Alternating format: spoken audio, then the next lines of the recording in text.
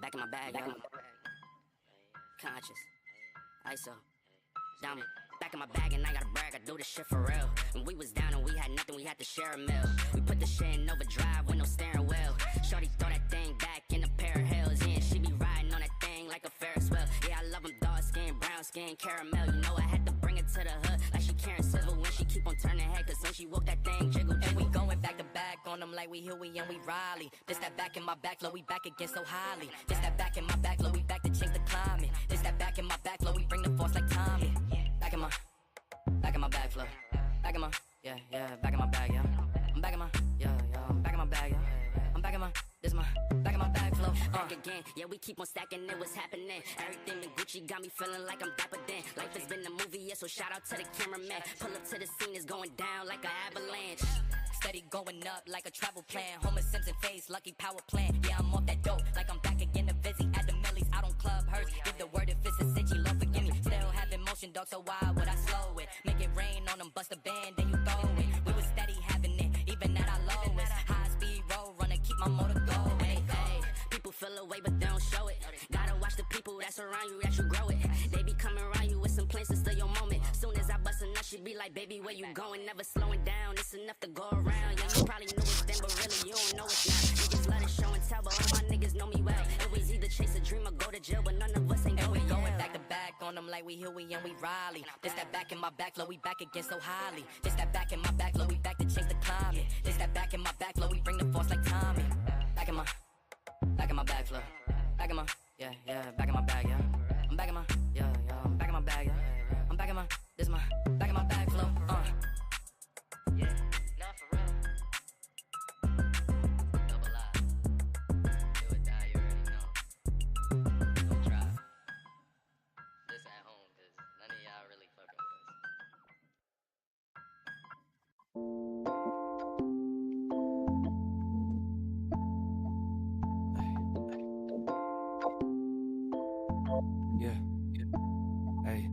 Don't go shooting all the dogs, cause one of them got fleas. Don't just listen to these songs and think that you got grease. They just lyrics, I be venting to this mic, it's therapy. You could leave, but the other guys is whack, they not me. Godspeed, sweetie, living out my dreams. I don't need a genie. Pops did Madonna shows, music in my blood, it was destined for me.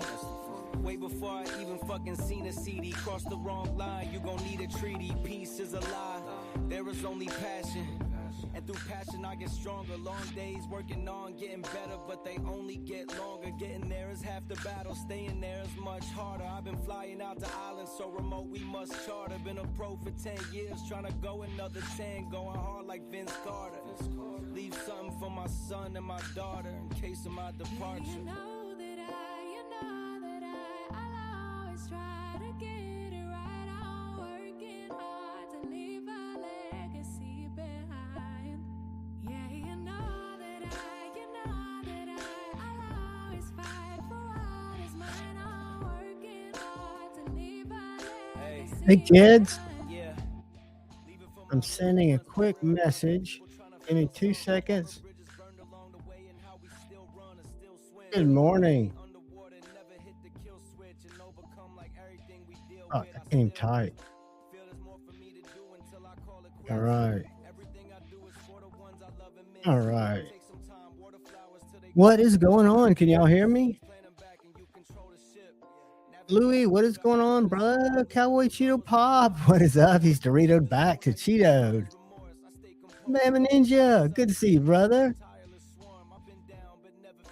I'm gonna go portrait to try to draw some more people in here, and I just didn't have it in me. Toyota, what is up?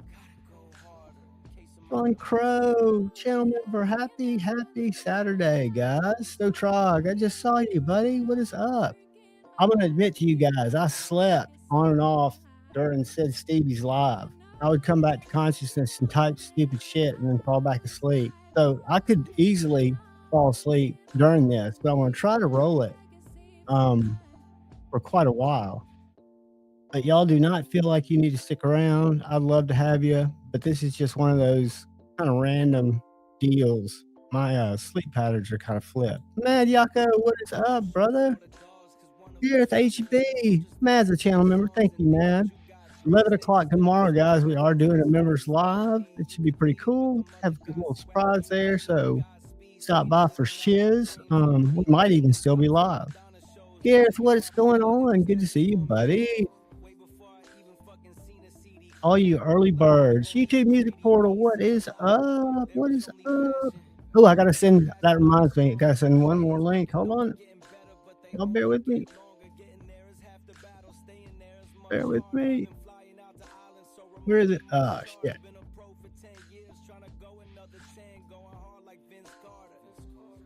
Sorry, guys. Give me 1 sec. I'm just hunting something. Well, it won't let me. Here we go. Boom. Like that.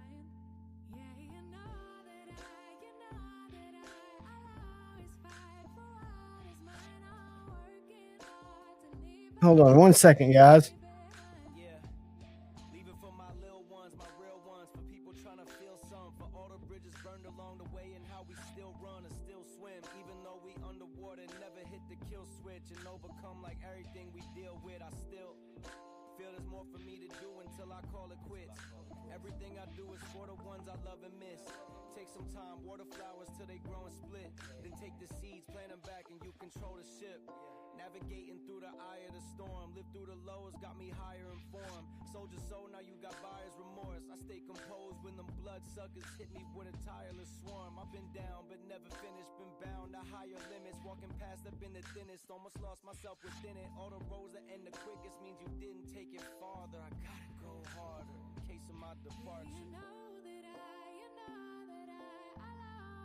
Sorry about that, guys. That was rude.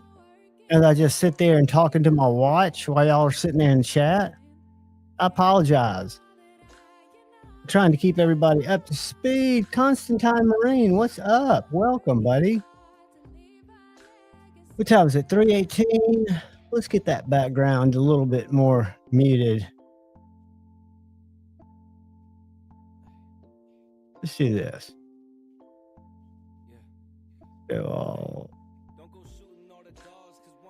So, is everybody having satisfaction? Long time no see, buddy. I would have come on. I was telling these guys I was dozing in between. I'm sending you, and I'm sure Stevie's not available. I'm going to send you guys links just in case. And I just want to commend you guys on being able to put on a live, have opposing views, and have just really good, open conversations. I think that's just refreshing. Plus, it was very entertaining, very enjoyable.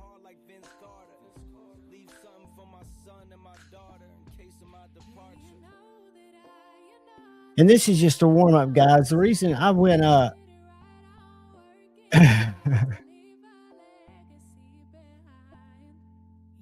That is very good. That should go in the Urban Dictionary, brother. It should definitely go in the Urban Dictionary. But the reason Ed Harrison came on and joined me, and he's going to join me tonight, but he joined me Tuesday night, real late, right before we ended. And we ended up just staying up and just talking about random stuff, right? And it made me think, because I've kind of been toying with it ever since we didn't do Knives Live. I've been toying with doing... Because I'm an old dude, but I think I could do a 24-hour live and have no problem doing it. Plus, I think it'd be fun. And I learned something the other night. I thought that YouTube only lets you go live in 6-hour increments. So I thought I'd have to set up 4 6-hour streams to do 24 hours. Well, I went 10 hours without it blinking at all. So I need to figure out how long you can go on a stream. I would think YouTube would encourage, even though they don't want the bandwidth out there. Orog, welcome, brother. Hopefully this will give you something for your coffee, man. You can put it in listen-only mode. We'll talk about some knives. I'll tell you something I've been seeing posts of, but I don't know if they've dropped yet. But this is the Big Idea Company Lookout Fixed Blade. A little 6.5-inch guy. Mine happens to be a Best Tech model.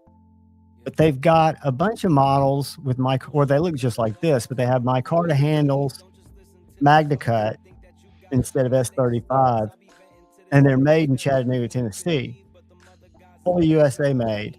But Harrison, check your Instagram, buddy, because let me send it. Can you access your Instagram, Ed, or do I need to send it via text? Because I can take this.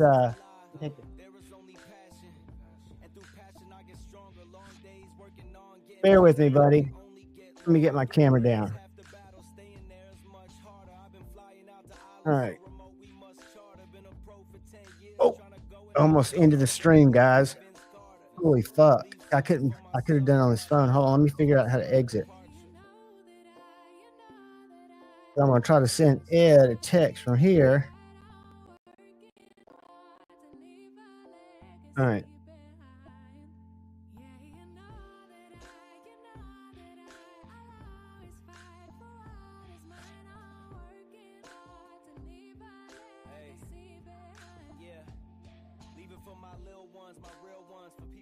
All right, Ed.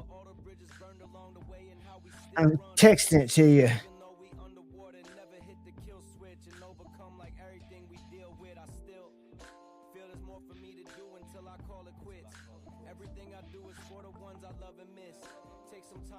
All right, let me make myself go back to, let's do that.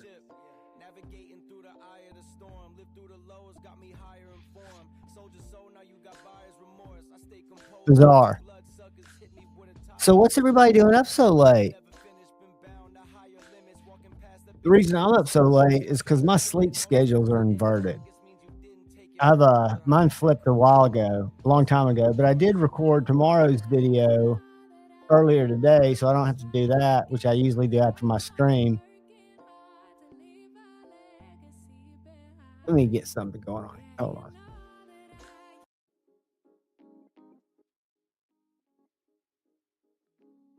A little low music. Y'all tell me if that music's too loud or if it's annoying. Derek for real. What's up, brother?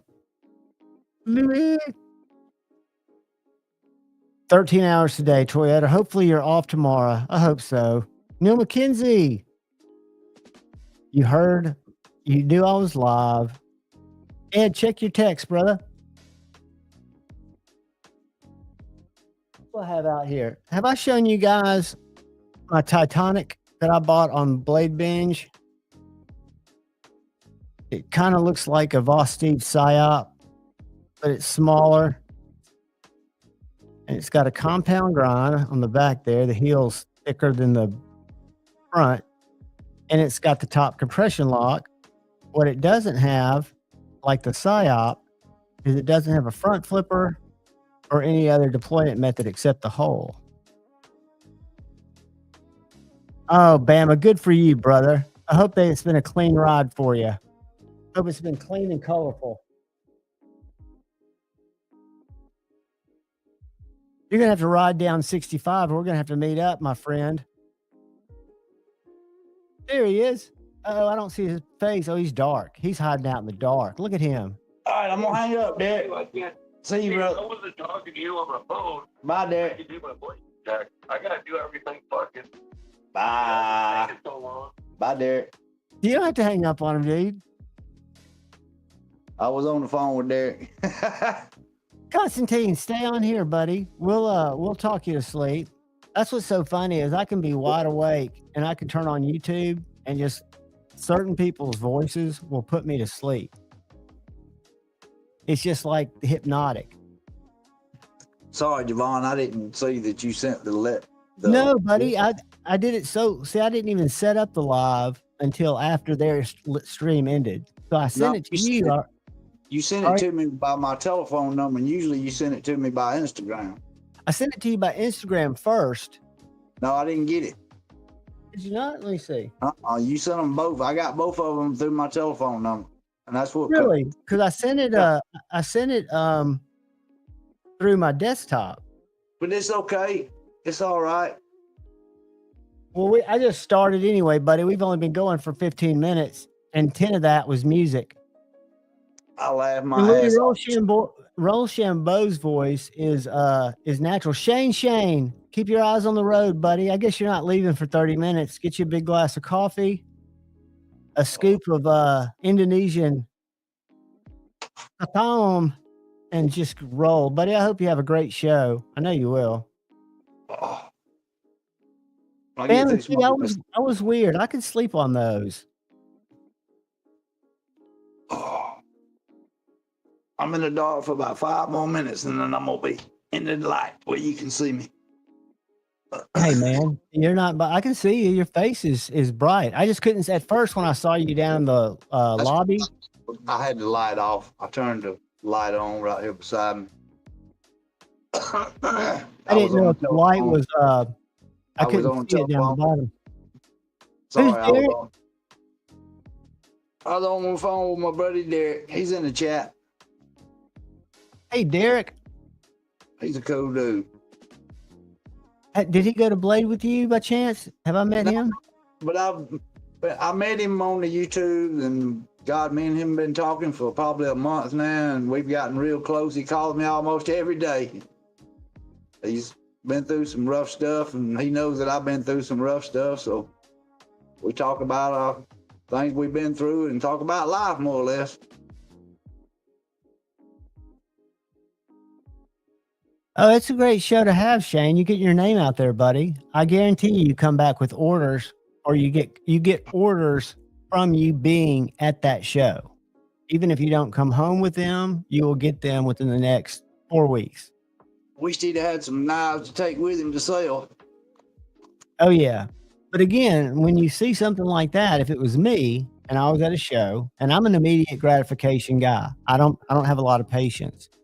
But if I saw a knife and somebody said, well, these are just my show models, but I can have you one. Where do you live? Okay, you're in such and such. I can have you one in 17 days. I would have no problem with that. I would buy it and be excited. And I'm somebody who doesn't do pre-orders. Shane in the chat. Paul, what's going on, brother? Yeah, Shane's in the chat, but he might be driving. He's about to get on the road to head up to Tennessee.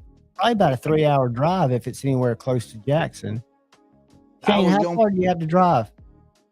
I was going to put a story in the chat, but it was too much to type. And if he's in the chat, I'm going to tell a story if he's listening. Tell it. He's listening. I used to raise goats. Hold on. Is this going to be a pornographic story that's going to get my channel in trouble? No. I'm kidding, Ed. Go ahead. I didn't mean to interrupt you. Well, I ain't going to do nothing like that. I'm kidding. I used to raise goats a long time ago. Let me get in here where I can sit down in my chair and you can see me. I used to raise goats in my backyard out here. And there was some Indians that come by one day. And they wanted to buy a goat. I said, yeah, I'll sell you one. Well, I didn't have no idea what they had in mind. I thought, they're going to buy the goat. I'm going to get my money and they're going to leave. They paid for the goat. And they said, do you mind if we kill him here? I stood there and I said, no, not really. They were going to use it for food? Bad mistake that I ever done.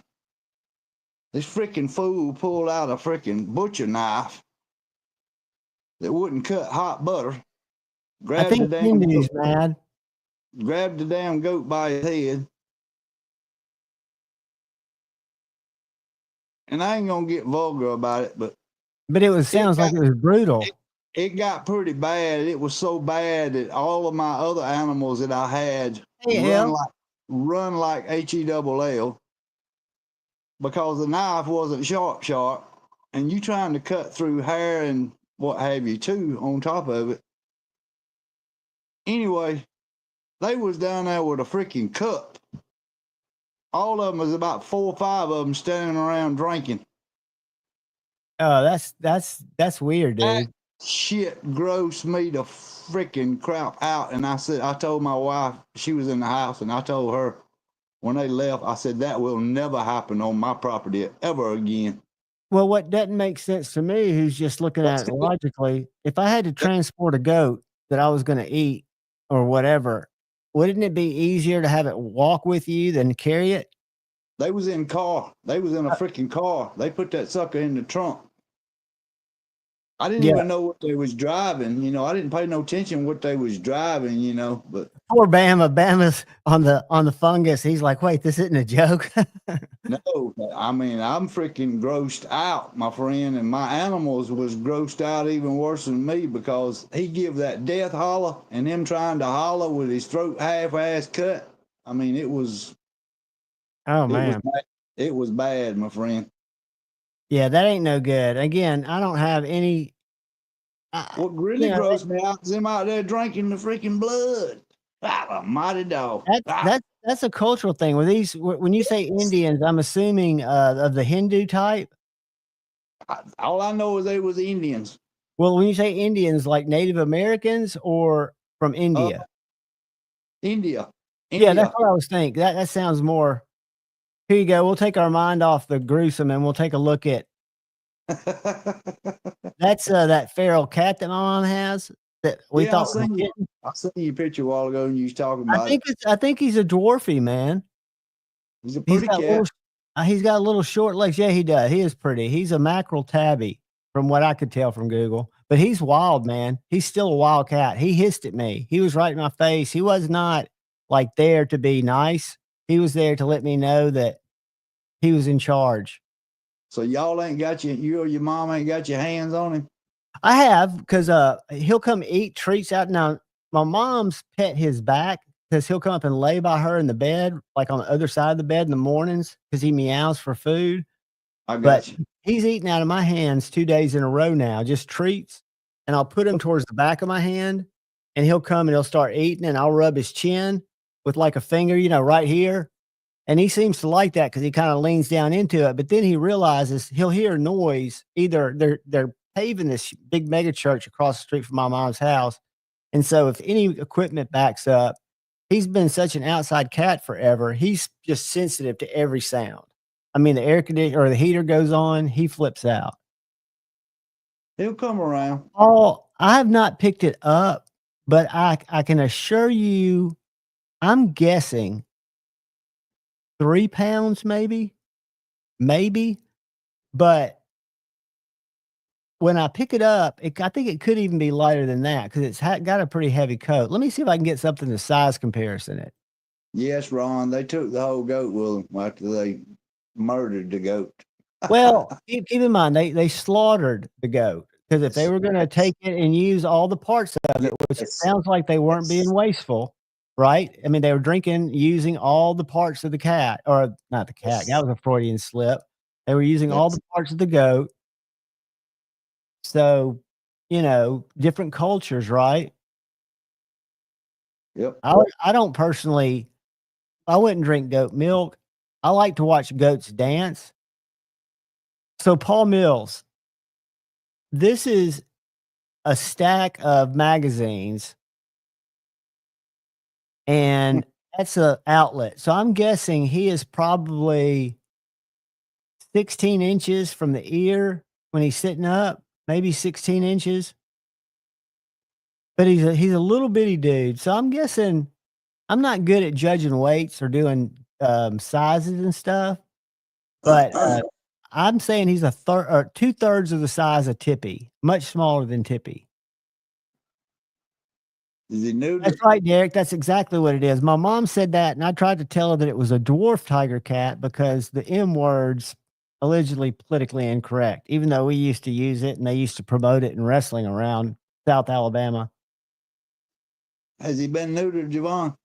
Yes, my mom picked him. They caught him at the Huntsville Athletic Club where my mom plays tennis 3 days a morning. They'd been seeing him out there, and the groundskeeper was able to catch him. Took him to the Humane Society with in my mom's little cage that was just a cat carrier saying that she wanted to adopt him. And so they kept him for 3 days.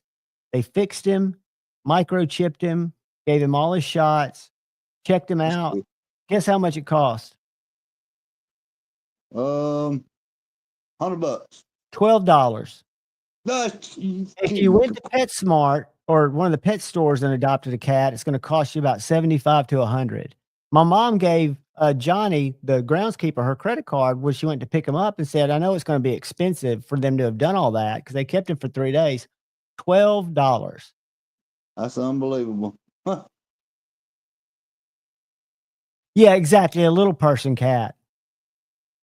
He's cool though. I mean, and like they said he was 7 years old on the papers based on his dental records. And somebody said earlier that if he was, a feral outside cat, he could have had his growth stunted. But he gets the zoomies. I mean, that guy ran today for 3 hours straight. He acts more like did they cut a little quarter of the ear? Derek, I do not think so. Let me look. I don't think he had anything done except the chipping and the fixing, but let me see. Let's zoom on it. Because I've gotten close to him, but I have not checked him out. And he is a biter. Where do they clip? They clip him where you can see it, right? On the ear, yeah. Yeah, I don't think he's been clipped. Let's look. Most cats has been to a place like that. They usually take a little chip out of their ear. Oh, maybe they did. I mean, maybe I'm just not knowing where to look for it. Let's look. It would be very little bitty place out of his ear. Like on the outside where you could see it, or would I have to be looking at him close? Like right here? Like see right there? Outside. Yeah, it'd be on the outside. That looks like a place. That looks like a place right there, doesn't it? I can't see it good, I'm Javon, gonna zoom better. It would be like a little V cut out of it, more or less. That looks like a little V cut right there. Yeah, they take a little wedge out of it. So that's to know that he's been neutered and he has a chip in him, and that's what most locations do to him, more or less, Because that looks to me like a cut on the side of his ear right there, about an inch or half an inch up. You see this fool in my lap? Hold on, let me get to you. She is just all up in my freaking lap. Is it because she hears your voice? That's what brings mine around, because I'm surprised Tippy hadn't gotten out of bed. She loves Daddy. That's for damn sure. She sleeps with me. She walks around with me like a dog. Yeah, it looks like, Gareth, that it's on. It looks like he might have a little V on the side of his ear, but I'll give him a closer check. I'm sure it does. It's gonna be very small. I mean, it ain't like they take a big old wedge out of it, Devon. Emma, yeah, they put evidently that's part of, and my mom was like, "Oh yeah, if he gets lost," I was like, "Mom, it's not like they can just dial up and find him. What it is if somebody finds him when they bring him in, they can scan the chip, and what it does is it shows up in the little screen who the cat belonged to or who the cat was living with. So it's not like it's a tracker. No, it's You not can get a tracker. You can get like have you seen those Apple AirTags? Yeah, you can have them now. But Cooper's not going to ever go outside if my mom can help it. He's going to be an inside cat. Please, girl. Would you She looks. lay down? Tippy will occasionally lay on my lap, but usually she just wants to be close to me. That looks like a very affectionate cat.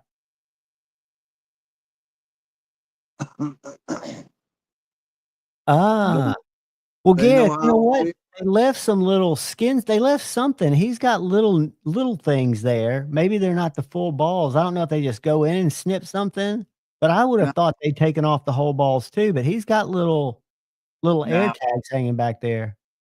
No, they took your damn balls out. Well, he's got his skin sacks are still there because he's got a couple little danglers. Yeah, that's just the sack where his balls was. How old is the cat? Well, that's the funny thing. The vet says, based on his dental, the way it looks, 7 years old. Yep. But, you know. Kyle Coonley, I had air tags installed where my dog's balls were.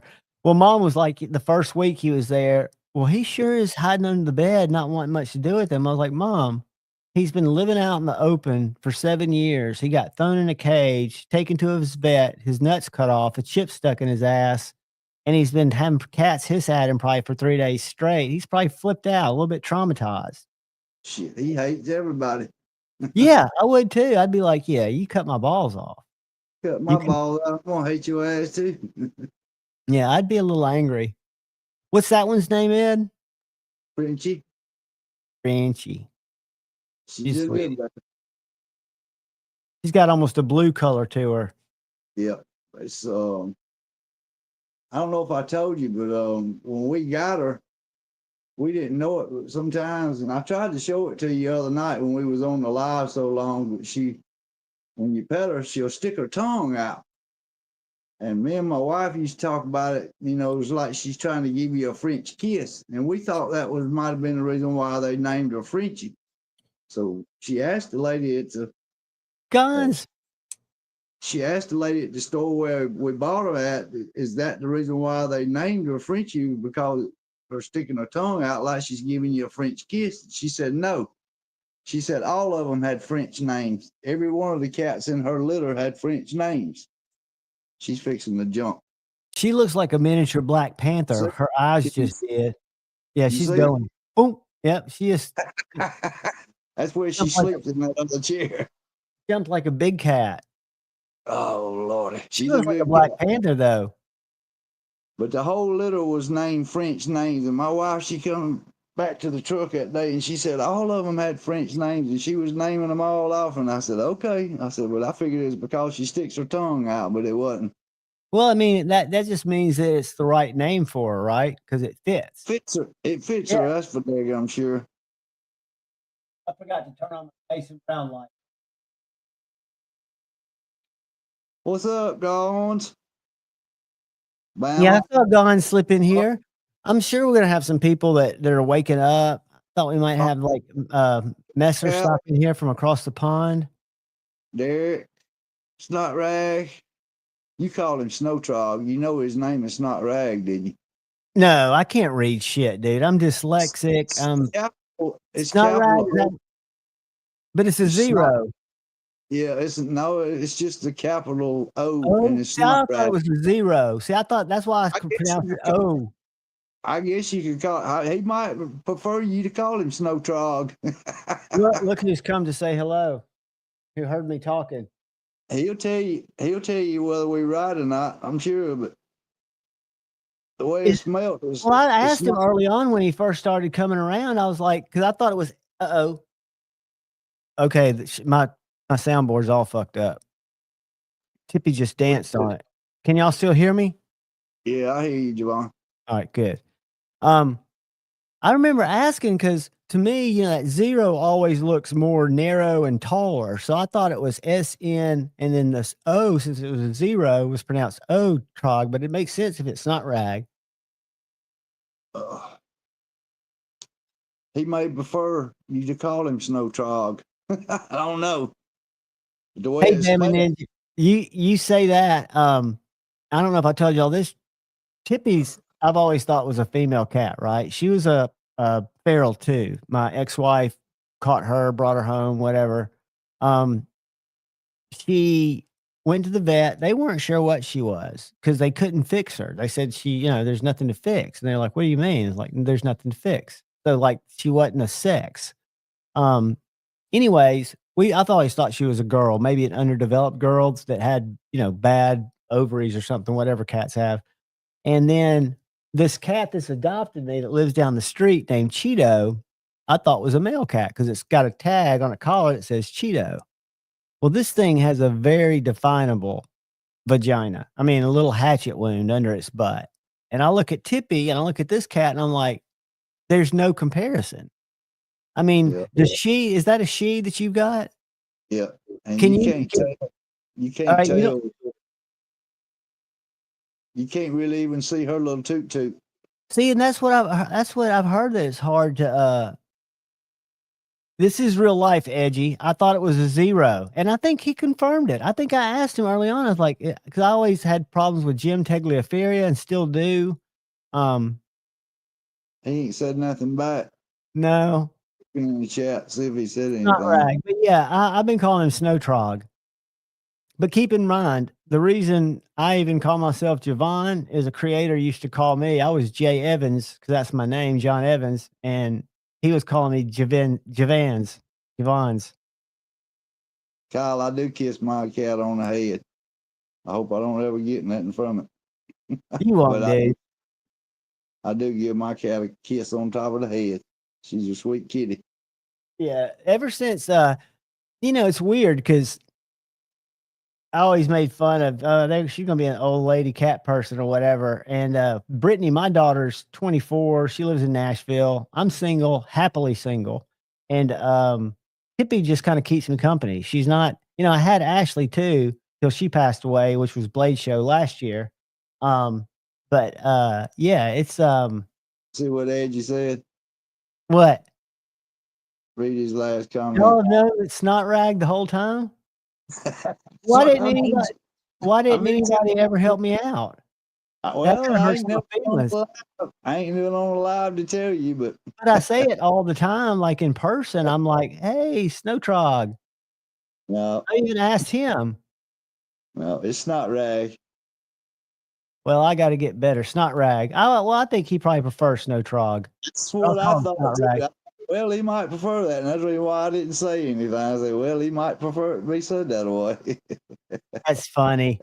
But it doesn't surprise me because you guys, if you've been around me long enough, I say stupid things, and I say things Lord. unintentionally stupid, but a lot of times I say things misinformed stupid, and I own them, and I like to be corrected, and I'm glad to know it's snot rag. Oh Lord. And see, that's the kind of thing that sticks it in my memory. And what's probably really true is he's like, "No, it's Snowtrog," and he's gonna tell me, "No, it's really like Snowtrog," and I will be calling him Snot Rag from now on. I'm ready to celebrate. I know it's getting close to it. I'm ready to start celebrating my 12-day Christmas package that I got, and I'm ready to celebrate the Be Up Day. I'm just so excited for all this shit happening right now. I'm looking forward to Be Up Day. I'm looking forward to all of it. I really am. I know Yeah. I probably shed a tear, but I'm gonna have to fight them back. There's no shame in shedding a tear, dude. There's nothing wrong with that. He kind of took a time out, Thursday night because that kind of hit home with him. Somebody donating money because of somebody that they didn't even know him. But they could tell how many people he touched by the way the conversation was, and they wanted to help his family, and that's just a genuine sign of generosity. And I could tell Stevie was touched. I'm glad I wasn't on camera because it touched, I think, a lot of people. But there's nothing wrong with tearing No. up. I mean, I think it's No. healthy. I think it's cathartic. If it waves over you. Now, if you find yourself waking up every morning crying, you should probably find out what's wrong. But if you're crying about things that are reasons to cry, which that's Do you there's follow not a her? day that goes by that I don't think something in my brain triggers just a little thought about Jason. And his smile is what is imprinted on me. His eyes, the way he smiled with his eyes. Do you follow his wife, on Instagram and Facebook? I follow her on Facebook, but I never get on Facebook. I rarely ever get on Instagram. I'm so terrible at social media. I don't hardly get on there neither, but I get on there whenever I get notifications and they get backed up so far, and I go through and look at them. But anyway, I seen Yes. where Sarah got her a new ride about maybe a month ago. She must be doing pretty good. Well, she's a nurse, right? I'm not sure what she does for a living, to be honest, Yvonne, but she was standing in front of a brand new 2024 Bronco. That shit, them things are not cheap. Probably No. $90,000 vehicle. Well, I'll tell you, I hope she finds, just peace. And Nora, I hope Nora finds that. She posted something yesterday, and I didn't read it all. I just read part of it, and it was something on the line of everybody, and I don't know if you done it or not, but you need to have a will, and you need to have somebody's name on it, more or less. It needs to be witnessed and all this crap. You just have to go back and read it. I didn't sit there and read it all, but obviously she's going through some heartache, more or less. Well, you know why? Because the government tries to take that shit. Exactly. If you don't have it in writing, which is crazy, that because goes to the state. it should be implied. Yep. Regardless, I mean, it's just that to me that's criminal. I mean, especially when you've got a baby there, you got a family that's been. I mean, you can go and see exactly what happened. It's documented. Yep. There's nobody pulling any fast bullshit. You know, I don't want to talk necessarily about what happened in New York, but did you hear about what they found on the casings? No. It said depose, deny. It was basically 3 words on each casing that they found and the 3 unspent bullets. But it was basically like the insurance company fucking denied a claim and cost a family member their life. But it just was denied. And they traced it back to a book that was written. The investigators traced it back to a book that was written about the insurance companies. But it's called Depose, Deny, and I forget what the 4th D was, but just 3 words on there that were real cryptic. And then the video footage makes them think that it wasn't a professional, because for a while, I think the wife was kind of at the center of the focus without them saying it, because they were just recently divorced. And this person that was there seemed to know exactly what this guy's travel schedule was. And it still could turn out that it was something like somebody being hired, and putting that on there would throw the investigation off, because evidently this insurance company has been in the news and has notoriously been thought of as a crooked insurance company that always denies claims. Mm. And when I think about wills or insurance or anything like that, I'm dealing with it with my truck. Because I think they should total it out since they can't get a door. I mean, it's just a huge inconvenience. And they just, you know, if they're like, well, we'll just wait till blah, blah, blah. I'm like, you know, what's the point? I pay it every month, you know? And they don't get rich off paying claims. Nope. But crazy stuff. My brother, back, I don't know, probably about 15 years ago, he had bought some property. He lived down close to where my mom and dad lived. And he was, I think it was like 60 acres maybe. And it was a farm, had a lake on it. And it had an old fence on it, but he wanted to redo the fence. He wasn't going to put any animals on it, but he wanted to fence it in. And me and him and his wife was going down one day, and I had told him that I would help him, you know, put the fence up, and which this was before we started working on the fence. And we was just looking at the property, seeing where he wanted to put the fence, blah, blah, blah. And all of a sudden, Sarah, his wife, she spoke up and she said, you on the wheel? And I thought, what'd she just say? And it kind of floored me, you know. But long story short is, I'm not on his wheel anymore. I ain't gonna get into that story, but they both have been in the hospital here recently. And before they went in the hospital, which, you know, after we quit speaking, we speak, but we don't speak regular like my other brothers and sisters do. But right. He said that when there's something happened to them, that he was donating everything they had to charity, because they wound up selling that farm down there and sold their house, and they moved back to Monroe where I live at. He got a lot of money, you know, but he made a lot of money off that land. But he said when he died, him and Sarah was just going to donate all their money to charity. And I thought, well, what happened to your kids? He's got kids. He don't even speak to them. And what about Ed? You know, he just threw me away, like, said he's going to give it to charity. Well, they done both got to where they can't drive. She's got a tumor on her brain. They done operated on her about 3 times. And the last time they operated on her, it blinded her in one eye and drawed her face. It done that every time, but usually she'll come back. But this time it blinded her in one eye. And anyway, they keep spending so much money on all of these doctors and hospital bills. They can pretty much kiss all that money if they was talking about leaving the charity goodbye, because it's getting eaten up by It's eating it up right now, Javon, going for them damn hospital. Well, let me tell you something, man. I don't even want to get in because, again, I'm the older I get, the more I realize how skewed the system is.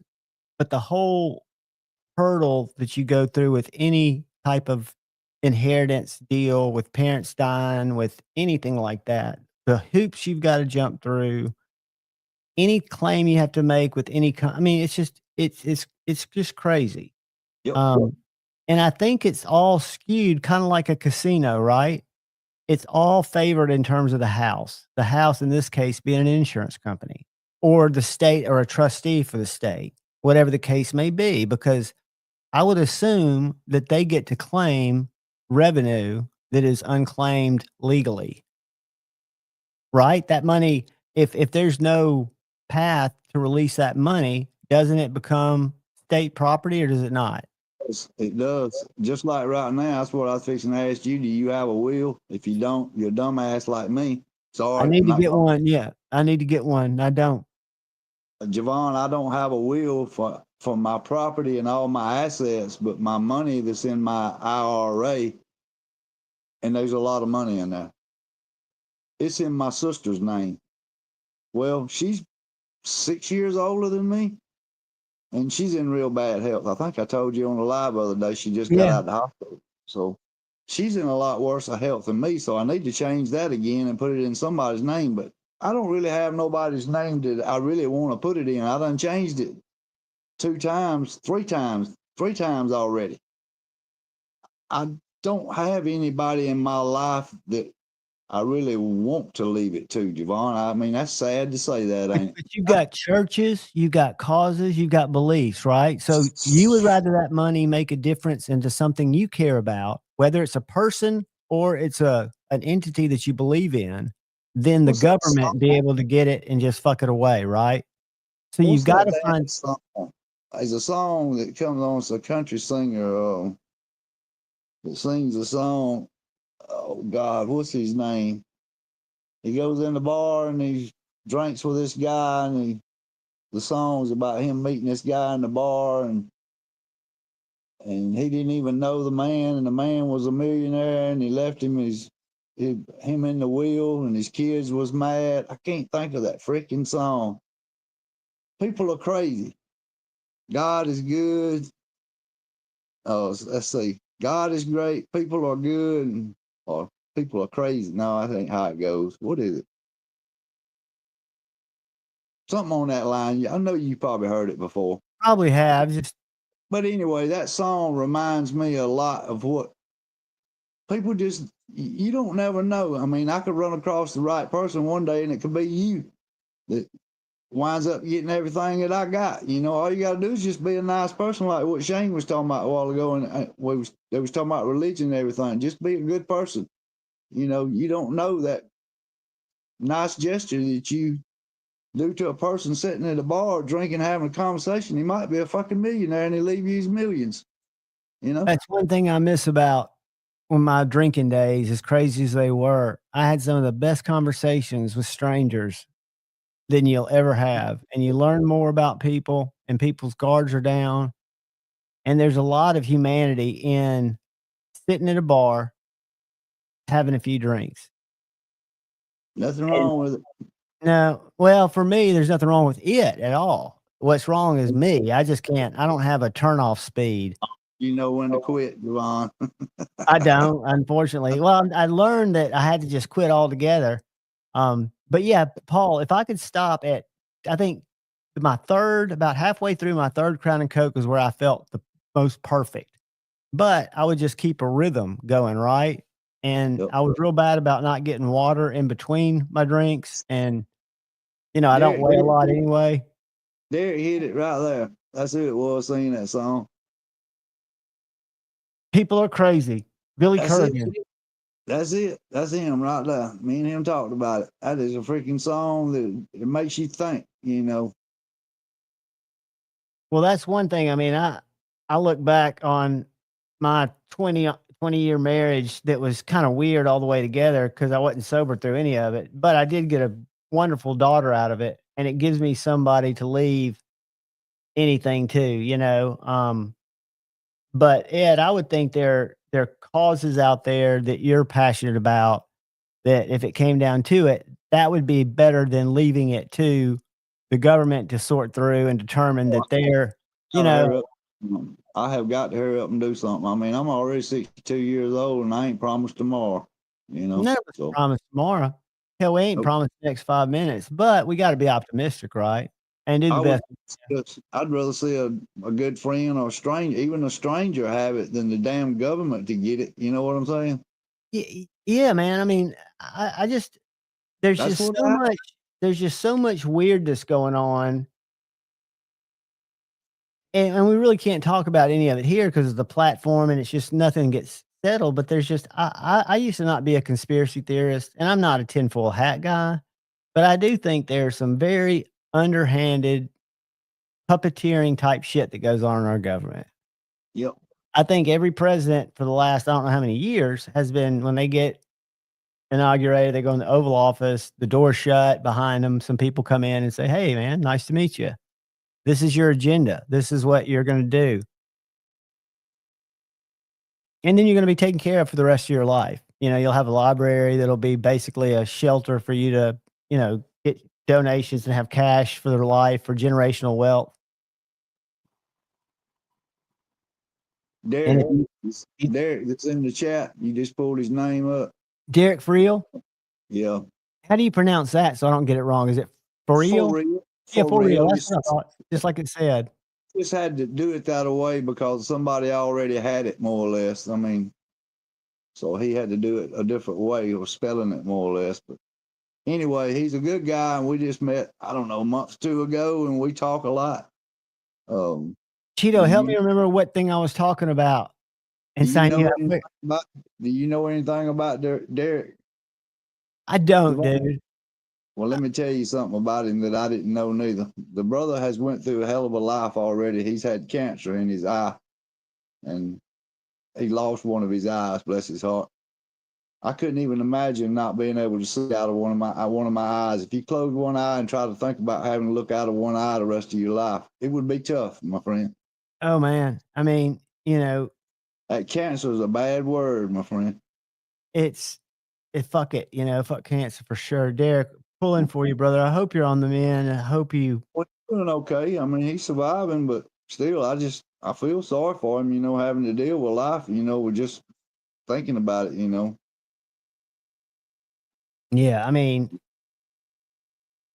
the scary thing for me, and again, I would rather talking about for me the way I would like, and we never get to choose our end, but I want it to be out on a skateboard doing something and just be taken out. Boom. Even if it's violently, right? I don't want a diagnosis and then to have to just live, which I think God set you up for being able to deal with it regardless of how it happens.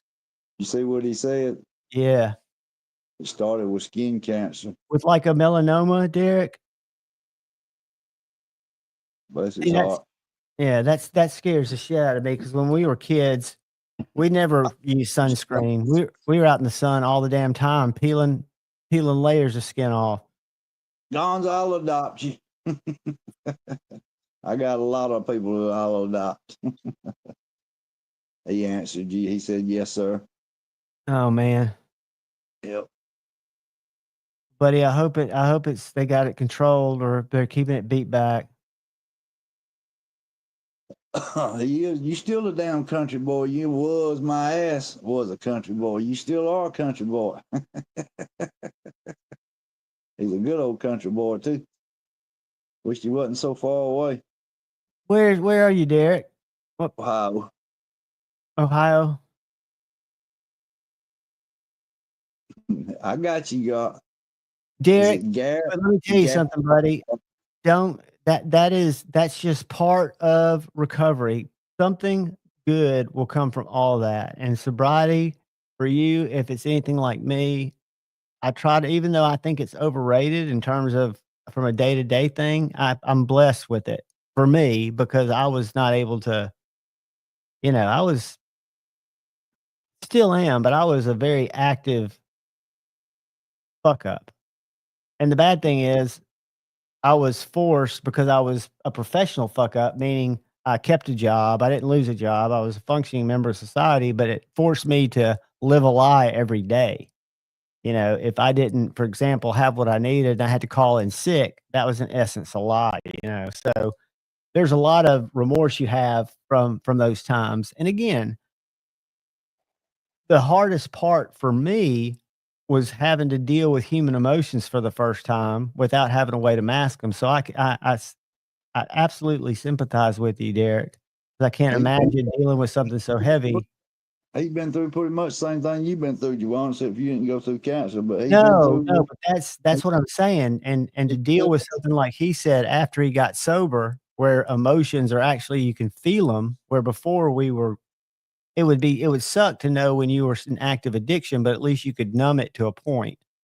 You got kids, so he's divorced. And he Yeah, got you're not a kids. professional fuck up, buddy. We're just human, you know, and that's why you know, we've got the blessing of forgiveness. You hear what I said? What's that? I said he's been through a divorce and he got kids, so he's recovering alcoholic. I mean, he's told me about it, and I'm telling you, and I mean, I'm sure he don't mind everybody knowing it, you know, and I'm proud of him for, you know, pulling through and making it, you know. A lot of people, you know, go through that shit, you know. I guarantee you more than 50% of the people, and you would not believe the creators I know who had serious heroin addiction. Not just opiate addictions like I did, but the serious addictions, people you would never imagine. And it's not my place to call them out. Most of them have talked about it, but addiction's a day at a time thing, right? I'm blessed with the day of sobriety where a lot of people don't need it because they don't have an issue with it. So I'm not ever that guy that's going to go say drinking's bad. It's not. It just didn't work with me, and it took me a long time to realize that. Yeah, Javon, if you can control it. Well, some people can't control it is the problem. You know, Right, I had a brother the same way. I think I told you he drank himself to death. You know, he couldn't control it, you know. right.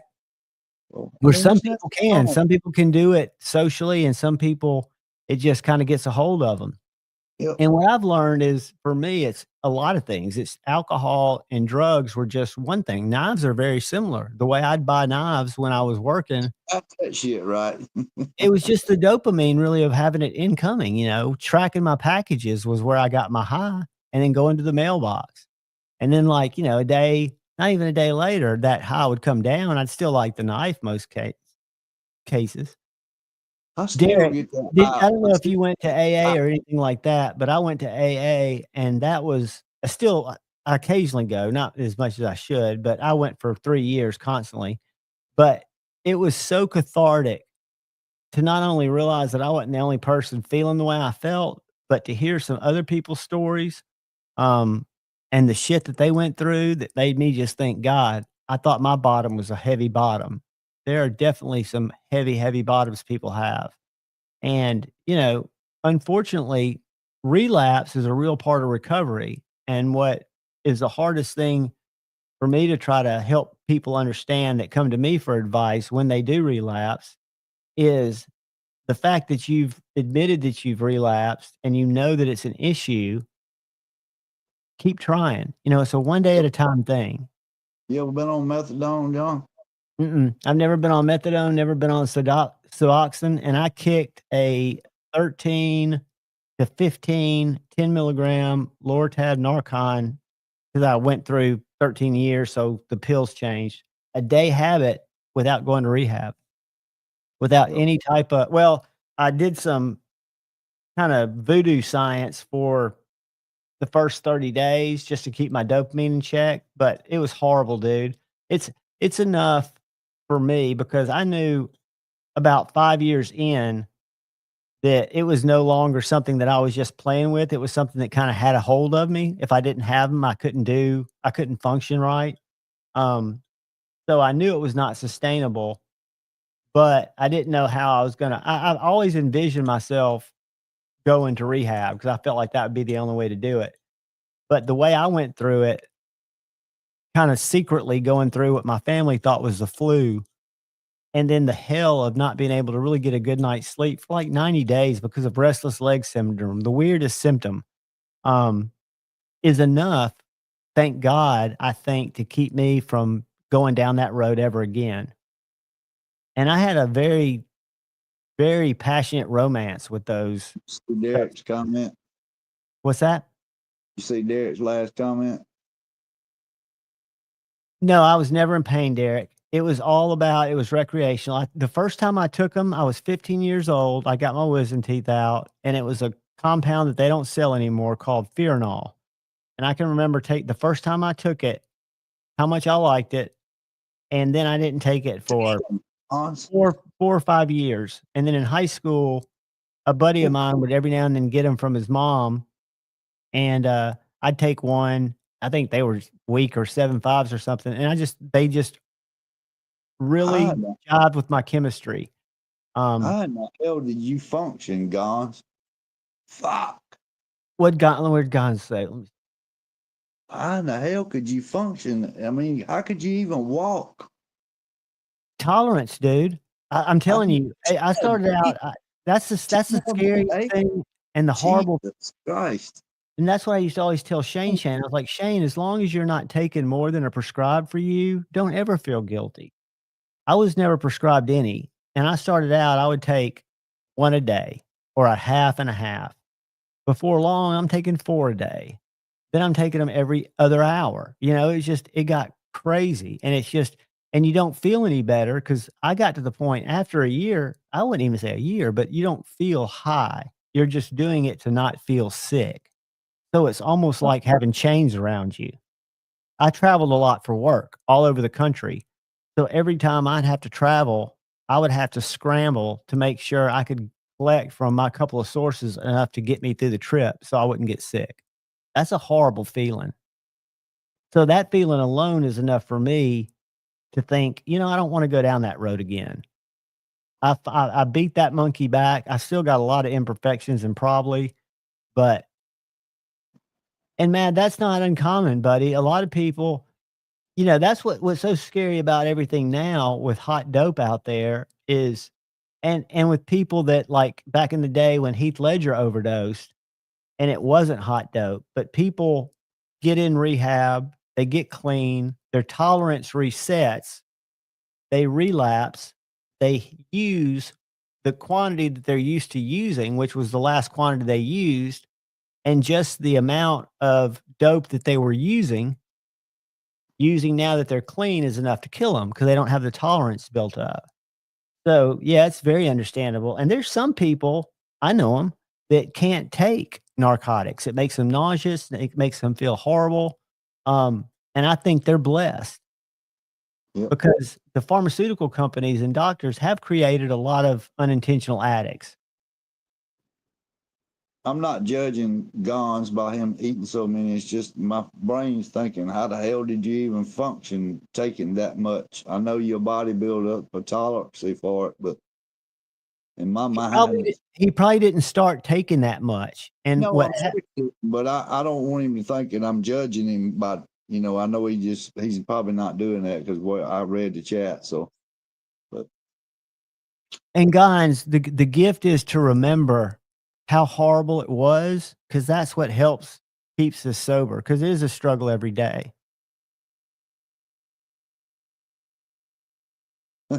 Bama. Yeah, that's exactly right, Derek. I mean, we make very unwise judgments when we have to, because the alternative, at least when you're in active addiction, is unthinkable, right?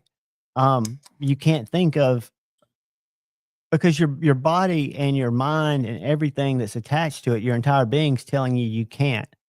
And I did it, like I said, I did it alone. And I did use another substance that kept my dopamine in check, but it wasn't anything that kept me from being sick. It was horrible.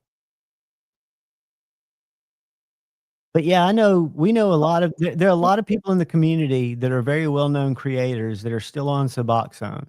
And I think it's, if it's a way for them to keep out of trouble, restless leg syndrome is the worst. It was the worst part for me because it lasted so long. I want to say 90 days.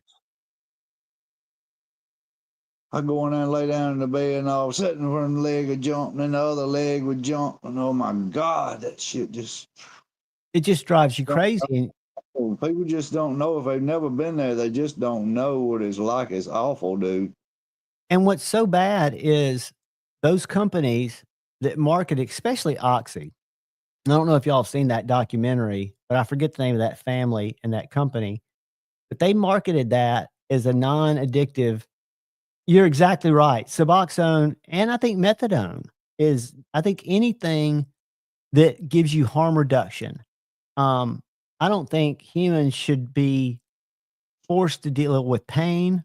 I don't think humans should be forced to deal with painful withdrawals if there's a safe substance that can allow them to continue to function and to have a quality of life that doesn't make them suffer. Does Suboxone keep you awake? I don't know. I've never taken Suboxone. I don't know any. I've taken methadone tablets when I was in addiction, but they never really did the same type of thing as the pills that I like. Well, I but- know my Norco and my morphine that I'm on, if I take them regularly like I'm supposed to, which I don't, they keep me awake all night long, all day and all night. Never get no freaking sleep. And that's the reason why they finally, after all the over-counter shit didn't work, they finally put me on damn Xanaxes for my sleeping and my depression, which I do get another medicine for depression. And that's what I was telling Shane. He needed to get on what I was on for his. What do you take, if you don't mind me asking? I take Lexapro. Doxapan. Doxapan? Yep. I take Lexapro. I've tried that. Been on that. Didn't work. And I've been on some shit, Javon. I can tell you more on my hands and toes, the shit that I've been on. It didn't work. Do you ever do therapy, Ed? I have many. Oh my God. I broke the therapy place out, man. I wore that place out. I went there the longest out of any customer that walked in the door. Because when you're in active addiction, and especially if you're trying to live the life with a family, with a job, being sick or being without is not an option, because it takes everything, your momentum, your life, and puts it on stop. But you think of the people that I did it recreationally. I don't have anybody to blame but me. But then I see these people that have back surgeries and all the stories you hear of these people that were prescribed these medicines. And then all of a sudden they're told that whatever buzzer goes off in the computer, they can't have anymore. They're not taken off of them properly. And they end up going to the street or going to heroin, because heroin is cheaper, from what I hear, than what the going price of pills are. It is. And there is no such thing as real heroin anymore, from what I hear, that everything's got fentanyl in it. If people get addicted to the drugs, like what you just talking about, go through a surgery and they get addicted to drugs, and even though they don't need it, they may be still in pain somewhat, but they done got addicted to the drugs, and then the doctors cut them off. You know where they're going to then? They're going to the damn street. They're going to the street then. They're going for whatever the hell they can find, and most of them do what you just said. They get on fucking heroin. Well, it's a horrible predicament to be in, because like you said, Ed, it doesn't affect everybody the same. Some people don't have that propensity to it, but the people that do, it controlled me. I mean, literally looking back, it was a scary thing. It's really all I lived for. It was a constant juggling act of getting them, feeling good that I've got them, counting them, realizing, okay, I've got to start getting them again. It's just tough. Can you remember how you felt the first time you ever took a pill? I was 15 years old and just got out of wisdom teeth surgery. Absolutely. So you can remember how it made you feel? Absolutely. I can remember, and it wasn't that they took the pain away, because I was still on the Novocaine, It was that high that you was chasing. It was kind of to me, when I think of high, where I come from, I think of high as where you get like ecstasy or something that's an amphetamine. To me, this was kind of like hypnotic. It kind of like took me away from myself. So it like pulled a warm blanket over you. is how I kind of equate it, you know, because I wasn't. And then when my jaw started hurting, and I would ask my mom because I had to take it every 4 or 6 hours. Um, I don't remember it making my jaws feel better. I just remember that feeling coming back. But then I didn't. I went 4 years before I ever had a chance to take another one. And when it was presented to me, it did the same thing. You know, I happened to just be at school at the time, but it was a great day at school. Good morning, Aries. Welcome, buddy. Some of Morning, the Scott. best fixed blades in the community. One of these days, I'm gonna have one of Scott's knives. I don't know what year it's gonna be. Hint, When Paul Mills got me. hint, Scott. One day I'm gonna get on your book. Check this out, Ed. Paul Mills surprised me with this little pedal. Good to see you, El Cap. Mad Yoko. Good to see you, El Cap. Miss Constantine. Yoko. We need to go look at Mads Hanks. But that little guy right there, that little pedal, that's glow carbon fiber, and that's glow G10. Really? This thing looks beautiful when it's dark, and unfortunately, I've got too much light, and I'm going to cut myself. That's an Aries. That's an Aries. This is his smallest model, called the pedal, like a flower pedal. Got you. The Bloom is the one that Maddie sent me to review that I fell in love with. It's a little bigger, but what Scott does, I've never been a lanyard guy. However, the way he does this lanyard is it just kind of extends the handle. Right. And I can see how comfortable that is. I wish I could tie a lanyard like that. It's just a snake knot and a bead, I think, but it's really it's a great little knife. And I carry this one. I could carry it on a pocket clip in my pocket, but I just carry it on one loop right to the right of my belt buckle, because this is about chickadee size. Little knives like that, I'm narrow, skinny enough that if I put it to the right of my belt buckle, it just rides right on my appendix. You carry it horizontal? I do. Carry it just like that. Yeah, I was supposed to say horizontal. Yeah. But most of my EDC fixies, I carry with a clip. Were you here when I was showing these guys off? No. I want to show you a creepy knife. All right, so this is the Mirror 2. This is the one I bought. Which is a great video. I think I've seen it on one of your videos that you this showed. other one, the Mirror 1, Justin was nice enough to send it to let me review it to see which one I wanted. Dude, it's got a thumb choil. What do you see a problem with that? For somebody dumb. Make yourself big. Dumb like me. All right. So this knife, this is the Mirror 1. And the blade is right here. You can see that swedge. Yeah, it's a thumb choil, dude. Bullshit. So if I flip it over like an idiot, when I handed it to my buddy A to Z, Jeff, he about cut his thumb open. Yeah, but this is. I don't think I'd want that. No, I told him. I told Justin I'm sending this one back because he said, just check them both out, and whichever one you don't want, send the other one back. And I was like, I knew. I've been cut my fucking finger open. Oh, without a doubt. And what's funny is if you read, and I put it in my description. This goes live tomorrow. These videos. But in the description, this guy Igor Batarusi, who worked for MKM for a long time, then he went to Viper Knives. That was his first knife design, and it was going to be revolutionary because he wanted to use the thumb choil. And when they did the 2D models, about 50% of the employees picked it up like I just did. And he realized he needed to design the Mirror 2. Well, at that time, I would have realized that it was probably a bad idea the way the Mirror 1's designed. A, there's no sharpening choil. There's nothing to keep the lower side of your hand except for your thumb to slide up on the blade. I mean, that's a straight, there's no room between here and this cutting edge. All you're holding you back is this thumb choil. And I'm sorry, but my brain is so conditioned. And look at this. The other weird thing is, I guess because it's called a mirror, to make it even more likely that you're going to flip it over, when it's upside down, look at the tail, the handles. Ass backwards too. Ass backwards. So if I turn it the way it's supposed to cut, the handles are even backwards. What the fuck? I mean, I think somebody didn't know what the hell they was doing on that well, one, it's Javon. almost a joke. I mean, again, I can see because he said it's a great steak knife. You know, this is an Italian guy. And I could see how something like this, if you're just going to use it for steak, might be an effective cutter. But if you're Right. somebody like me who, Average user am is gonna average fuck user, with you. it's not going to be an EDC knife because at night when I pull it out, am I going to remember, oh, this is my thumb, the only thumb choil knife I've ever experienced in my life?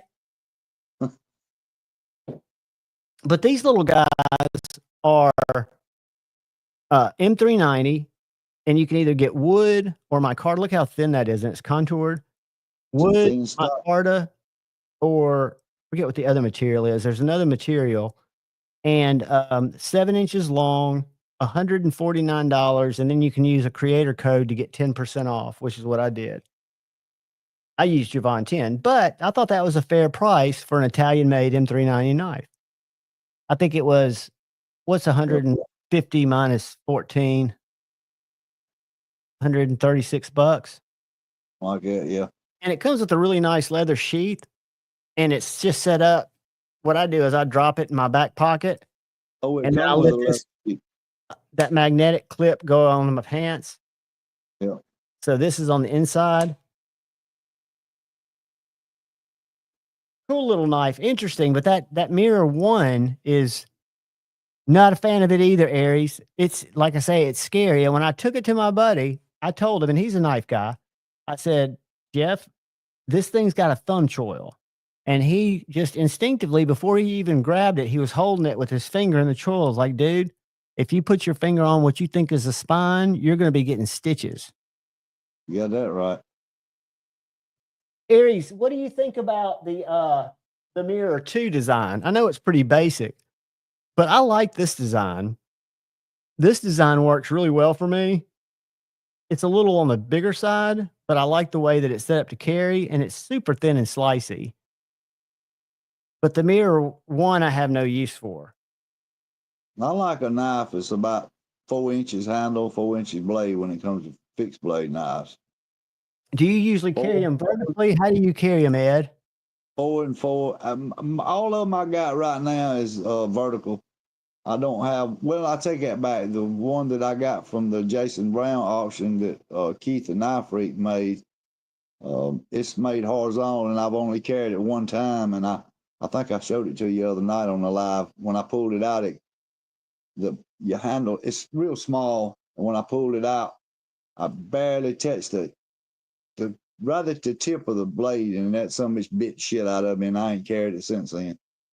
I don't need knives that's gonna bite me. You know what I'm saying? If they bite me, I don't need to carry it no more. You know. Well, see, I used to think of it, and luckily, knocking on wood, I haven't been bitten lately, but luckily, I used to, the one that bit me more than any other, the one that bit me the worst was my Benchmade bug out, or my Benchmade Adamas. But the one that bit me over and over and over when I was learning to use it was my 8015 with the scorpion lock. I would cut myself with that on the drop all the time.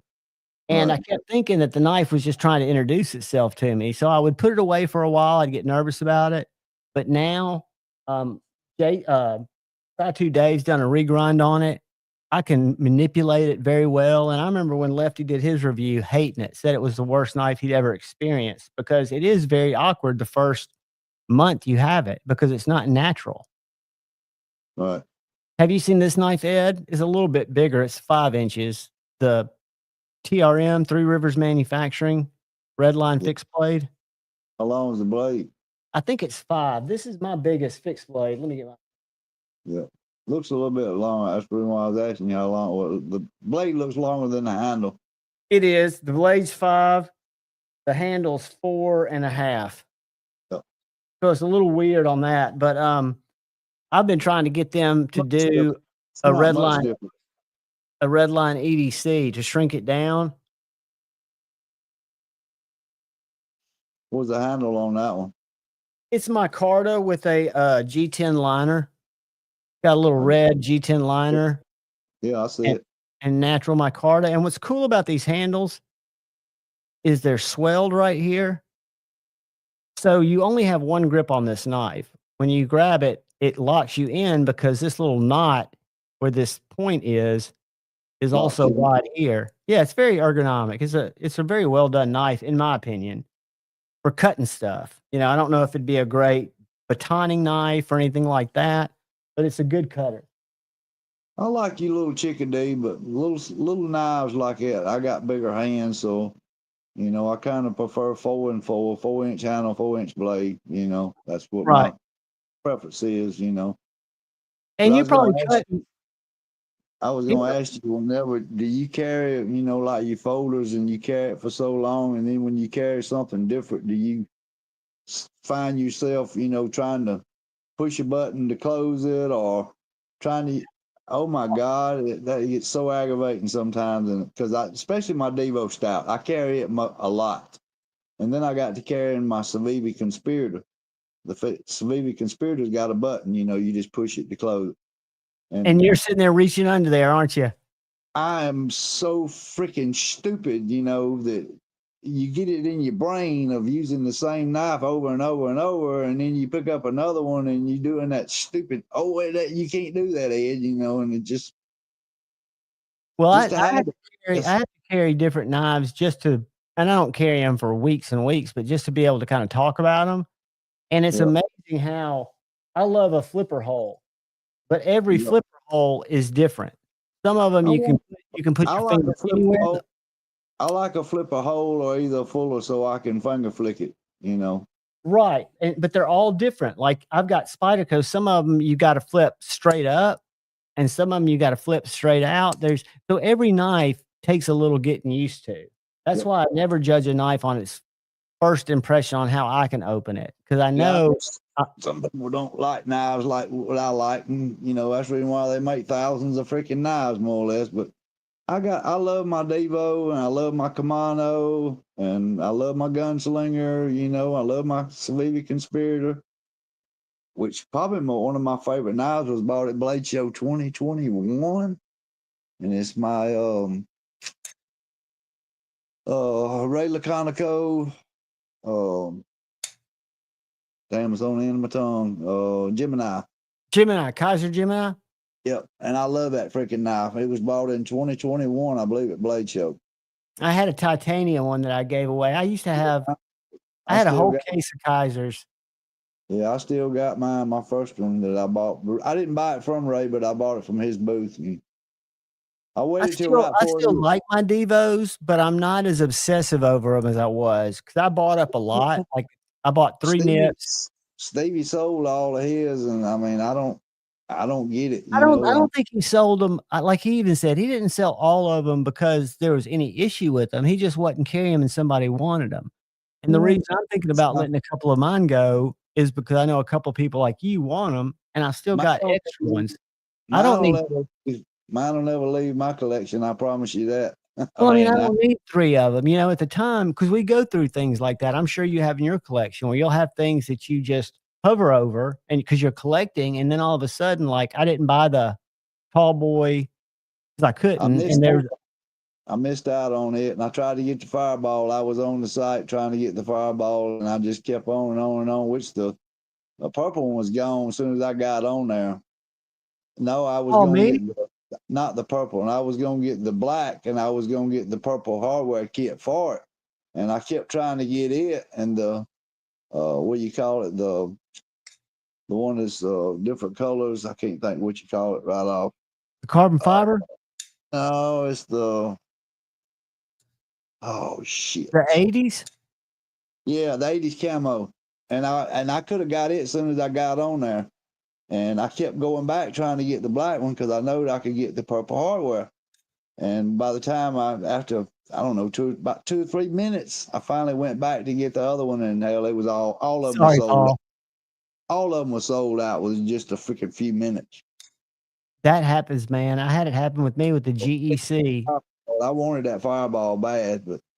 Well, they'll make more. The good thing about those is it's just a matter of them putting in another order, right? That's what me and Derek was talking about on the telephone the other night. I told him, you know, there'll be more drops, you know, 'cause he got the tall boy, and we was talking about it, and I think he was going to send me one, or he knowed somebody that had one that was blue, and I said, no, I ain't really into blue. I said, I give away my blue Jetstream because I'm just not into blue knives. You know, I like purple. And that's kind of a theme that you're collecting, right? Purple. And I've kind of switched over to a more American stuff just recently, because before I tell people always keep an open mind because the first 2 years I was in the community, I wouldn't even look at fixed blades.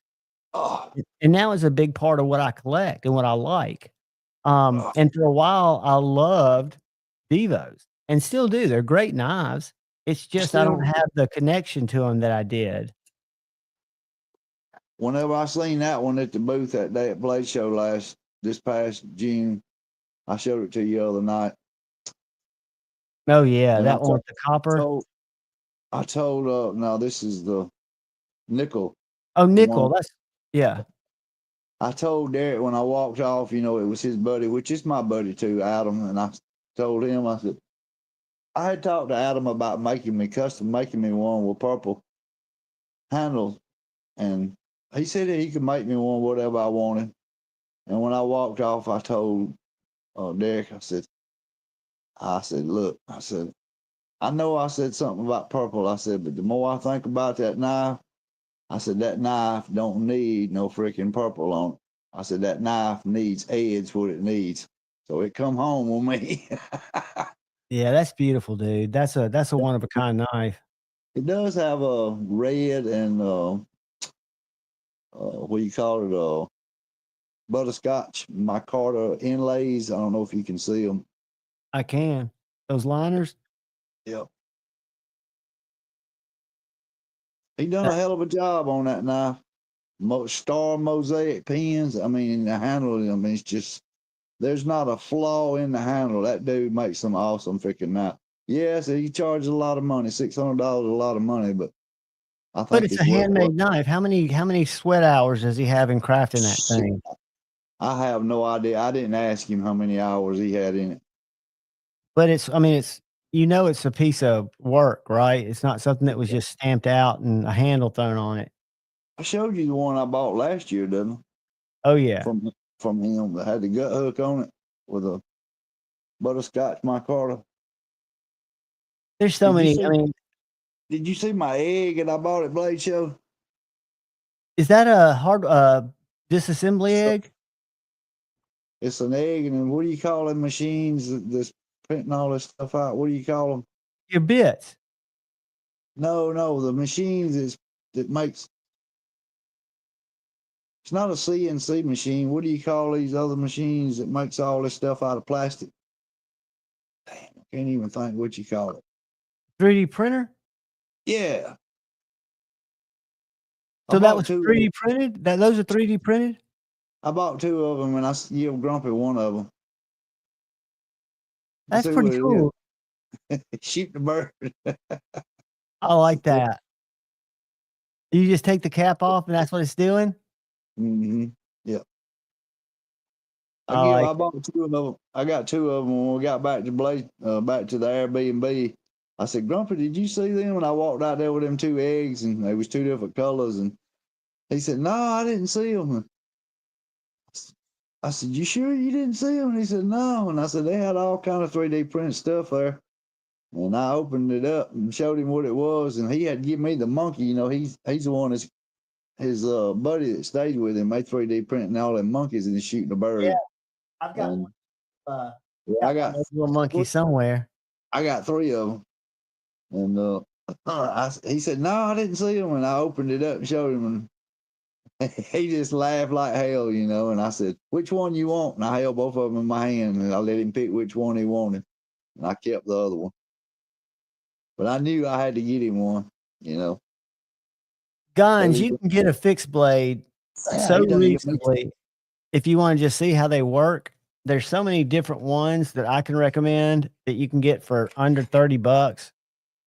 I'm getting ready to review this little knife here. This is a mossy oak. It's got a little bit of a weird handle. Ooh, what is that? That's my little monkey that Grumpy gave me. Oh, yeah, I can see what it is now, yeah. That was the last one he gave me at Blade Show. This one he gave me about a year ago. Gareth, It really depends with Damascus. Most of them are going to be. That one he sent me in the package when Jason Brown. That's the little one I've got. I had two of them. One of them the finger came off of. Well, I got three. I got all three sizes so far. Grumpy's been pretty good to me.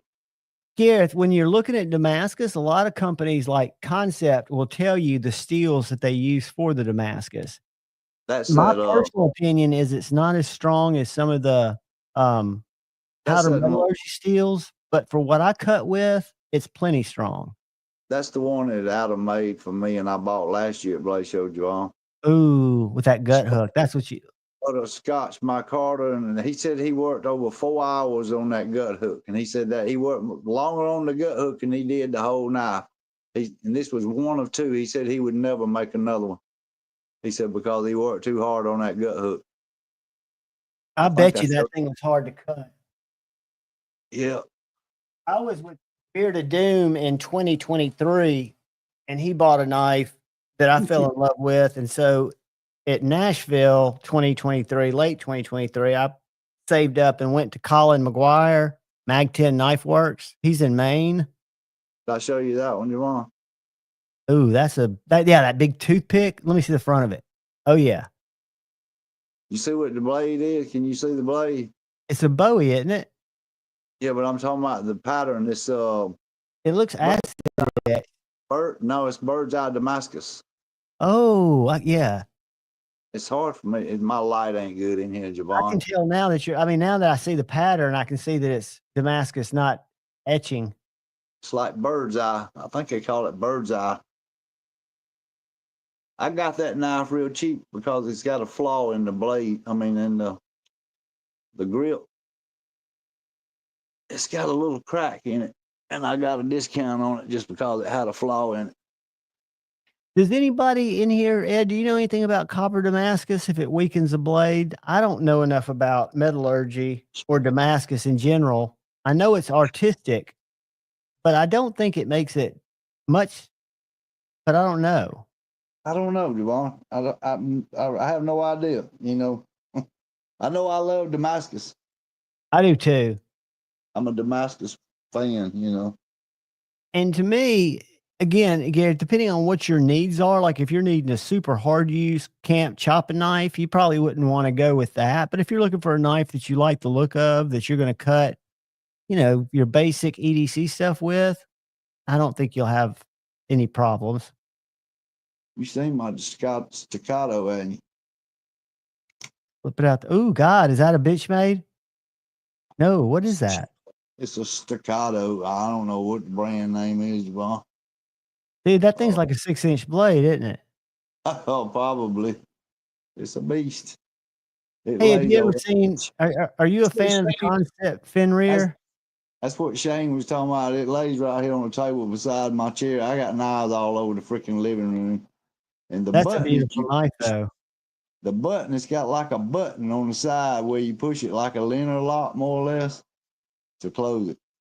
It's not on a spring? Oh, it's not assisted? It's not assisted. But it'll pop right out there when you give it the finger. Dude, how long? That thing looks very long unless you're just holding it real close to the camera and I'm getting a weird view. It is long, Javon. Just with it closed, it's probably 6 inches. I'd say it's probably 12 inches long when it's open. Oh, that's cool, man. Where'd you pick that up? Oh God. You asked me what kind it was. It's got something wrote on the blade. Dimeron. I think it says Dimeron. It's hard for me to read what it is. Have you had it for a long time? There's a place in Conyers. I was telling Derek about it, that there's a place in Conyers where I go to pain management, Javon, and they sell all kind of stuff like reenactment. You know how you put on these mesh outfits to reenactment the Civil War and all this stuff. They sell everything in there, and that's one of the pieces that I bought up there. I'm buying. So they got swords and stuff like that. Sell everything: swords, helmets, mesh. Whole outfits is mesh, or either sheet metal, and they do reenactments. They have one time a year they put on out back. They put on They have booths set up to where you can buy sandwiches and stuff, and they put on reenactment shows where people all dressed up with swords and going at it, you know, which ain't really fighting, you know, but they just reenacting it. It's pretty cool, you know, but the warehouse is real big, and I don't know if you can see it. You see that sword on the shelf right there? Yeah, the little samurai sword. That's the Walking Dead sword, and there's the plaque. And whenever I bought that sword, it's the replica of the Walking Dead. And when I bought it, they can't legally sell you that sword sharp because it was a replica of the show on TV, The Walking Dead. So when I got it, the sword was not sharp, and I carried it up there, that place in Conyers. And I was telling Derek about it the other day. They got a place in the warehouse where they can sharpen them for me, and they sharpened out. It's not razor sharp, but it's sharp enough that I could hurt you with it, put it that way. Right. It's no longer just a conversation piece. If it needed to be a Slurpee saver, it could be enacted. You better not drag it across your hand, and you're going to be drawing back some blood. Speaking of that, that's the last time I cut myself, and it was on this knife right here. I done missed 26, 28 comments. I ain't been a while since I've been on the comments, see what people were saying. I hate when I pull a knife out of a sheath and it cuts my finger. When it cuts my left hand where I'm holding it. That sucks. And that's the kind of cuts I've been getting lately, because I used to get the knives dropping on my finger cuts, but since I don't play with I guess I still play with them a lot, but I guess I've just gotten where I can control my folders better. Yeah. I say that I'll probably end up cutting myself. So what's everybody got on the agenda for the week? I'll play anything that cuts, or even not just things that cut, more or less. I mean, I got all kind of shit, Javon. Hey man, you gotta have the shit to keep your castle. Show you. I wish I know how to turn my camera around. I would turn it around and show you. And I showed Derek a picture of it the other night. There's a see if I can grab these two. There's the Lord of the Rings. No, not Lord. Well, there's two swords right there. Can you see them on the wall? Yeah, the ones that are crossed. Yeah, them's the Lord of the Rings. And then the other movie that came on, The Hobbit. Yeah.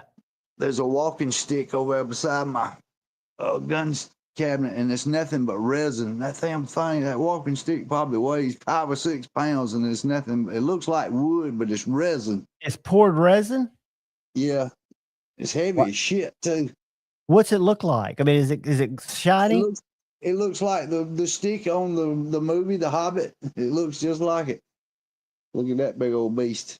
That's a pocket knife right down there. That is a folder. Yeah, that's a big old pocket knife. Dude, that thing's awesome. That thing's freaking big, too. It's got heritage. Like hey, Nick Martino. Good morning, buddy. Let's see if I can open it without cutting myself. It's got heritage. It's got a flag on it, Javon. I collect all kind of knives. So. And the handle is bone. You talking about heavy. That sucker is heavy, dude. It's a pretty knife, though. I like the shape of it. It reminds me of a big 110. It's a big boy. I don't know if you can see it in my hand, but it's a big old boy.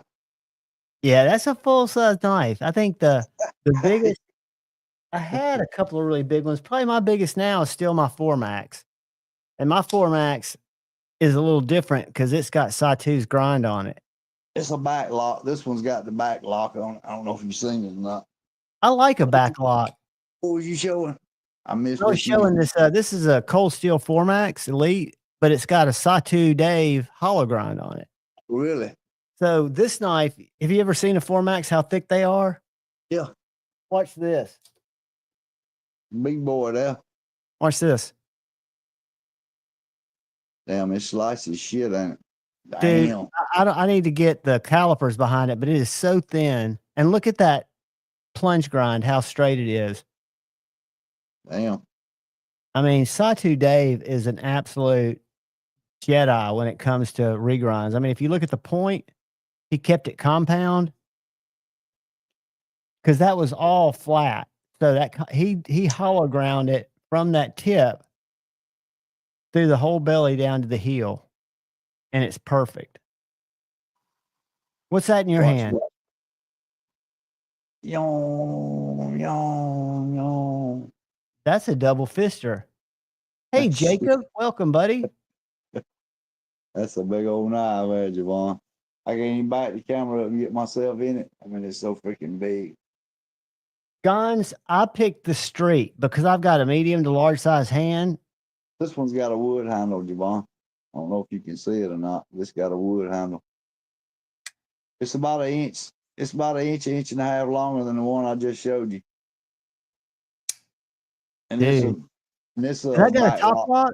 Oh, what's the thing on top? Does it have a top lock too? I'm not sure what that is right there. You talking about that button? Uh-huh. I'm not sure what that is. But it's a back lock. It has a lock on the back. I don't know if you can see it or not. Yeah, I do. When you push that back, does that raise that thing at the front? I don't know what that is. Let me see. I'm trying to open it and close it with one hand. But Guns, I like the tack. I've always wondered how that would feel. Yeah, it raises it up. It raises it up. So that's all I can tell you. Other than it just well, that just means it's locking up in two places. So you're locking up where your back lock is, plus you've got that on your spine. It locks. That's for sure. Dude, that's a beast. It's a freaking monster. Smooth. Oh my God! Whoever finished it, they done a good job on that wood. I don't know what kind of wood that is, but it's freaking smooth as shit. Yeah, for some reason a smooth knife is. I always feel like it's going to fall out of my hand. Like I love my. It's a timber rattler, Javon. Oh yeah, I got you. It's a timber rattler. Is what the name of it is. You ever heard of timber rattler? I haven't, but there's so many knives I learn about every day. It's just a cheap company, more or less. Timber rattler is. But it looks like it's done well. Oh yeah, it's well made. I wouldn't have bought it if it wasn't well made, you know. But y'all got some gas station knives around. I don't say I ain't. I had a bunch at one time. I mean, that's what got me into it. I mean, years and years and years ago, the Chinese throwing stars. I'd buy the nunchucks. I'd buy these crazy fantasy knives. I got some throwing stars and I got some throwing knives. I ain't got no axes. That's something I don't have. There's no axes. I got a lot of swords, machetes. I'd like to have me a damn throwing axe. Check this little axe out. I showed you that, didn't I? Yeah, you showed me that the other night. Did I show you this one? Give away last night. That was pretty cool. Yeah, that was a cool knife that you give away last night. Yeah, I thought that was pretty cool. Little hatchet. Yeah. I liked it. I was hoping I was going to win it, but I didn't win it. Yeah, it was this guy right here. Yeah. Dude, $19.99 on Amazon. People was playing for me last night. I was hoping I was going to win it, but I was playing for you. I'll have one show up down there for you. You can't win them all, Javon. No, but I'll tell you, when we do them on Sundays, we average about 16 people on our Saturday, our member little gathering. And I don't do it every week, but I've given away a nip light there. I've given away a TKL Guardian, great knife. Trying to think what else. A Kaiser Militao in VG10. But yeah, so the odds, I think the numbers game is the way to go for people in chat. I think the StreamYard tool, although it's random, I think random numbers find similar. I think there's still things that attract them to the same people. It's odd. Speaking of throwing stars, can y'all hear this? I heard it. Yeah, it's my throwing star. I got one. I did have a pack of 3, and I give them to one of my buddies. He had a son that was, I don't know, probably 9 or 10 years old, and I give them to him. And I went up there one day, and he was out in the yard throwing them in the tree out there. So I was glad that they went to somebody that was, put used to them. You're exactly right, Derek. And to be honest with you, I think the odds are better for it to be for a win than the random picker. Now, I don't like I don't know. that wheel, the one that the people does the drawings with the wheel. That's the YouTube comment picker. That's a little different. I don't like the wheel. G-Ball he does the wheel every week, and I finally won on his channel one day, but I really hate them wheels more or less. The one I really like. You ever watched OCD for EDC on Sunday night? The one he uses. What does he do? I don't know. It's different. It's not the wheel, but it does it vertically, and it spins, and you see all the names and So that's the same tool. That's a YouTube comment picker. And what you have to do in order to use that is you have to have a giveaway video where people leave comments. Because basically what it's doing is it's scouring the comments. Nope. Nope. It was just doing it out of chat. Does it live on Sunday nights, and the YouTube video. He does it, and you have to put a hashtag in, and it'll show at the top of the screen every person when they put their name in. It just keeps going to the next person, next person, next person, and whenever he says draw, it does that on StreamYard. Let's do a test because it does that in real time on StreamYard. Yeah, I like that one that Justin uses. I know Justin uses a different platform than StreamYard, and the reason I'm so curious is I'm thinking about getting away from StreamYard. StreamYard, I like it better because you can see all the names, and I don't like that freaking wheel. I can't stand the damn wheel. Which the wheel sucks, and you can. I do it. I used to do it where it'd make the wheel spin for 30 seconds. Let's do this. G-Ball does the wheel on his, and somebody else done it the other day on the wheel, and I can't remember who it was. All right, this isn't a giveaway. This is just a test. Who was it did it? Damn it. It was the last couple of days, and somebody did the wheel on theirs. Who the crap was it? Oh, it was the wheel is just a visual because you can choose it to look like a wheel, or you can choose it to look like a forward rolling thing, or you can have it just flash names up. Forward rolling thing is what Justin uses, is what I call it. So I'll show you the other one too, but y'all, a few of you throw in a test. And Zach does numbers, right? I've won a few lives, and the lives I won were lefties lives, and they were usually the middle. Zach. Yeah, TKL, you guys go watch TKL's lives Sunday mornings. They do great giveaways, and Tim and Suzanne are some of the best people. All right, we got 3 tests in there. That might be enough. So when I hit draw, we'll put a few more in there. But when I hit draw, when y'all tell me to, watch, and you'll see everybody's name flash up there. Derek, you got to put a hashtag before test, brother. Kyle Coonley, I sent you a link. I'll send it to you again. Hold on. All right, watch this, guys. Here we go. Watch the names. No, that's not it. I know that's not it. That's not it. I think he uses Streamlabs. Yeah, and the wheel is this tool right here. So if I go stop sharing, look at that one. You see that shit? Yeah, Ed. You won the ghost giveaway. Hey, you won a nip light. Oh, a nip. So you did good. Shit. You did good. Shit. I even got your address, bitch. Don't argue with me. I'm just messing with you. I've got you in pirate ship, dude. It'll be at your house by Saturday. So the other one is this YouTube random comment generator. And what I liked about it is when I was employed and I had a credit card that worked, I was paying the Patreon version. So I could go in and do a hashtag. So I could go to a video in a live stream and say, okay, leave a comment in this video. And I could just choose. Zoom in. What is that? See if you can this. I want to show you something.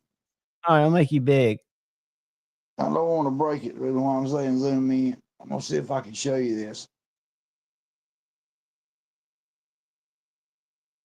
That is a piece of pine straw, and believe it or not, it's 19 3/4 of an inch long. Dang, Ed, where'd you find that? Is that domestic? Is that local? Out the backyard one day, I was fixing to get my 4-wheel out, and I looked down on the ground, and I picked the son of a bitch up, and I said, "Son of a bitch!"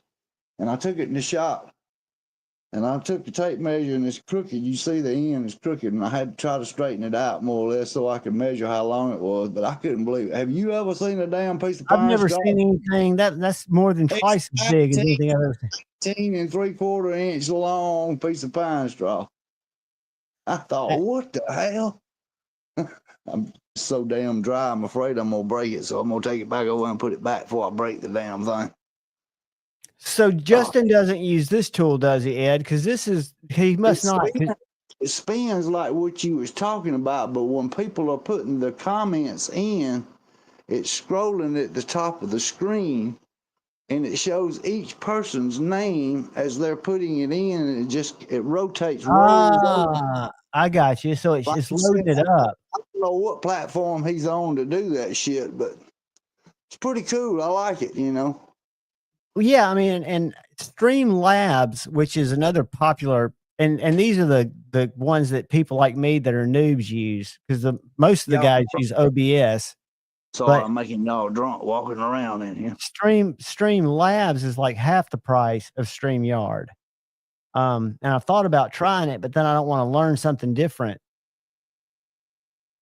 Ever since that cat got up in my damn face a while ago, I keep finding hairs on me. She marked you up. You talking about something heavy as hell, Javon? You know what that is? Oh God, dude, what is that? It's 3 throwing knives. Oh yeah, that they're in a leather sheath, and I've never used them before. You've never thrown them? No, they're heavy as fuck too, man. Them some heavy as shit. Are they collectors, or you just hadn't had a chance to throw them yet? I told you I collect all kind of shit. They're not sharp. They're not sharp. You know what I'm saying? They're not sharp. Right. They're just set to stick in a tree. Right. All right. So are you talking about the last live where they had the boxes set up on the table and Molly was sitting there, or the one before that where they had just a live giveaway? I just want to go to it and see how they do it. It would be on their last live because I think they done the giveaway on their last live. I'm not sure if it was that one or the one. I know they're doing 12 days of Christmas now. Let's see. I don't think that they did one on that live. I don't think so. I think it's right here. Hold on. I don't recall them doing a live on that one. It was the one before that. I know they did. All right, let's find that one. I'll get it queued up and then I'll share it with y'all. I got one of them 12 days of Christmas boxes, $250. Oh, yeah. Damn ads. All right, here we go. Don't renew. I don't want. Shane didn't get one. I got the last box, I believe. He was gonna get one, and I think I got the last one. So is this what you're talking about, Ed? And I'll let it play through because I can see that they've got something going on there with the hashtag. Yeah, that's it. All right, let's see how it goes. As the people enter, as each person enters, it kind of rolls at the top. Yeah, it throws a name in. So as they're joining, you'll see each name a person puts in, and then whenever they have the drawing, it'll just start spinning real fast, and it'll start slowing down, and it'll stop on the person that wins, more or less. Let's go it's 2 times. Cool. I like it, you know. Let's go 2 times playback speed. Hold on. 1.3. Everybody can do what they want, you know. Oh yeah, I mean, again, you always try to look for the way that's going to be the easiest to manage and it's going to be the most fair. So Kathleen just entered, Malcolm just entered. Are these as people are putting them in, Ed? See it right there. That's that, and I'm in there. If you look, you'll see my name go by. I'll find out what Justin uses. Yeah, I like that. I'm not sure what you call it or nothing, but that's the one that he uses on his channel. I haven't seen nobody else use that but him so far. It's in the platform, so I was trying to see if it showed StreamYard. It's pretty cool though. Let's do this. Let's go. Stop sharing. I'm gonna pull something up real quick. Streamlabs. See what their giveaway tool looks like. Was you on? You might have not been on that. Was you on Big Red's the other night? The Saturday night, late night. I that fell he was- asleep. Oh, I Lord. passed out. Was it good? Well, something. Well, I don't think it was last week. It might have been the week before that. Chef Rocky don't like the numbers game, and he's always freaking commenting in the chat.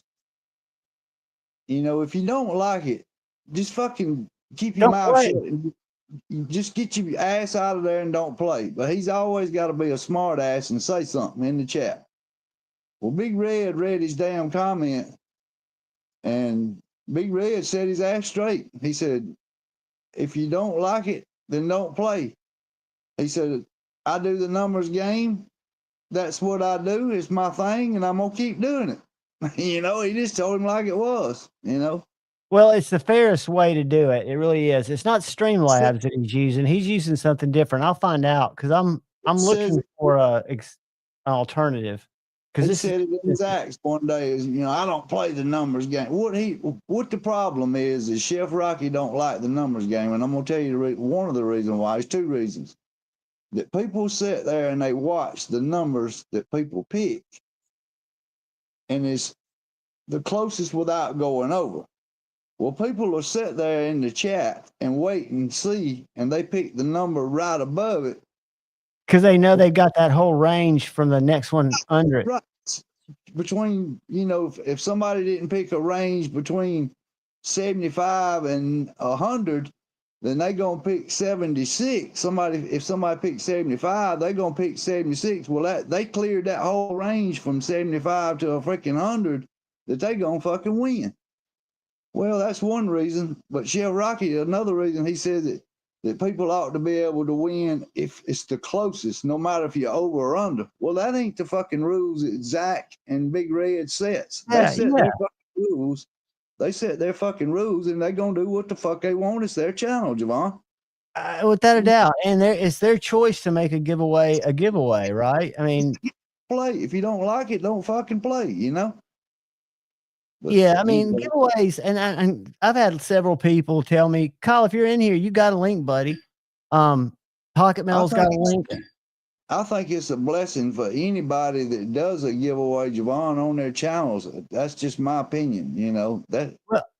I enjoy it.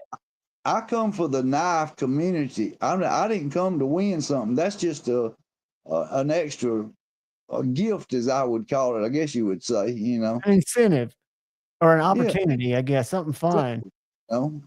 And the reason I like to do it, what I don't like to do, I don't ever put giveaway in my titles or in my thumbnails because I don't want to draw people in that are not coming for the community, but they're just coming for giveaways. Because if you notice, if you watch lives like Bees or Metal Complex, they start off like Metal Complex will start off with 300 people. As it gets an hour in, it gets up to 1,000. I was in there the other day, and it was 1,500 people, and I thought I don't even watch his channel, so. But I did jump on there that night, and there was 1,500 people in there. You know, and I give Metal Complex a lot of grief about certain things, but what I will say is he always gives almost everything he gets away, or he sells it to his patrons. And he says, you know, when he does a giveaway, he goes, I'd be crazy not to give these knives away. These knives were given to me. You know, if they're not given to me to hoard. And then you look at other channels that don't think that way, obviously. You know, it's just interesting. So I did it I've given away, I've probably only gotten from makers maybe a dozen knives, but most of the knives that I've given away were just out of my collection because I don't carry them anymore. And I liken it to all my lives have always been kind of the same group of, you know, people. And it'd be like if we were all sitting around a pavilion somewhere showing off knives. I would give knives to people because I don't carry them. So it's just a way to do it. I enjoy doing it because, like I say, it helps me thin my herd. I don't want to take the time to put them on Blade Binge. Plus, somebody can use them or trade them for something. Have you ever heard of Bud K, Javon? Who? It's a place called Bud K. It's a place down in Macon, Georgia, and they sell all kind of. I was talking to Derek the other night, and A lot of my stuff when I first got into collecting knives and what have you, that's where a lot of that shit come from. That's even my backpacks, or some of my backpacks, all kind of camping stuff. They sell all kind of stuff, and it's like a wholesale warehouse, but it's a lot cheaper than going to Cabela's or Bass Pro Shop or anywhere like that, but they sell a lot of stuff, and a lot of it, like I told Derek, a lot of it's, just cheap gas station knives looking stuff, but if you look around on their site though, you can find some good shit and good prices, especially on backpacks and the camping stuff, I mean, it's good deals. In Macon, I think he said, Chris, you said Macon, right? Macon, Georgia, and it's called Bud K. Have you heard of an online shop called Midland? Midland, yes, I've heard of it, but That's I where I bought. haven't. They have really good deals on cold steels from time to time. That's where I got that Elite for $199 when it was on sale. But they sell knives are just a small part. Let me show you. Midway, not Midland. It's Midway USA. Yeah. I was thinking Midland. Yeah, I've been on Midway. I used to order from them back many years ago. I mean, they must be like everything from gunsmithing, ammunition, reloading, optics, clothing. Everything. Midway's, that's more of a top of the line than that Bud K place I was talking about. I mean, that Bud K. But look at the cold steel prices. I mean, their cold steel prices are this cold steel 8010 lights, $39.99. Midway reminds me more of a Sportsman's Guide. Sportsman's Guide, you ever heard of them? Yeah, I have. I used to get their magazines, right? They used to put out a catalog. Yep, that's right. Yep. But like, if you look at these cold steel, they sell a little bit of everything, more or less. The place that I was talking about, Bud K, is down in Macon, Georgia. I used to order a lot of stuff from them, and they used to have a showroom, and I ordered some stuff, and somebody told me, they said, "Oh, they got a showroom." And next time I ordered, I usually always done my orders by telephone. And when next time I ordered something, I said, "Y'all still got your showroom?" And I said, "Somebody told me y'all had one." And I said, and then somebody else told me that y'all had shut it down. And she said, "No, we closed the showroom up." And I said, "Well, I wished you had." And I said, "I'd come down." It's so nice to be able to feel a knife and handle a knife before you buy it. But it ain't just knives. I mean, I want to put my hands on a backpack or anything. I like to put my hands on my shit before I buy it.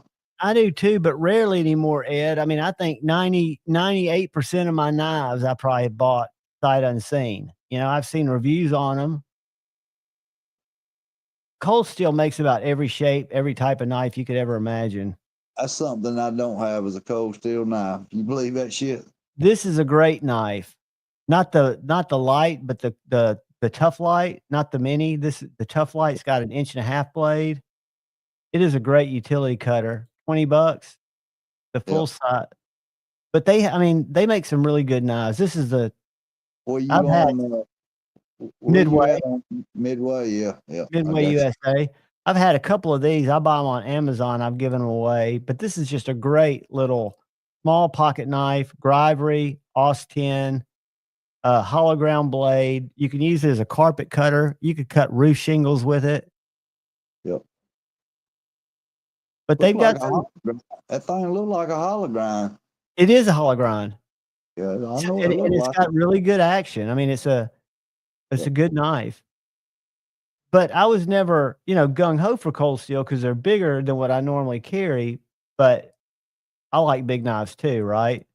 Just because they make them. I mean, I bought that. Yeah, the Tough Light's great, Scott. I mean, I think it's probably functionally as good as any knife I've got for what it's designed for, which is cutting little stuff.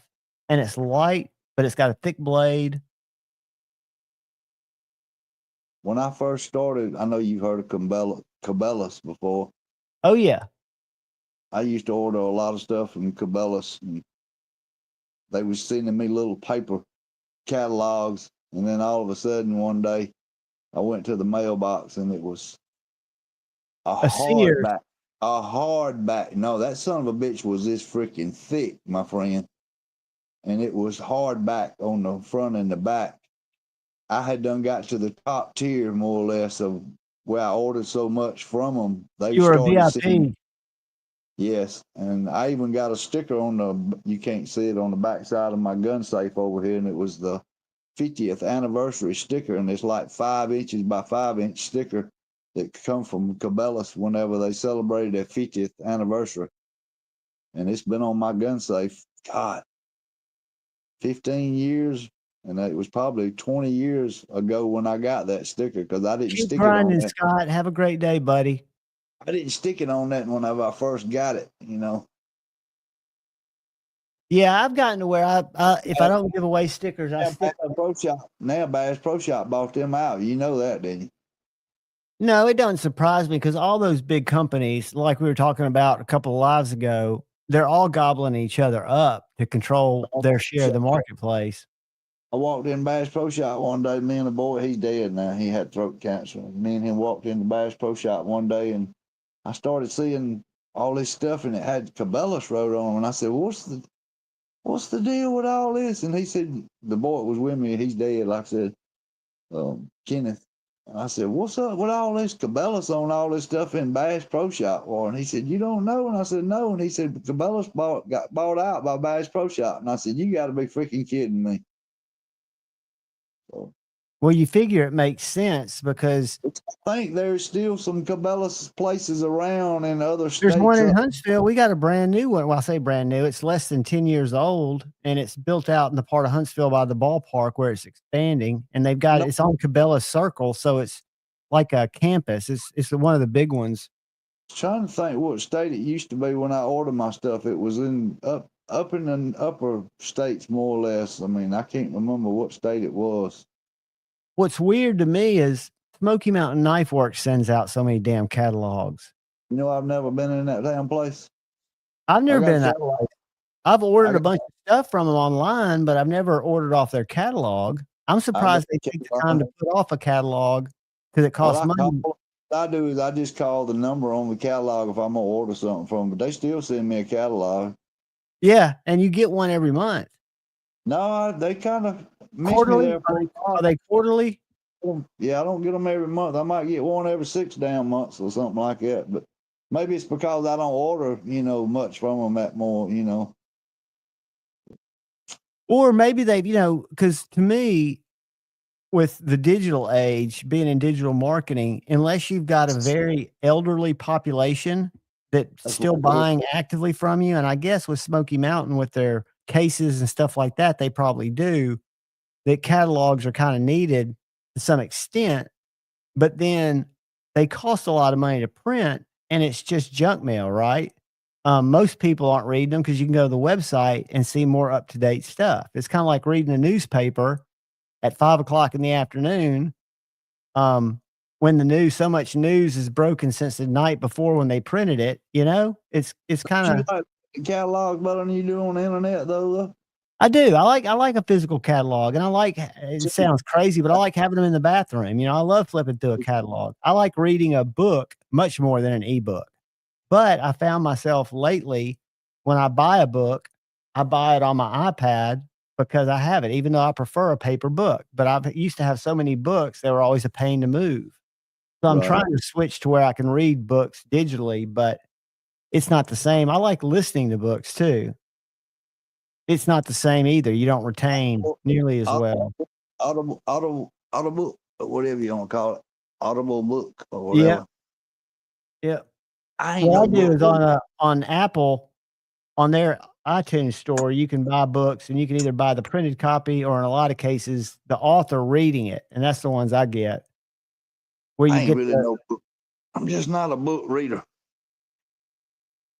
I used to not be, but in college, that's what I ended up studying. And I learned a lot from just literature books that were fiction more so than shit that they were trying to teach me that was more theory related. Here it comes. Ooh, dude, what is that? It's just That's wicked looking. It's just a wicked knife that I bought many years ago. You can carrot karambit. Backhand that son of a gun. It is, She Matt. And I'll She's tell really- you why I think a lot of their knives that they probably sell the most of, like if you go through their site or their catalog, they've got a lot of $9, $10, $15 knives. They probably buy in huge lots. And I think it's also a tourist stop, right? Because it's right there. And is it Gatlinburg? What city is it in? I know it's right there in that touristy area. So I'm sure a lot of people stop in there and buy Tennessee knives, that say Tennessee on the blade. And they've got a lot. Yeah. I don't have Emerson. a Via from Emerson. The only Emerson I have is a mini A100, and brother Kyle Coonley sharpening it for me. Honshu. You ever heard of Honshu? That's what that is. That's the maker's brand of that, more or less. It's called a Honshu. It's wrote on the blade. I don't know if you can see it right I can there. see it. Dude, that blade looks just very, very substantial. It doesn't have the top edge looks like it's sharp, but it's not. You could It's a probably sharpen. swedge. Yeah, you could probably sharpen it. I mean, it's close to being sharp. Gareth, where do you live, buddy? Where are you shipping to and South from? Africa. Ain't he South in South Africa. Africa? Yeah, that is. And that doesn't Yeah, make sense to me why it's so high. The wild thing is, why can Asia ship stuff here so inexpensively for almost nothing? Or are they just absorbing it out of the cost of the goods? I've shipped a few things to Canada and they were very expensive. Cigarette time. Cigarette time. Gareth, this is going to sound so cheesy, but are you a Dave Matthews fan? I'm a huge Dave Matthews fan, and I know he's from South Africa. That's why I ask, which is kind of stupid because there's so many more important people from South Africa. What'd you say, Ed? Have you seen my walking stick? What is that made out of? Ooh. It's I can't get it out without. Hold on. Did it got a Sharpie sticky in it? Oh yes, sir. It's a double-edged Damascus blade inside of it. Nice. Have you seen? He's a bad boy.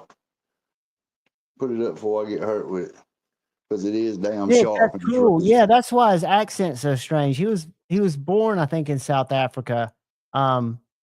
Before, and they moved here when he was in high school, I think. Who was that? Dave Matthews from the Dave Matthews Band. Oh, okay.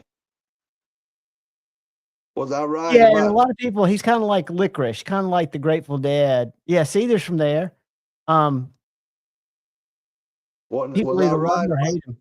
Was I right about Garrett Thaney in South Africa? You're right. You had it nailed. Yeah, I thought I was. I was going to show you all this new Max Ace that just came out. It's not cheap, but I think it's very cool. I've never had a single action OTF, but this is a single action OTF called the Draco. I saw it on Metal Complex's channel last week. And these single actions, you can stick up against something and they won't bounce back. Yeah, you showing them a night on you. Was I look at that thing, man? He cocked it. Metal Complex has got a video if y'all want to see it. But you cock that thing back, and then when you hit that fire button, I mean, it just goes. Yeah, it does. And again, you would think, and it is, I guess, kind of a hassle to have to cock it, but not really, because a double action is cool, it's convenient, but that thing's like a missile. How much was it?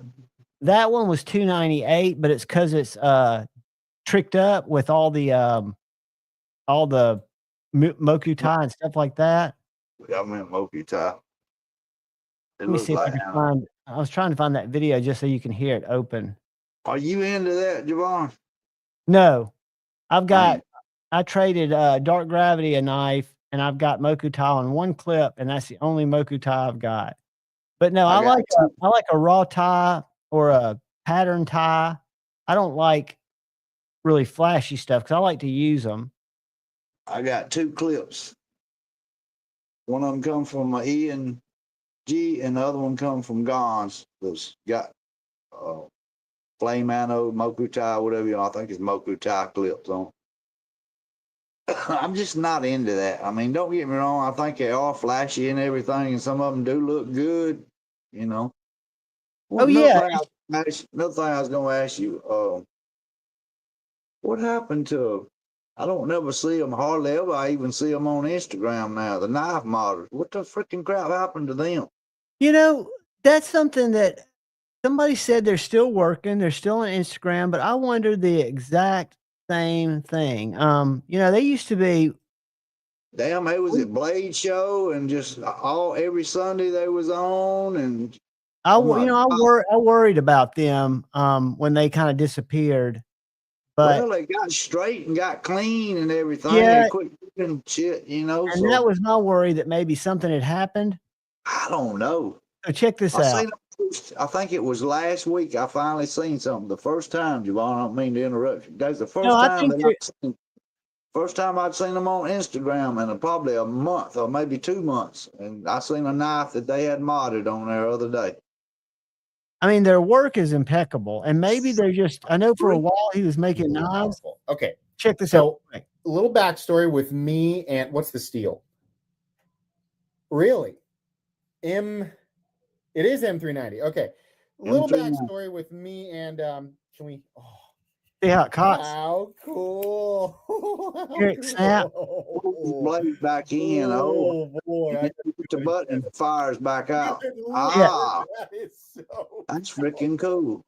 And you can listen now. I mean, you can tell how powerful it is. Listen to his response. This is crazy. I'm a little nervous around single action OTFs because they will go into this blade is under a lot of tension given that it's a coil spring that is kind of like the you can tell when he squeezes it how much how hard it is. He's got to pull it back and lock it, but you can hear it click in. Listen to it fire. We'll listen to it fire one more time. Who makes the Warlock? The Paragon. The Paragon Para X that I showed here. I EDC that one. It doesn't have nearly as powerful a spring, but it scares me a lot less.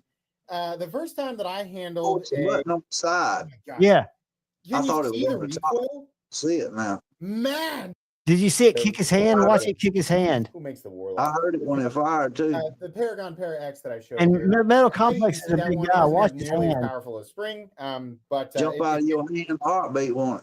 The first time that I handled oh my gosh. See it shaking his hand? Can you see the recoil? Man, that is wicked. I mean, I know Did you see that one at Blade Show? I'm gonna interrupt you again. Did you see that one? It was at Blade Show 2 years ago, and it was a prototype. Well, I say it was a prototype. They had the son of a bitch for sale, and it was an OTF, and it was like a foot freaking long. And when it deployed, I mean, it took both of your hands. Was it one of those Heretic show knives? Javon, I can't remember the fucking name of it. All I remember is the OTF, and I could not deploy that son of a bitch. I pushed on that fucking button, and you better hold on that son of a bitch because it was like a foot, I'd say probably 16 inches long. Well, and you know if it's that long, that spring's got to be massive. Just to get that it was 16 inches long and about 2.5 inches fucking wide and about an inch, maybe a 3/4 of an inch thick. I don't remember the name of it.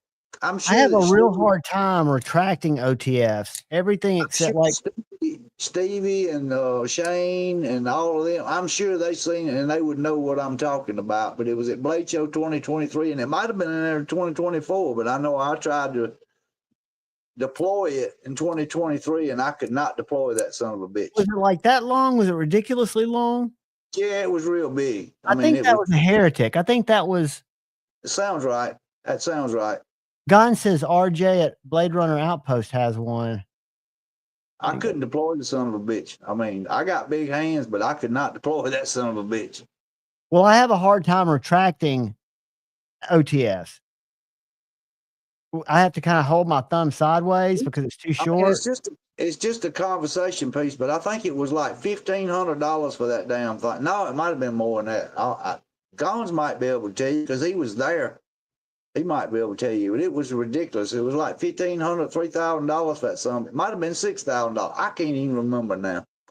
This is a new website I just learned about. Blade Runner Outpost. All right, let's see if we can find it here, Ed. It was fucking ridiculous what it was and how much it cost. I know that much. All right, let's see what we got here. I think it was a Oh, hair. I ain't told you about my free knife. Don't let me forget to tell you about my free knife I won the other day, dude. I gotta go back and get my drink. I can't even hardly swallow. What do you remember, Guns, who makes it? I don't know if he's seen it in 2023 or not, because if he was there, and I think he was Well, there in 2023. he seemed to say that they had one here at this Blade Outpost. They probably do. But I don't know how to find it. Sorry, whenever I walk around with y'all on my phone, I don't mean to get y'all drunk. I'm not looking. See, when I've only got one screen and I've got a little iPad with the chat up, but I have to, they're microtext, protext. I like that new button lock protect that's come out. What is it? Something 4? Let me go back and get on that. Sorry, I was looking at something else on my screen. Now I'm back. You want? Have you seen that new Kumwu that they come out with? Ooh, I like that purple one you showed there. I'm looking for that big guy. Oh, this is a big son of a gun. You know if you seen that bigger than I'm talking about. It's a big boy. I'm thinking it's got to be. Let's go back to makers because I remember it being. I'm not sure exaggerating. It had to be 16 inches long, closed. Let's search I'd say it was price. I'd say it had to be an inch or maybe an inch and a quarter thick, and it was probably 2 inches wide. Yeah, I remember seeing it because I mean you could pick it up with 2 hands. It was a 2-handed knife. 2 hands. I mean, you could pick it up one hand and walk around with it, but you wasn't going to deploy it with one No, hand. you weren't going to wield it with one hand. No, hell no. You ain't going to deploy it with no freaking one hand. I just used to never be into OTS until Eric, the guy that went with me to Blade Show, he could deploy it, but I couldn't. He pushed the button on it and made it deploy and retract, and I couldn't. I pushed and pushed all I could push on that son of a bitch, which I ain't as strong. On their website. Thanks, Gons. I wasn't sure.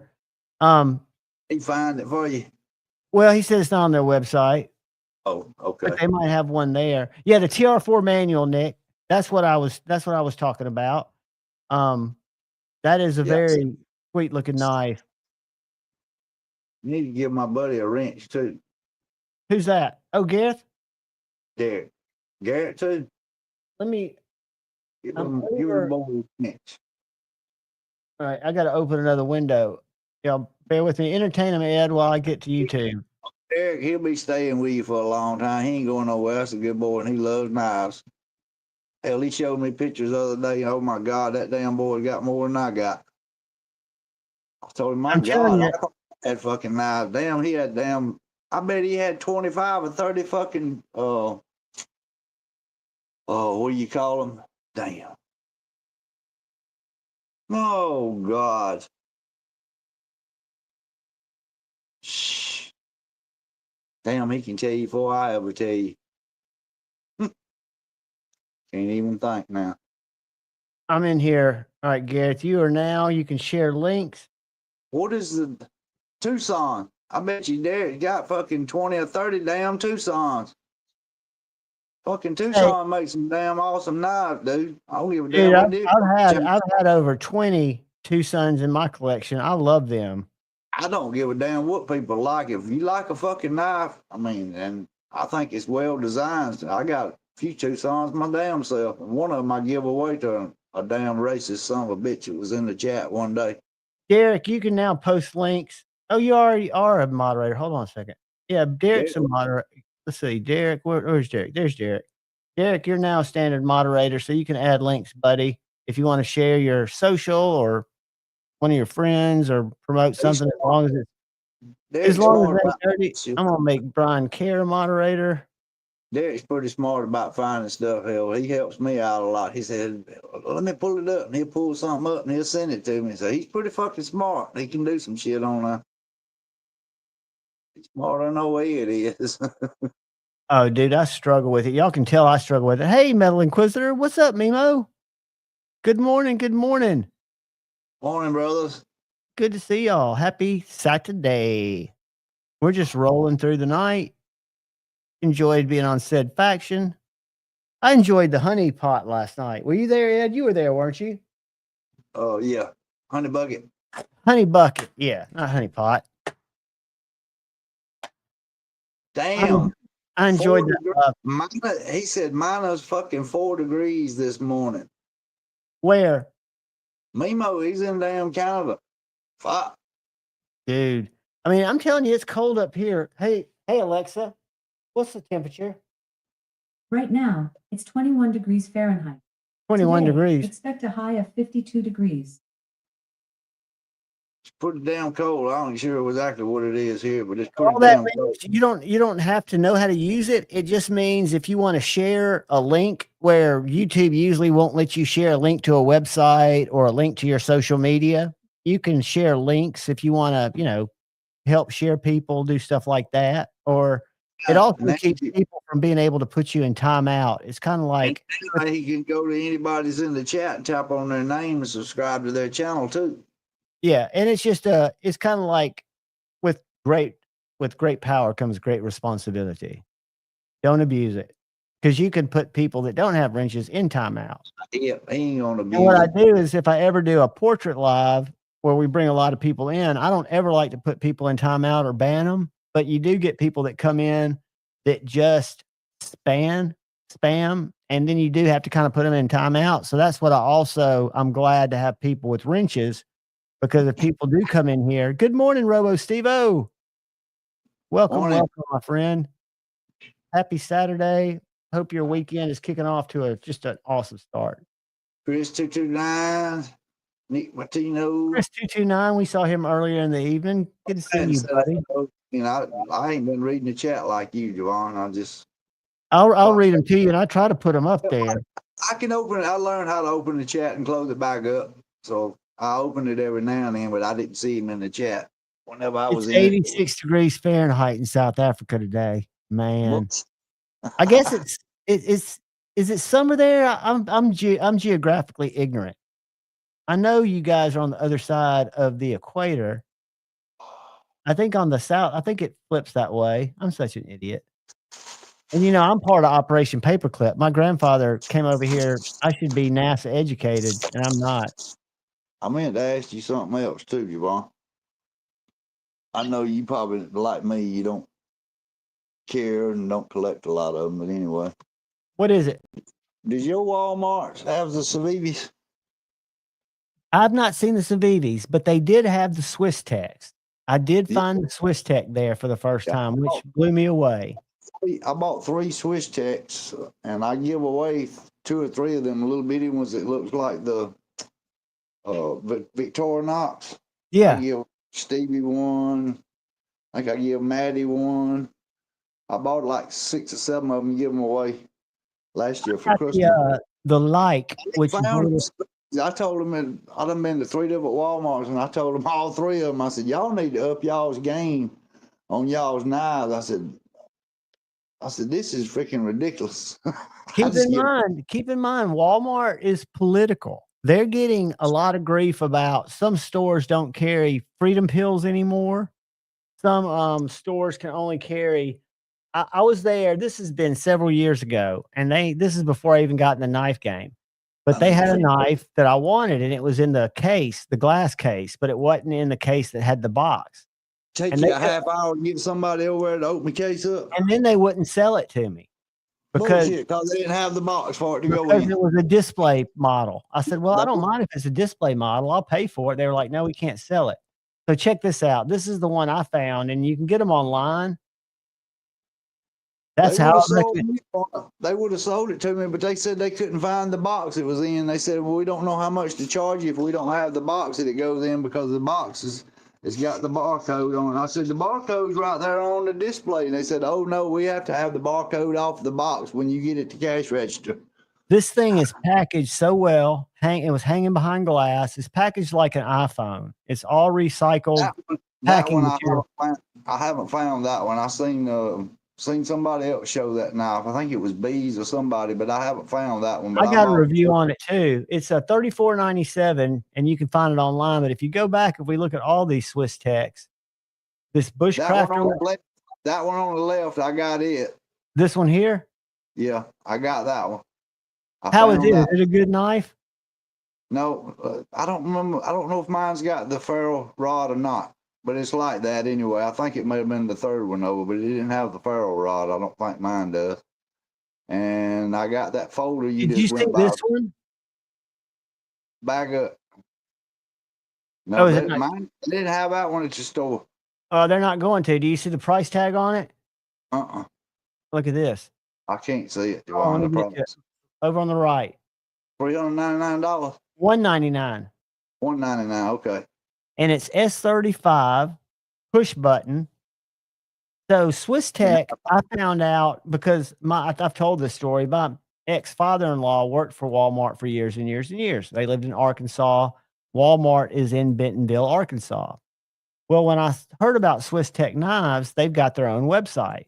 So if we go up here and Google Swiss Tech. Go back before you go off and go back to that other screen you was on showing them knives. Can you back up? Yep. Scroll back up a little bit. Right there. That one is on the left. Is that a folder? This one, yeah. And the first one and the second one? No, that's not it. It will be the second one. This one? No, go back down. Up. Well, maybe you was on it. Let's go down. Oh, right there. Whoops. God dang it. Darn it. Darn it. That's it right there. I got that now. That's it right there. I bought that one. Less than $30. Also, $29 is what I pay for it. And it's got good action, doesn't it? The action works freaking great. It opens and closes, Javon. I couldn't believe it. For freaking $30 a damn, it's a good knife. Well, you know, Walmart used to be big into moss oak. D2 steel, maybe? I'll say. Maybe, yeah, well, I'll say that's what it was. So yeah, I got can y'all see that? This is what you go to, which is a very professional site when you go to Swiss Tech. They've got not just knives, they've got everything. So they've got flashlights, power, sharp tools, campsite, hydration, safety. Basically, after you research this company, you realize that Walmart, and this says, oh, we're Greater US, blah, blah, blah. We're from Canada. But if you go to contact us, they are in Bentonville, Arkansas. How about that shit? So they are Walmart. Because let me show you something else. We go to products. I go to Sharp Tools. And we want to look at one of these knives, right? We're going to look at this fixed blade, this caper. I like it too. I like it too. But watch this. When I go to buy it, gonna take you to Walmart. $34, baby. Yeah, and Bentonville. What they do, and Walmart's smart. Not only do they buy a lot of real estate, but they buy a lot of companies, and they form a lot of companies to feed their need. So this stuff is coming from China. Right. But I can tell you that knife, and Bama Ninja has that knife now. He won it, but it's been through a lot. It's got a coated blade. I mean, look at this slip joint. Double Barlow folder, hollow grind, Warncliffe, and a little Bowie. I don't know if y'all can see that. Is it sharing? Okay, let me go back to the price. Hold on. Whoops. Right there. You went past. $34.97. Carbon fiber handle, Auss-8, double bladed pocket knife. Not bad at all. No, again, it's not fair, and I know it doesn't help American companies, but you can't really blame. I can see that Walmart can say, okay, we can start our own company, or we can continue to work with Mossy Oak or whatever, and they still work with Mossy Oak. But Mossy Oak doesn't have it exclusive with them because they sell on Amazon and stuff like that too. I'm gonna entertain them for a minute, Javon. I'm gonna feed Frenchy, okay? You feed Finchy, buddy. She about to drive me crazy, going round my freaking foot down here and want something to eat. So, guys, I did put up a channel member live for 11 today that we will roll into, or we will jump into. So, hopefully, some of you guys can stop by for that. The members' lives aren't super long, but they're fun. They're surprises. It's a good time. We get into it. We do it. Hit the like button. Tell me some love with a like. Tell me some love with a like.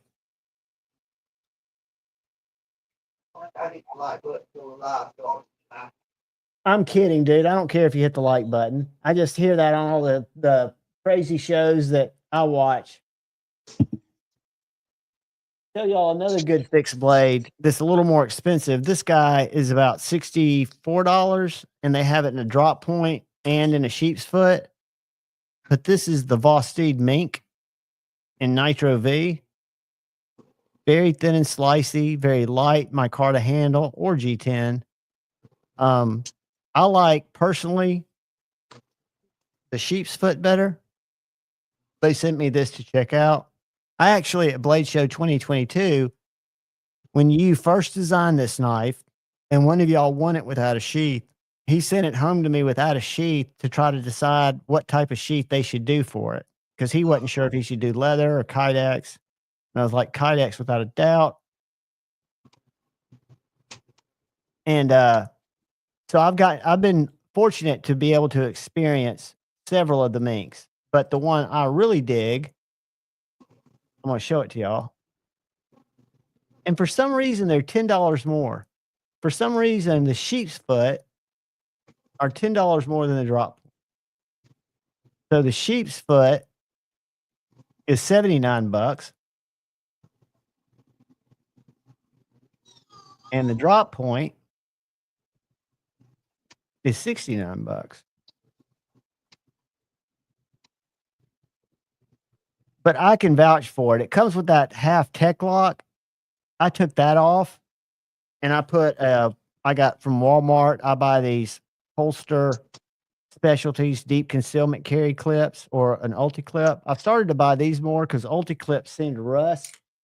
Give you an example.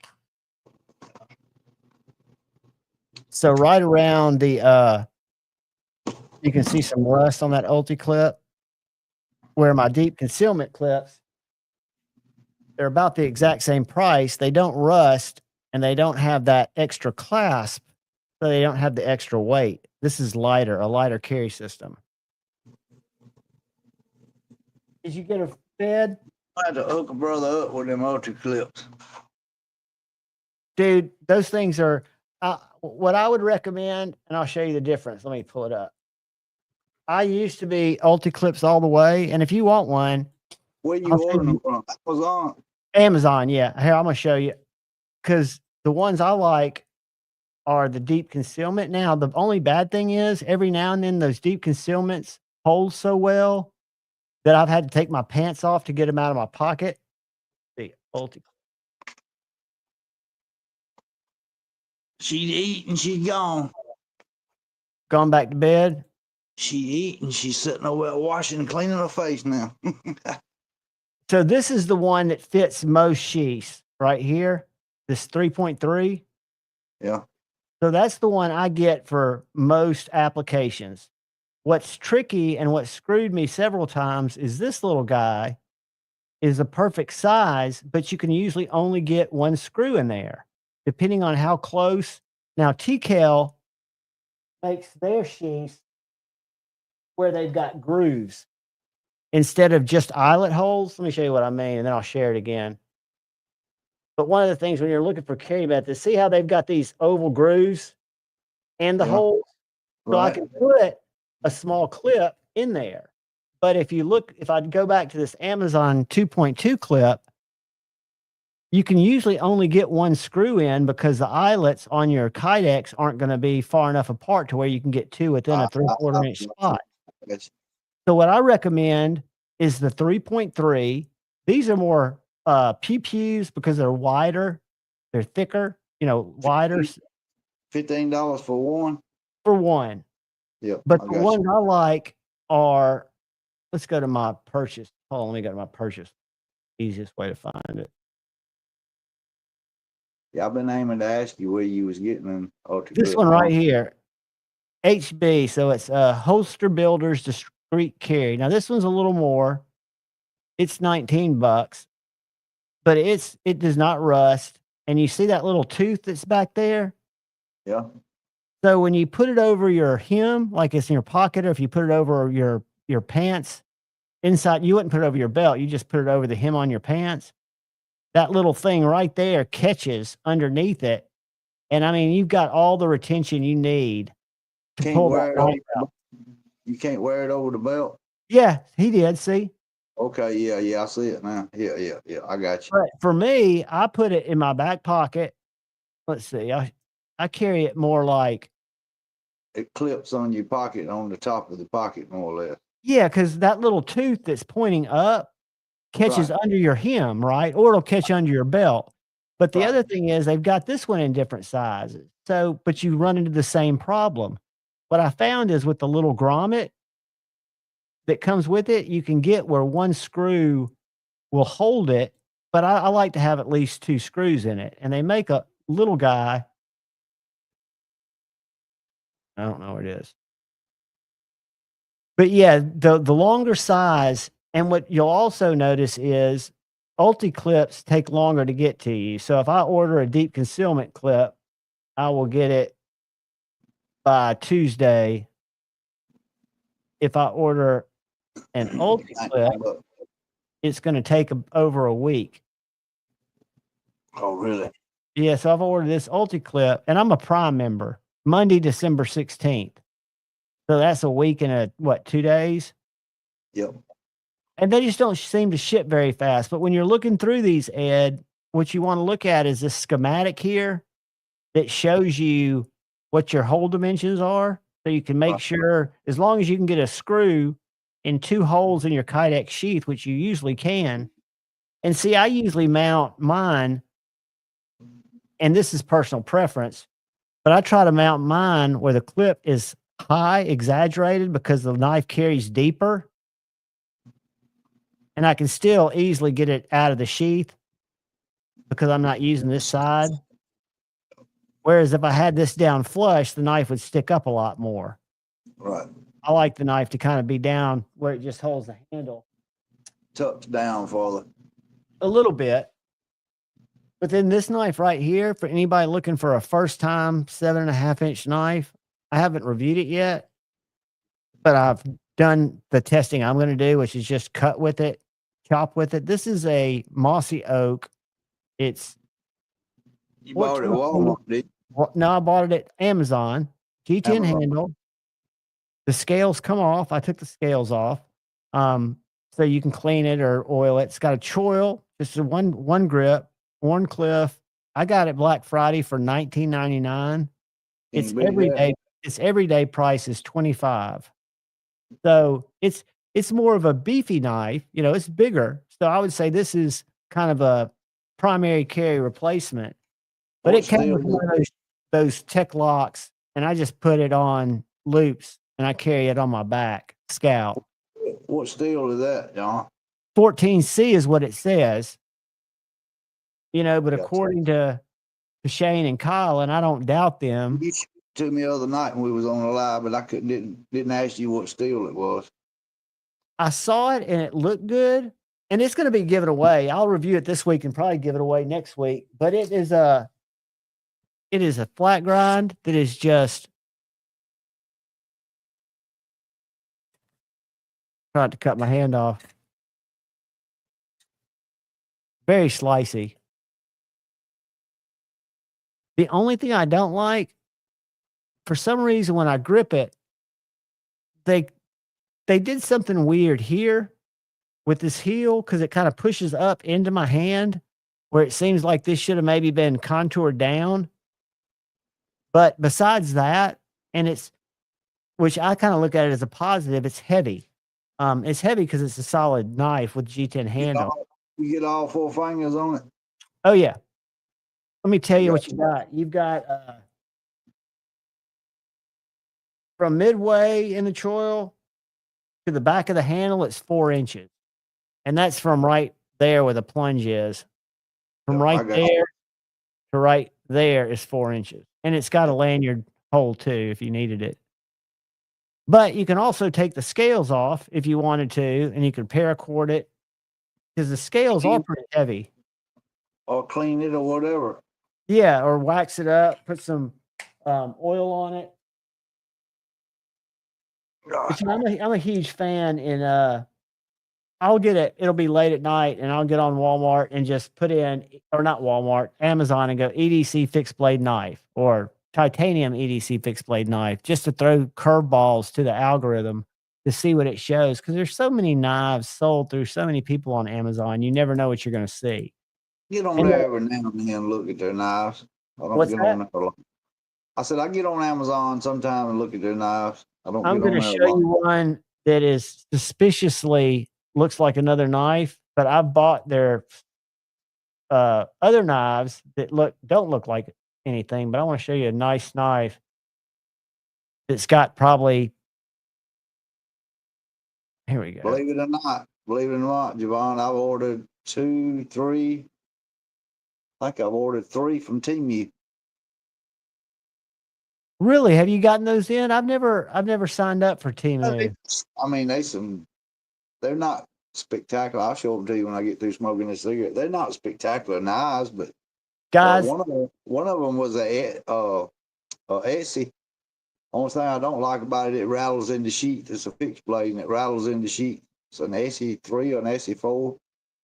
And when I got it, I didn't send it back, but it rattles in the sheath. If you just hold it and shake it, it rattles a little bit. I've had this knife and gave it away. I got it at White Mountain. It's kind of got a long delivery time, but this is a tiny little M390 killer knife. Tucson. It's a Tucson, and it is killer. I've owned it. It is how many inches? I want to say 5.43 inches. M390. But I was looking for that Yay Brother, so let's go back and find it. You can see the ones I've tried. This is very much like an Essie Kandiru, except it's much thinner. Great little $22 knife. I bought 2 of those and given them away. But the one that is very suspicious, but is a very good looking knife.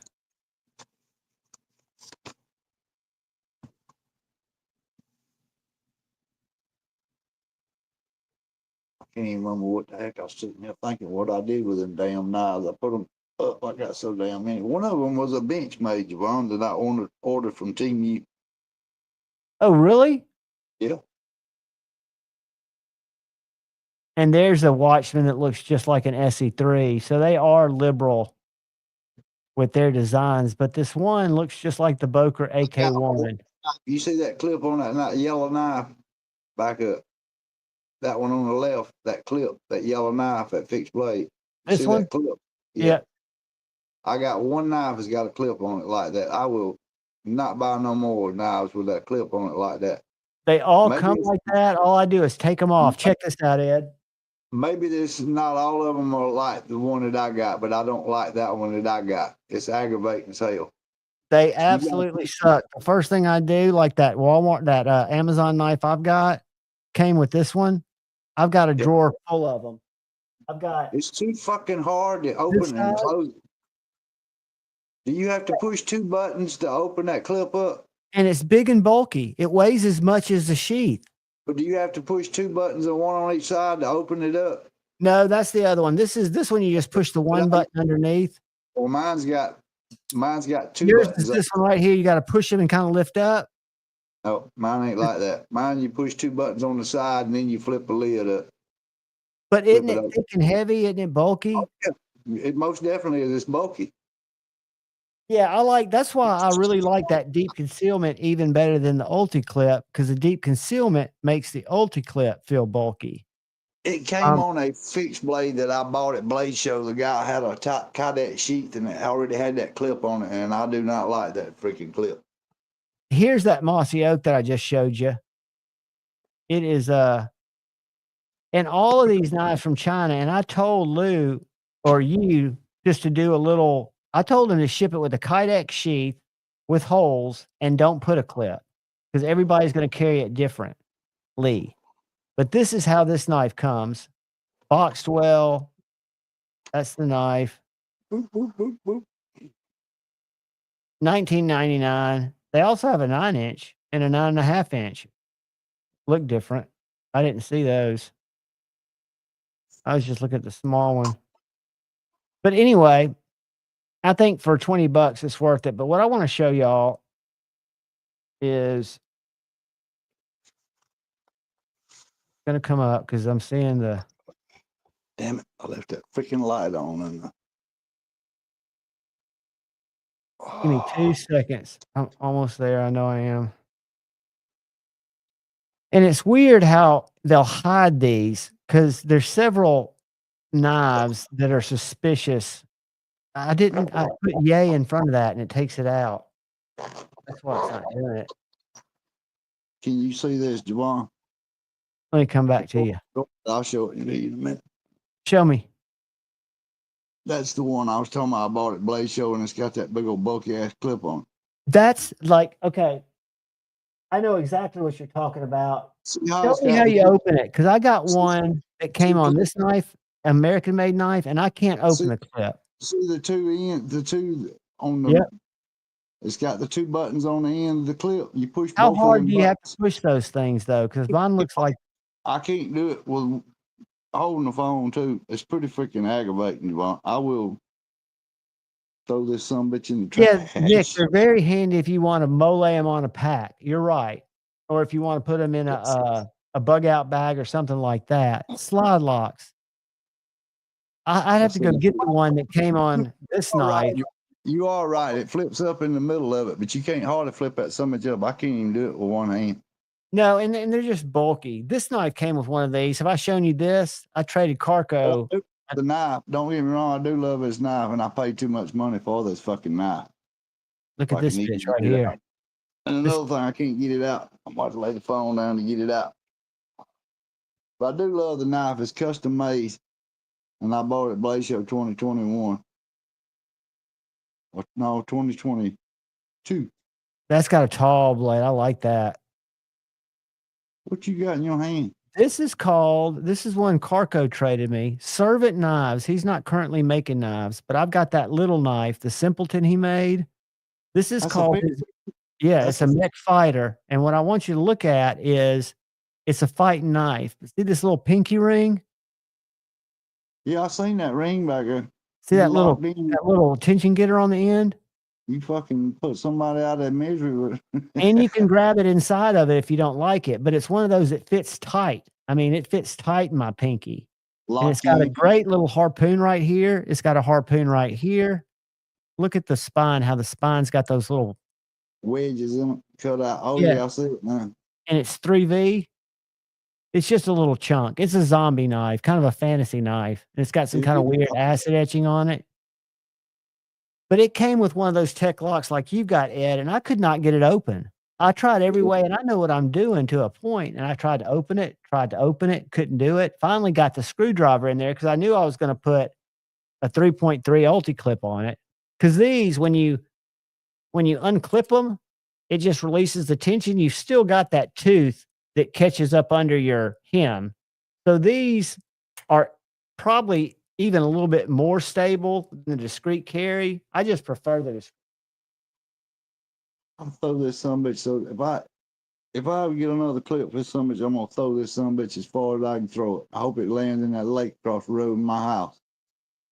Buddy, I've got so many of those. I know exactly what you're saying. I take them off of everything. And like I told you, I mean, how much do you think they're spending on a shitload of those plastic clips where they don't have to do that? They can just send the knife out in a Kydex sheath with a cheap plastic clip because everybody's going to replace it. All right, here's the knife I'm talking about.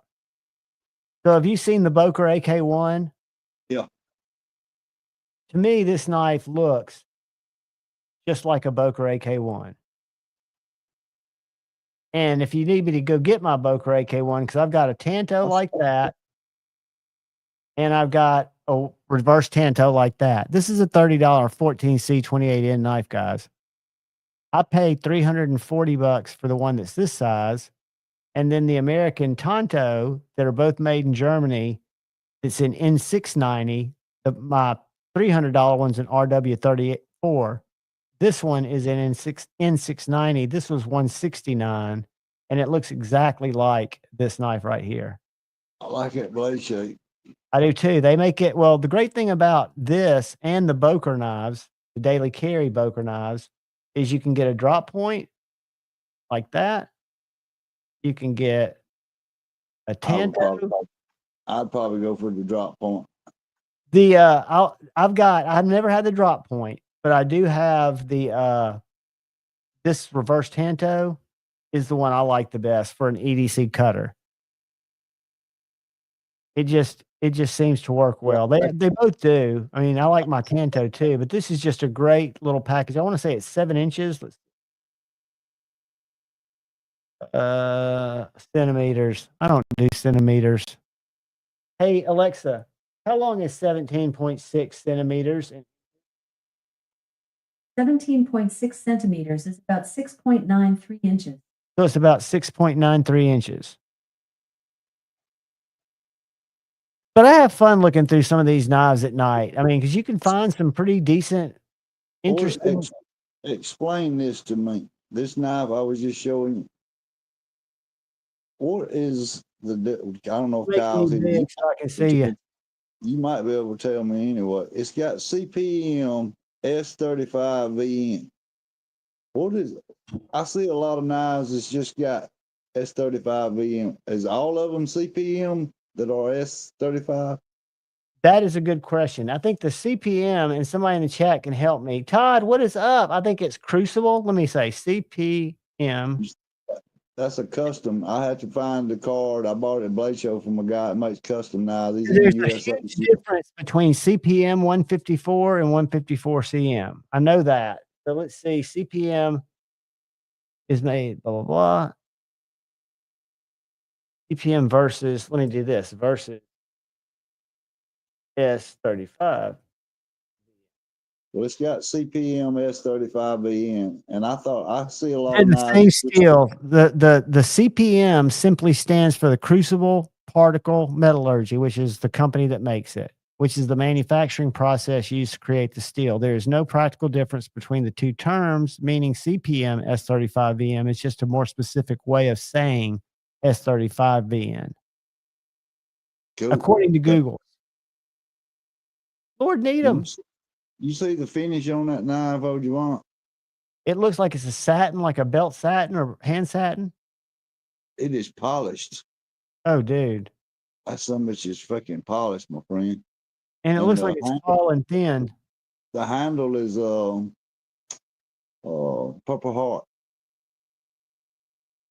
It's hard to tell on camera, but the handle is Purple Heart.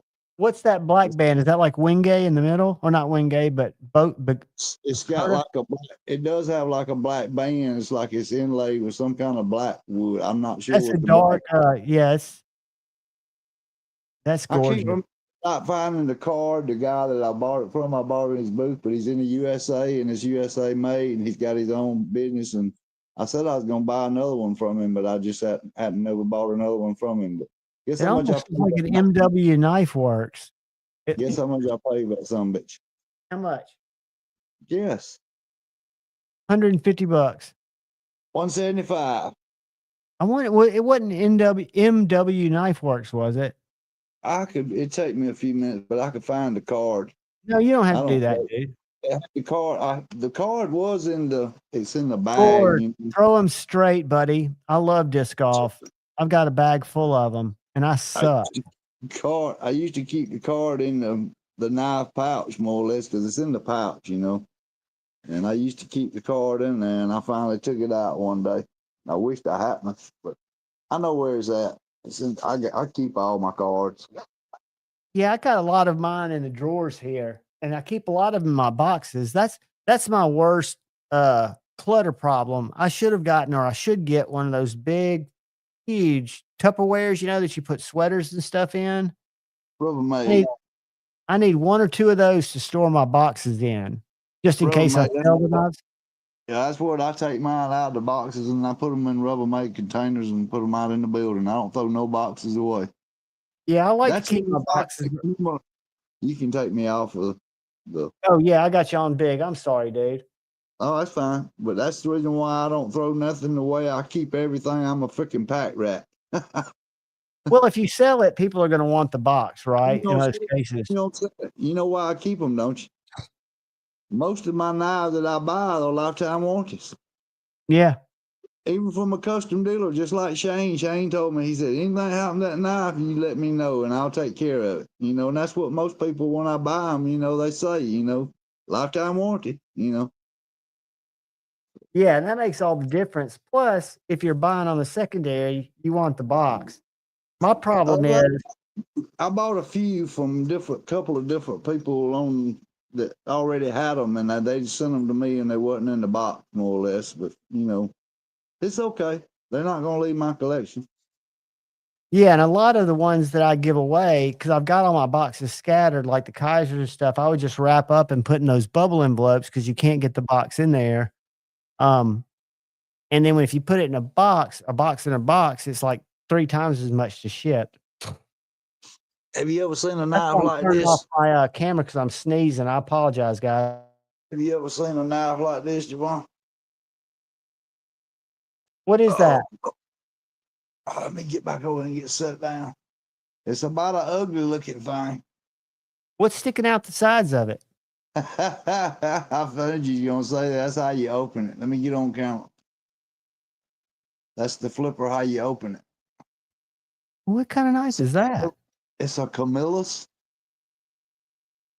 and it's a back lock. You have to push the button on the back to close it, more or less. But you push it and it drops shitty. You better get your finger out of the damn way. But I don't like it because when you put it in your pocket, I don't know if you can see how much that damn thing sticks out. Yeah, it looks like a trigger. It is. It's pretty much what it is. Yeah, I mean, it looks like a saxophone button. Believe it or not, it's tip up. Most of my knives are tip up. I don't hardly ever buy none. But good point, Nemo. That's true. But there's a huge difference between 154 CM and CPM 154, right? I mean, those are totally different metals. What's that? What did he say? He said the CPM, sometimes there's not enough blade room for the etching. So like Google said, CPM S35VN and S35VN are the same thing. It's just a different way to call it. Cool. Like I told you, I buy a lot of knives, Javon, or just knives that I buy just because it's something different. This is a piece of shit that I bought. That's what I thought. And the other's ingot formed. The 154 CM is an ingot, where the CPM 154, which I think ProTech uses CPM. I know they're not the same. I get you drunk again. But I'm trying to learn. I've been going to, I've got 2 sites, of course, Knife Steel Nerds. I'm not trying to learn from one source. I'm trying to learn. The other page that I read a lot is, and it's, to me, it's like algebra or some of those other science classes I just struggled with. The Knife Informer's got a really good article that talks about it. It's called Knife Steel. It's an article, and it goes through all of them. And then, yeah, you ain't right. Knife Steel Nerds is where I get a lot of it. Morning, but Todd. to me, it's so much of it science fiction. Morning, Todd. Morning, Lord. Lord Needham done jumped in, Todd, and I ain't said hello. Well, according to Shane and Colin, I don't doubt this because they do it with everything else, that if foreign companies are re-engineering the steel to make it themselves and selling like their own version of S90V, it would make sense why they wouldn't put the CPM on it. If it's crucible particle metal, is metallurgy is what it stands for, Crucible being the company that manufactured it, you would then be getting into counterfeit areas. I don't know what you'd call getting into making blade steels, ripping off a company's formula. But that's just allegedly. What is that one? Is that a CRKT? Yeah, and I Is hate that, this. what is it called? M16? You know why I hate this son of a bitch? It's got 2 locks. You got to push 2 locks to close it. I hate It's that. probably one of the most popular CRKTs, though, right? I mean, like, I hate this son of a bitch as far as closing. You see how I didn't open all the way up? all right, open it and show me how you have to unlock it. You got your liner down there? Push the liner over as well as you got to push. There's a button right there on the back. Can you see that red button? Yeah, I see that little red button. So you got to push them both to close it? As well as you got to push that red button and push the liner on the inside. It's the same Yeah, time. Garrett's got his in his hand now. He says he's had that knife for a while, and you get used to it when you carry it. Like we were saying earlier, Ed, it's so you get so tricked out when we carry as many different knives as we do, just knowing how to open or deal with what we got. You know what that is, don't you? Oh yeah, that's a blur. That's the one I've got missing. I've got a black on black plain blur that I had before I got in the hobby that I cannot find. Molly's got one on, and Justin, he done a cut test. It's assisted. He done a cut test on it, and Molly uses it all the time because they got a farm, and I guess cutting hay and whatever strings and what have you. That's all I used to buy. I would only buy Kershaw Speed Assist. It was damn dull. It was like 400 and something on the cut thing, and he sharpened it on a live, and then he done a test cut on it again. Look at that beast. That's a big board out. What is that? M&P. Ah. M&P, and it's an auto. You have to flip the switch. It's got a button on the side. You got to flip the switch to unlock it, and it's auto. I like it. The blade's just too heavy, isn't it? I mean, it just didn't seem to have a ton of. It's a heavy blade, but you better make sure that you lock that son of a bitch, because if you don't and you barely touch that damn button right there, it's gonna fly the hell open. And maybe when you least want it to. Yep. I got 2 of them, and the other one that I've carried, this one I've never carried, but the other one I forgot to put the lock on, and it was in my pocket. And I carry my knives on the outside. Most people carry them in their pocket. Mine are on the outside. I clip them on my pocket and they're outside. One day I was moving and I felt it had done opened up. I forgot to put the lock on, and I had hit the button. And it wasn't this one, but it was another one. It's an auto. And the son of a bitch just barely touched. I felt the blade touch my arm, Javon. That was it. I quit carrying that motherfucker. Yeah, that's scary, dude. Because you know how close you were to cutting yourself. Bad, because if I'd hit a damn artery in my arm, son, oh my God, you bleed to death before you can get to fucking hospital. Yeah, I mean, that's just, it's a matter of centimeters, too. I had a close call. The worst, before I was in the knife game, I've got this scar. You don't know, you won't be able to see it on camera, but it's right here. I've got this scar. And I had a cat collar that I got for one of our cats that passed away a long time ago. And you know, cat collars are zip tied real tight to the card, right? So I had my Kershaw leak, which was super sharp at the time. Brand new American, good morning. And I'm sitting there being an idiot, cutting that, trying to get my blade in behind that real tight zip tie. And I'm pulling towards myself like an idiot, try to pop that zip tie. And that knife slipped and went into my hand and just literally sliced it surgically wide ass open. So much so that when my ex-wife and daughter were driving me to the hospital to get stitches, I was throwing up because I was looking at this huge gaping gash in my hand. Damn. That little leak was so sharp. I gave it away several Friday night flicks ago, and I've got still a Kershaw Mini Mojito, which is a collector's item. I don't think you can get those. What was the one you cut yourself on? The chive, not the leak, the chive. Yeah, it looks like a little leak. The Kershaw chive. I'll show it to you in a second. First, I'm going to show this Mini Mojito. I know what it looks like. Mini Mojito. This is the first, if I'm not mistaken, this was the first knife that Rare discontinued. I might not give this one away. Let's see how much it is. This one was the first Ken Onion speed safe model. And see that little guy. It's got That's this the one. weird. That's the one I've got. So it's got, this is the how it locks up. But if you look down here, it's got like a Glock safety trigger. Let me show you. And this one's in much better shape than mine. But if you look here, that little black tab behind that flipper tab, Yeah. it's Yeah. a safety. So the thumb studs really don't fire it because it's speed assist. The thumb studs just lock it up because you've got this spring. Think of a Mannix 2. This is kind of like that in reverse. You got this little ball bearing, and the spring pushes the stud back into here. It's a cool little knife. And see that black handle right there? Yeah. That's what allows the speed safe in this first version to deploy. So if you just push on the silver and you don't push this little black part that's attached to it somehow, it won't deploy. I don't know why that is. I don't know how that works. They don't do that on the later speed safes. Like the Blur doesn't have that. It's a funky clip on that thing too. Dude, look at the freaking funky grind on it. See it. I'll go grab mine in a second and I'll show it to you in real life. But it's an interesting little knife.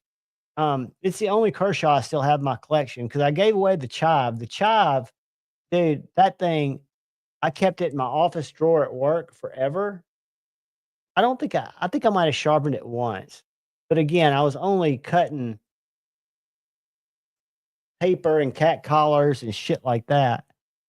But it's a little it is a little guy. This guy right here.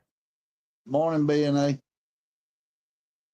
But I got 5 stitches, and the surgeon said that it was such a clean cut. Put a little recurve. Morning, Bushcraft reboot. Bushcraft. Be shady.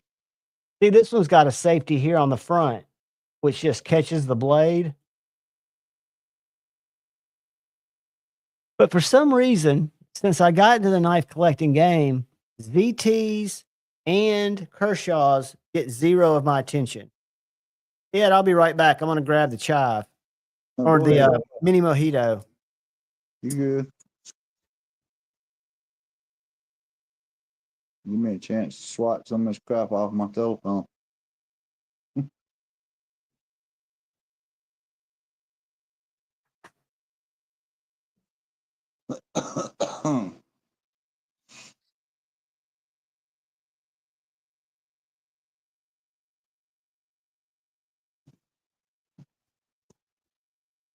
I ain't gonna make y'all drunk.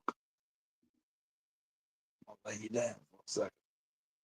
I don't know what part of the country y'all are in, but the sun is rising in sunny Alabama. So I will change our background. It's already daylight here. Well, it's getting daylight. Let's do this. Let's go with a little bit of morning dew. And yeah, Rumble didn't go live tonight. It slacked out on me. Oh, now I'm going live. So now I'm live. It wouldn't go live for hours. Rumble's so hack. I shouldn't even mess with Rumble.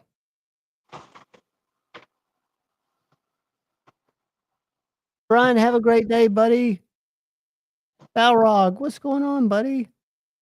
Dude, they're good, and I love the ZT Hinderer, but it's just when I got into the community and really got into knives, I was kind of keyed in on Spyderco and Benchmades, as a lot of people are, and then I found the Chinese imports. But I guess since I'd had Kershaws, I guess I didn't look at them with the same reverence, even though I know they're good knives. So check this little guy out, Ed.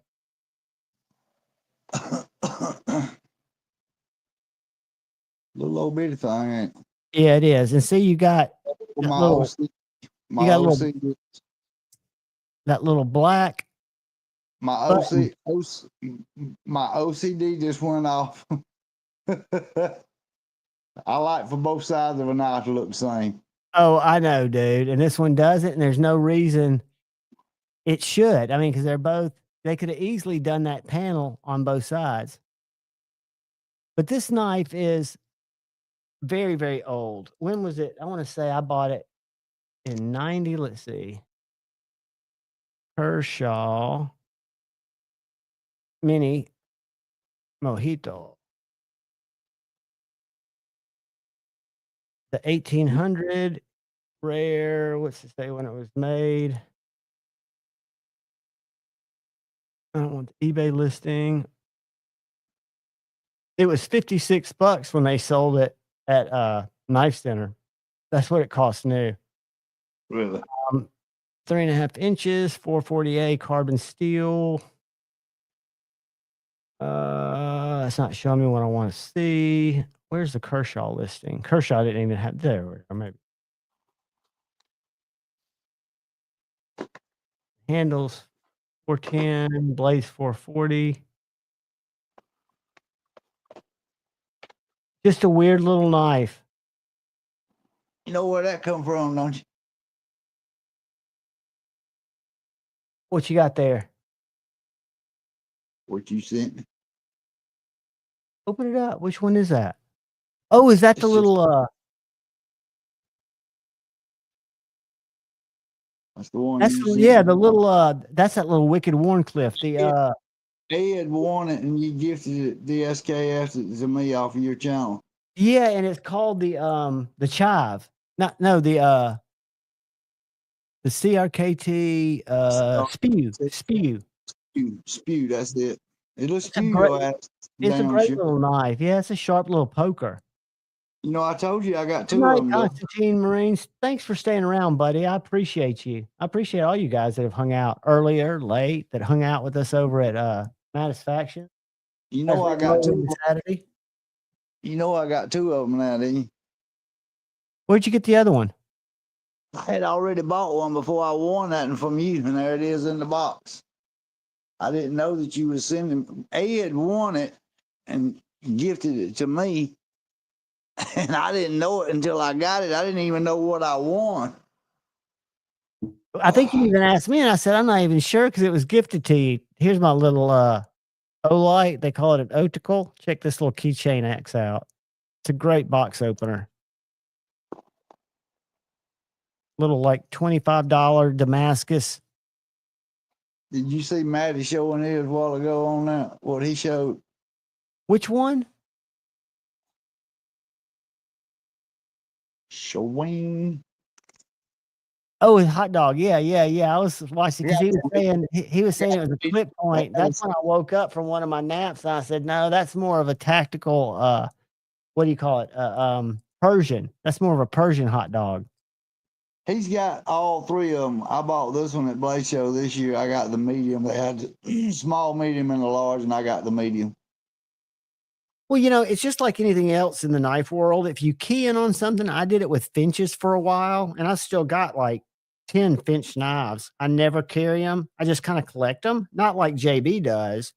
But I could see how if you got into some of the hot dog stuff that you'd want to collect it, Same with the donut stuff. It's not my jam, but that doesn't mean I can't see. I can see how it gives somebody a good baseline to start collecting from, right? I want to get all the donuts. I'm not into them really. I just got them because they're just conversational pieces, just like that one right there. It's a conversational piece. I bought it in 2023. And that's a lot of the knives I buy are for that reason, because I appreciate the design and I'm kind of voting for it. The most ridiculous purchase I've ever made, but I did end up getting all but $30 back. I can't even think what you call it. That's the Boker, the Boker Klishnikov. Klishnikov. Great knife. Yeah. Those used to be made by ProTech. I don't know if they still are. Eric, the guy that I go to Blade Show every year, he bought his daughter one at Blade Show in 2023, and she carries the shit out of that damn knife. Nick, but they're great knives. The ones I've kept are like my Doc Holliday, my Lucky, which is like the small, my 1929, my Roadrunner, the ones that have the, I guess you call it the concealed frame lock or the bolster lock. Ooh, that's a battery charger? Yeah. You're talking about Swiss Tech. I bought that at Walmart one day. And this Same is company, dude. Isn't the packaging done very well? I mean, wasn't it very professional? Have you unboxed it yet? I give $40 for that damn thing. It's like $39, almost $40 for it. Have you opened it yet? Oh yeah, it's been open. Oh, but Yeah. isn't it packaged extremely rare? Extremely what? I put it right back in. I charged it up and put it back in the package. I'll use it one day. Right now, I don't need it, so I put I it back love in the the box. monthly. I'll tell you another one, Nick, that I've got that I love that a lot of people didn't love. I call it my mini machete. Is the Takuna. So I've That got was a gifted. black frontly. That was gifted to me, Javon, and I still ain't even holding the package up yet. Is that a Victorinox? It was gifted to me from Pocket Metal about a year ago, maybe. Yes, a Dude, Victorinox. sweet. Still in the pack. Ain't never opened it. Pocket Metal sent it That's to a me. good manual knife. It's just a single blade. I've got to send out. That reminds me, I need to send out when I send that knife out. Swiss today. Army. Swiss Army knife.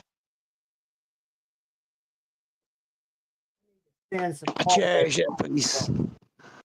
I'll open it up one day. I just haven't opened it.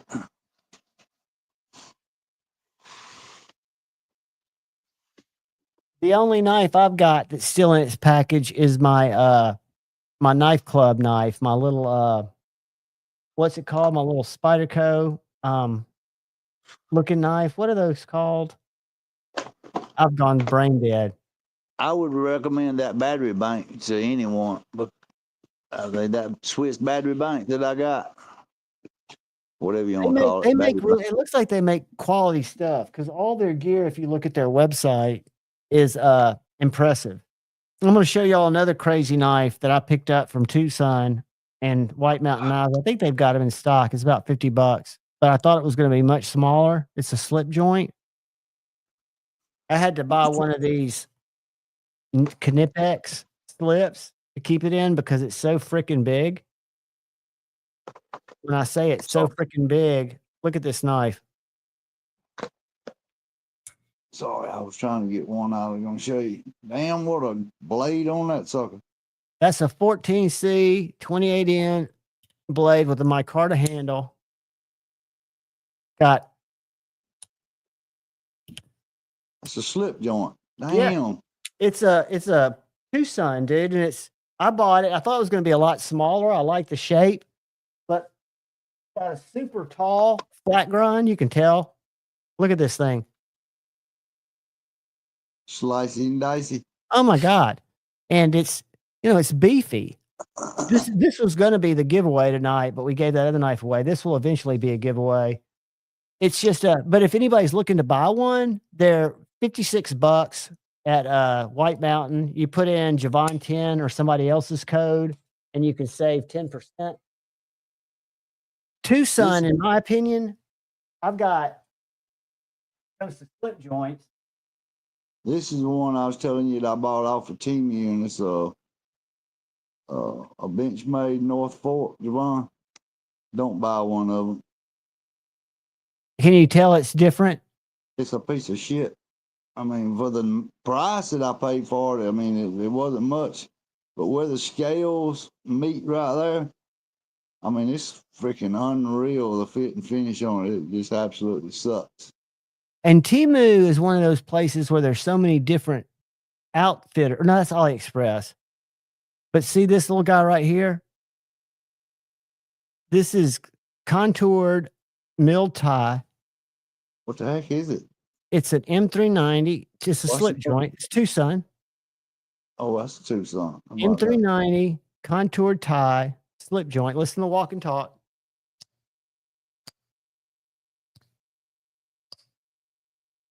That knife is $88 brand new. And then the other one that is fantastic, and these come back into stock. They might not be in stock now, but this little guy, at first I didn't like the pattern on it. It's bone, but if you look at the pattern, it's like a hieroglyphic of a lizard, and it's got a fly on the end of it like it's about to eat it. And for you that's OCD, it's the same on both sides. But check out this blade. This reminds me of a side buster, but it's M390.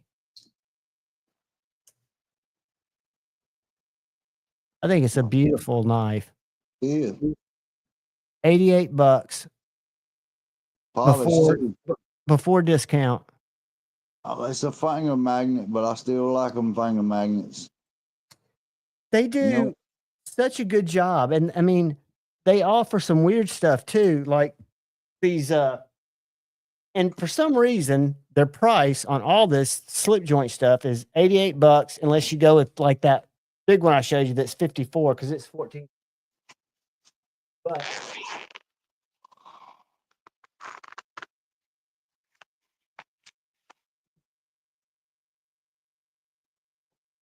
do you ever do double detents, Ed? um, Not eh, really. not really.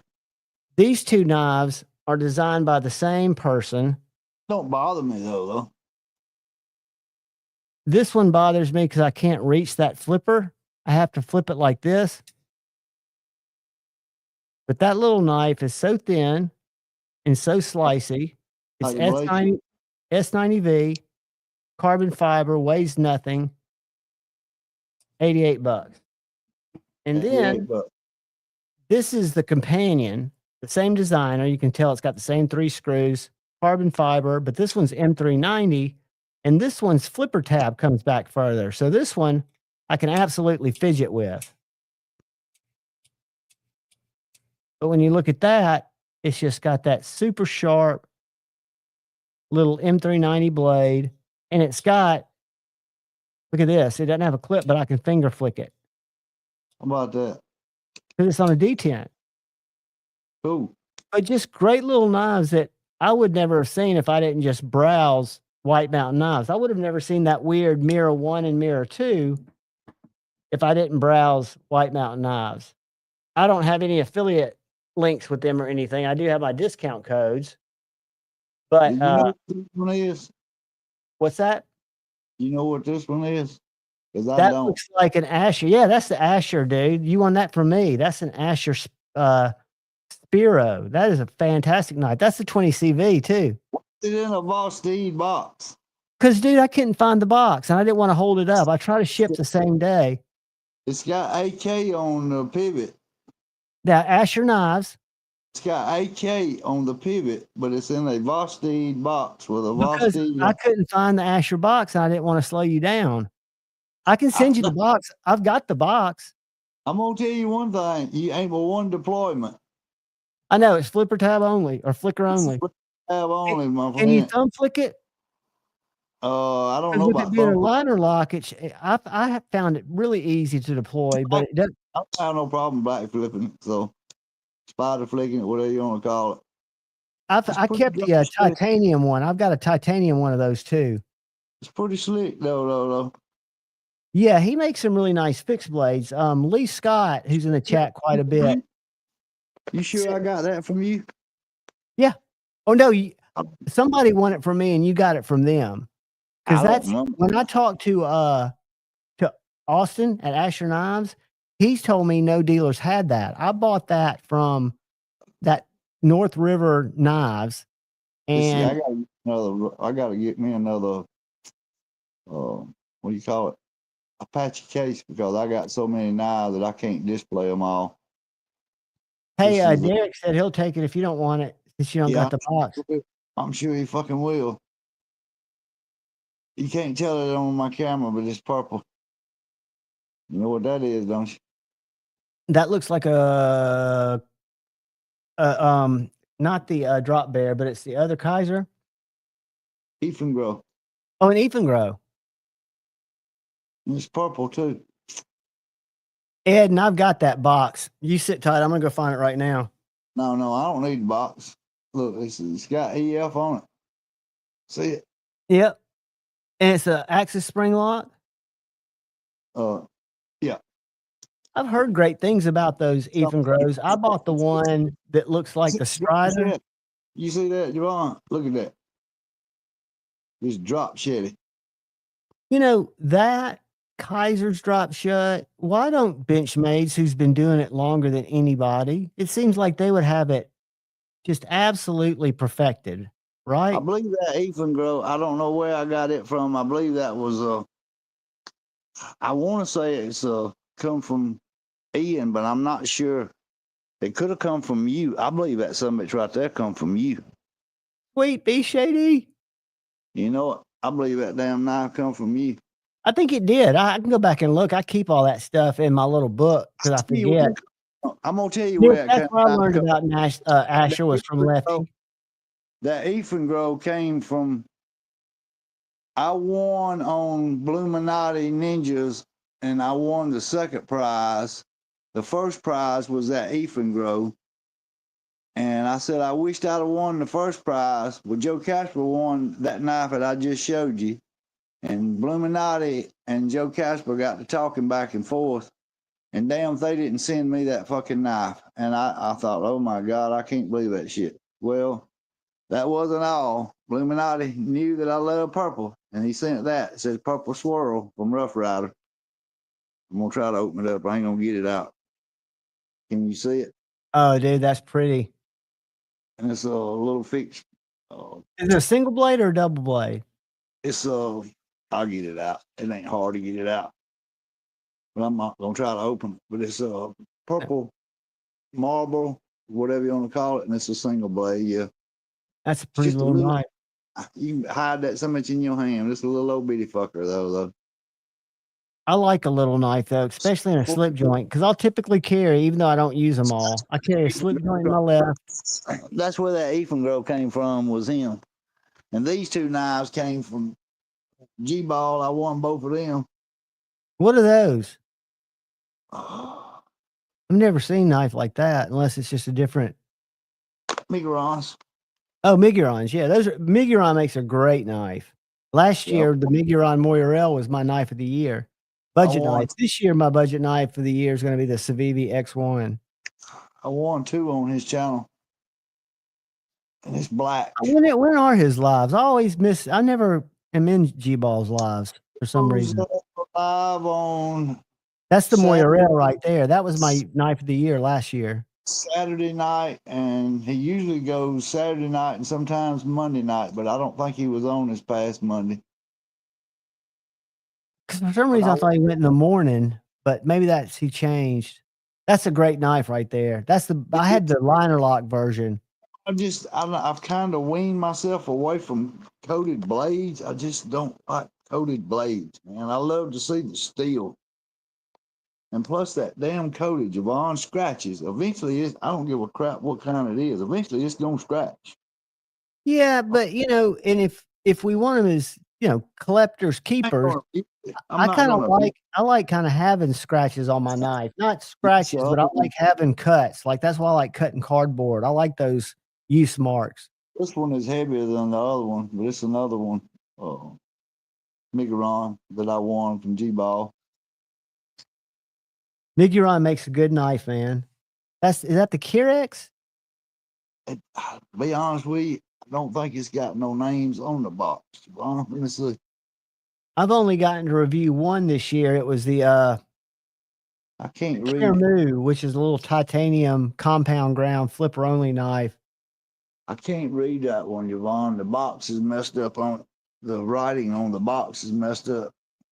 Be Shady, they're great. I've got a Ty Spiro, one of the first ones with the hole. So it doesn't have the wire clip, S35, but it was one of the first. It's the one that Lefty did a video comparing it to a cheap man's Rosie, but it is a great knife. It's one I haven't let go. I let every other one of my Ashers go to you guys, and I've held on to that one because it's such a great knife. It's just, you will not be disappointed at all. It's probably one of the best values in the game at under, I know when I bought them, they were like, I won a lot of knives on shows, and this is another one that I won right here, and I know why the son bitch give it away. That one was donated to B's Blaze channel, and it was donated by Peter Miller. Is that an Elementum? And it is a fucking fingernail eater. It will eat your motherfucking finger up closing that knife. After you open it and close it about 2 times, you don't want to fuck with it no more. It'll drop on you? No, it's just trying to close it, pushing that lock bar over. Oh, man. Eat your fingernail up. That's it. I ain't opening it no more and close it. It's about to eat my finger up already. And now I know why you give it away. Hey, pass it on. You know, I will never give away something that's damaged, but I'll give away stuff that you know. But I told you a while ago. Remind me to show you. This one was donated to Bees Blaze channel, and he had a raffle. The guy was on there, and I started bidding on it, and I was the one that outbidded everybody. And the guy made these custom scales for it. And I text Bees. I don't know if you can see it on there or not, but one of the scales are thinner than the other. It's not Yeah, the left one's thinner. What kind of lock is that? And it's a chart lock. Oh, is that a Demco? Yeah, and it's a no, Civivi. That's a Civivi Vision FG. Yes, and it was the guy made these custom scales, and I don't know if you can see it on the camera or not. Can you see where the scales are coming apart? I can't see them coming apart, but I can see that one's thinner. There's a gap back there. The only thing is holding that clip. See it on this side? Oh yeah. And I wished I could get the original scales back for it. See that gap? Yeah. The scale materials actually separate, didn't it? It's fucking thin, Javon. Hell, it looked good whenever I first got it, and my house stays dry. But did you have the micarta or the G10 on there? Whoever the guy that was that made them custom scales, I hit Bees up and I told him, and he went back and looked who it was that donated it, and he sent me the guy's email address, and I emailed him, and he never responded, and I haven't hit Bees back up no more. So I'd hit the guy's email a couple of times because I know I'll miss a lot of emails just because. This one I won off of Backpack Bees channel. That is the Vosteed Corgi or Corgi XL. Corgi. Don't you like that lock? I've taken it apart and it's got a internal stop. It's a great design knife. I love this freaking little knife. That's an overlooked knife for a lot of people, I'm sure, but I love it. It'll never. A lot of people hate on Vosteed for the way that they market. I've heard people say. I didn't ever experience that when I was buying their knives. He's like a lot of other people. Guess what kind of package it's in? Concept. It's in a Vosteed knife in a concept pack. Well, you got to understand, dude. When it gets crazy with boxes and stuff, especially when I've got so many boxes that are from knives I gave away 2 years ago that I need to just clear out and throw away. Is Gone still in here? Who? Is Gone still in the chat? Oh no. Some people were bouncing to do something and we're going to come back. Gone, say I'm here if you're here. Hey, Derek says, depending on what the material is, he can fix that knife. Yeah, I know. I need to get somebody to fix it. Don't want to fuck with it. I wanted the original scales is what I wanted. But anyway, that guy never replied back to Bees, and he never replied to me, and I ain't said nothing to Bees no more about it. But I would like to get the original scales if the guys got them. But I don't even see that guy on none of the YouTube channels. I don't know where the hell he went or what he's doing, or he just... Did Bees give you the name of his company? Is he on Instagram? Because I can check on Instagram right now. He's just a YouTube follower like me, you know, and he was just on But if Bees he makes Live. scales, it would seem like if you got his name, he would have probably an Instagram where he shows off his work. This is a... Do you know his name? No, I can't remember. Without going to Bees' comment email, I wouldn't know it. But he sent me the guy's email. This is a little old bitty knife right here that I got from, I think this one came from E&G when I bought a bunch of knives from him. He was in the chat the other night. He let me get in. He let me get into his knife collection about 2 times already, and I told him if he ever sells any, to let me know because he knows I collect knives. That's another one I bought from him. What is that? Messer drop. Dude, that's pretty nice. It's Messer drop is what it says. so Mad small Yako now. says there's a guy in Ohio that makes aluminum ones for it. I wonder if that's him. I don't know. I just like to find it. Did Gons ever say anything? Gons, I don't think's in here, but reach out to Derek and see if he can fix it for you if y'all are close to each other. Derek's in Ohio. Well, you could ship it up to him, let him look at it. Just saying he's not close by, but this is what I was going to show. I bought this knife. I bought 2 knives and a hank from Gons. When the package got here, he didn't tape it shut. It's a long story. And I took a picture of it and said, hey, where's my other knife and my hank? You know, I said, all it showed up was one knife and the box was tore open. He didn't even tape the box yet. And he said, I'm going to make it right. And he said, how about if I send you a Spyderco Mannix? And I said, okay. Got the knife. He told me it was off center a little bit. It's not a Mannix. It's a PM2. Oh, it's a what? A Maxima. And it was off center and it was rubbing. And I sent it to Justin and he took it apart on live and the blade was bent, warped. And he took it apart on live and he fixed the blade. I don't know what the fuck he did to it. He fixed it. Justin's a knife whisperer, dude. Centered it up. It's all centered up now. And he put a damn CME on it too while he had it for me. Backpack B's a G. I love that man. Yeah, who said that? That was Gareth. Hey, Derek says if he can't fix it, he'll make you new ones out of some exotics he's got laying around. I would hook up with Derek K for real. Or Derek for real if I was you. Hell, I don't know. Hell, I didn't know he could do that shit. Man, I'm telling you, we got so many talented people in the community that you don't know about. This is a sin cut. I think it says on the pack. Let's see what's inside it. I'm still going through knives and still in pack. Yeah, this is a sin cut. I don't know where the hell this one come from. Could have been one I got from Ian, or it could have been one that I won. I don't remember. I got so many knives. That's a good looking little knife. It is. It's micarta. It's like blue jean micarta, Javon. You know, it was all Kaiser and Civivi for me, and lately it's kind of a Civivi small. rarely ever gets my attention, but like the X1, which is going to be my budget knife of the year, which is the Brian Brown collaboration that looks like a Jaeger.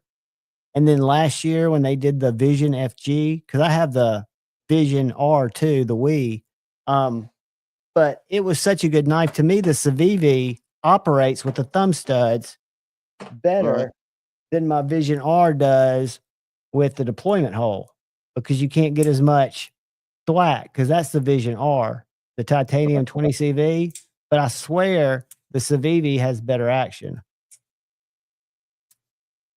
To be such a small knife like this is, I really do like it. It's got good jimping on the back for your thumb. It's got a cutout for the finger choil. You can choke up on it, and it's real small, but it's real. I mean, it fits your hand perfect. Ain't no hot spots or nothing, you know. It's there's a little grinder mark put in them, Nick. Hey, is that a second? Is that a factory second? Look at the circle on the back of the Spyderco and see if there's a little notch cut in it. Like they took a little. You talking to me? Yeah, on your Spyderco. I'm just curious if it's one that came from Blade Show a second. Because he told me it was a second. Okay, then you should be able to see that by looking around the circle, the hole. There should be a little notch cut on the outside there where they take a Dremel and put like a little notch in it. Do you see that? There should be a little notch on the blade somewhere showing that it's a second. Javon, I don't see nothing on it. I can't see a damn thing on it myself. But I do know that go forward just a little bit where I can see the back, because it's usually right behind the house. He told me that it was I think it's right there on the back. Yeah, that's where it is. It's got a little mark in it. But that doesn't mean anything. The best deals at Blade Co. or Blade Show. If you go to Blade Show and you get there early and you go to the Spyderco table, Golden, Colorado, USA. And you know how much they were selling those knives for? Shane got one that had a mark on the G10 scale. And it was Spyderco Maximus, but he told me it was a Mannix, see, and that was what That's what I thought I was getting whenever I got it. But hey, it's all right. I like it. Don't get me wrong. It's a good knife. I ain't got no complaints. You know. Be shady. He stone washed the blade too while Justin had it. I'm telling you, put it- Justin's talented as they come. Screaming edge on it, and I think it was like 60 or 70 or something like that. Like 68 HRC probably. You'll never need to sharpen that again the way you use a knife. No, I'm talking about when he done the cut test. It was like 69 or 70, something like that on the cut test. Maxim it's so hard that I think it's got some of the best edge retention you can get. Now it's brittle. I know you got to be careful. Like when he bent it, he probably had to bend it on a flat surface because I don't know what the fuck he did how he bent it back. I don't know what he did. Well, Dark Gravity had one that was bent, and he tried to just use his hands to kind of flex it a little bit, and it snapped the blade. This one right here, Javon, was auctioned off, and it was donated by Z-Man. You know Me Z-Man? too, Matt Yako. I'm surprised too. You know Z-Man? Snapping it. Yeah, I don't remember Z-Man. Where's he been? He's around. He gets in some of the live there once in a while. I seen Big him Reds? He was on Big Reds, and no, he was on Zach's. I think he was on Zach's the last time I seen him. That's one he donated when Jason Brown died, and it was auctioned off. So, Oh, that's lightweight. That's a nice one. What's the blade steel on it, Ed? Rex 27. Golden, Colorado, USA. Brand New American. He is a beast. I was lucky enough. He was at the dinner that I was blessed to have with Jason Brown. I was wrong. Javon, this is Spyderco CM2 Spy CPM 27. Spy 27. I was wrong. But I had dinner with Justin, and he's a delightful dude. Justin is an an awesome person. Yeah, he's a great guy. I made a great trade with him. I let him take from Blade Show. I had one of those big seal or SOG seal knives, that were a flipper that are huge. He wanted to check it out, and I said, just take it with you, because Shane had brought me a bunch of knives back that he'd had to Blade Show, and that was one of them. And Justin really liked it and wanted to trade for it. Yes. What's that? See if you know who this one is. Is that Tucson? No, I mean Kung Wu, not Kung Wu. Tuya? Nope. Who is it? Leon Ma. Another one out of Ian's collection that I bought. Is that called the Eraser? I don't think it's got no name on it, and it's all that's coming in the box. And Brand New American, he's not afraid to share it. He's not afraid to share the knowledge or help somebody. What's the deal with the Spyderco Mox? What? I don't know. I don't know what that means. Like Marks or Mox? M390. It's got M390 steel on it. That's a damn bad. It's a damn hollow grind too, Javon. And it's got that compound flat tip. That looks sick, dude. Leon, I love his knives. Look at that damn frag pattern on it. Scales. Can you see it? Oh, yeah. And it's on both sides, too. Oh, my God. I can't believe it. Ian sold me that freaking knife. Ian let me get in his collection. I can't believe it. He sold me some of the knives he sold me. But I love them. Absolutely. Sorry I'm making you drunk, but I got about 4 more in this container that I'll show you. 4 Nick, or 5. the cuff is fantastic. There's a 3.5 on Blade Bins that if I had money, I would have bought. I've got a cuff 3.0. This is the one I probably bought. But the cuff, what is that? That's a Leon Ma cuff 3.0. Yeah. It'd drive you crazy because. Oh, Lord, don't tell me it's not the same on both. Oh, no. My OCD just went out the window. You weirdo. You like this one better than, don't you? I can't stand it. That's the reason why I don't like hinderers. You know what? That is the main reason. I'll tell you, I'm the same way, but that's a marketing gimmick that hinderers perfected, because I am so OCD about that that every one of my Hinders is $200 more than it should be because they all have titanium scales except for my 3-inch black one. So I think a lot of people will keep the G10 scales, but I think because when you get rid of the G10 scale and put on a titanium, you also get to get rid of that liner.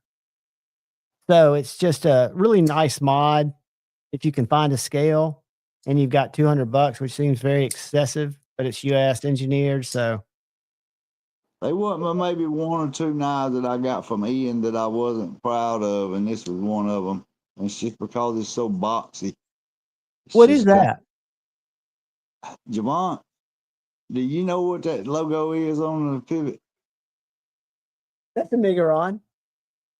Hold on, pull it back just towards you a little bit. Hold it back up close and then slowly closer. Stop. And put your hand behind it like that. I can't tell if that's an M or not. I can't tell if it's an M. Open it up. Let's look at it. Thumb stud. It's in a Civivi pouch. It's a Miguron Polona. It's the Miguron Polona. That's a great knife. I had that knife and the Moirel that you've got. So if you look at that knife and that knife you just showed me with the axis lock that you won from G-Ball, and you hold them up butt to butt, the G10 and the thicknesses are going to be identical. I like that knife because it was thick. It felt more like a knife than a thin tool because that's a $40 knife. It's easy to close and easy to open. It's just I don't like that boxy end. How square it is. Yeah, but you know what it reminds me of? It feels like a Chavez. If you've ever handled a Chavez. It's a heavy knife too. Yeah, I mean, it's a hard use knife. It opens and closes real easy, especially the closing. Closing a lot easier than opening it. Nick Martino, it's so hypocritical what went down with Jake Hoback because now that I've seen the Kubi Sumo, I'm convinced the Kubi was the OEM all the way around. And you see what that knife's selling for, what Jake was selling it for, and Jake was saying it was a USA made knife, or lidding, as he said, he never said that, but he was lidding USA made blades. He was perceiving it as a USA made knife. Putting a Bible verse on it and charging $400 more. I would boycott Jake Hoback for eternity. That's a Avant. I can't think, Javon. That's the Luft concept. I know that's bought that one from Nick. I hate smoke and mirrors too, and it takes it up another level when it's, and Ed, I don't mean any disrespect here, and I know you feel the same way, but when somebody's lying and cheating and using religion as their shield, that's the worst thing. You got that right. You know the story with Jake Hoback, right? I've heard some rumors more or less, so I don't know what the whole story. His most popular knife at the time was the Hoback Sumo. It's a little multi, it's got a low profile flipper. It was uncovered by other makers, Alex Steingraber being one of them, that those knives were being shipped to him from China. Well, instead of fighting it, he said, yes, I've got a maker over there, but I make some knives here and some there. Well, USA made blades dropped him. It was a huge scandal. He came out and did another apology. Well, he puts, I forget what Bible verse on all of his blades, which is fine, and in his boxes because he has nice wooden boxes. Well, Kubi just released a collab with Jacob Hoback called the Sumo, which is the same name as his knife. And people that have that knife say it's the same knife. And it's like a couple $100, $220 compared to what Jake was selling it for, about $600. And if he was buying it from Kubi, if they're selling it for 200 and something, that means they've got about 150 in it. He was making out like a bandit. This is the knife, Ed. Hold on, right here. So this is a knife that you probably remember from a couple years ago. Does that knife look familiar to you? Yes. Okay, remember it had that flipper tab, and it's got this real low profile flipper back here. Mm-hmm. Yes, sir. And this was a Hoback design. So watch this. I'm gonna get another window open, and I'm gonna go Hoback Sumo. No. Because the people that reviewed it looked at the floating back spacer. I mean, it's to the T. So here's Jake Hobeck's on Blade HQ for $475. Let me share this other screen. Take a look at this from Blade HQ, sold out. 20 CV. Look at the backspacer very closely in that flipper. Look at that.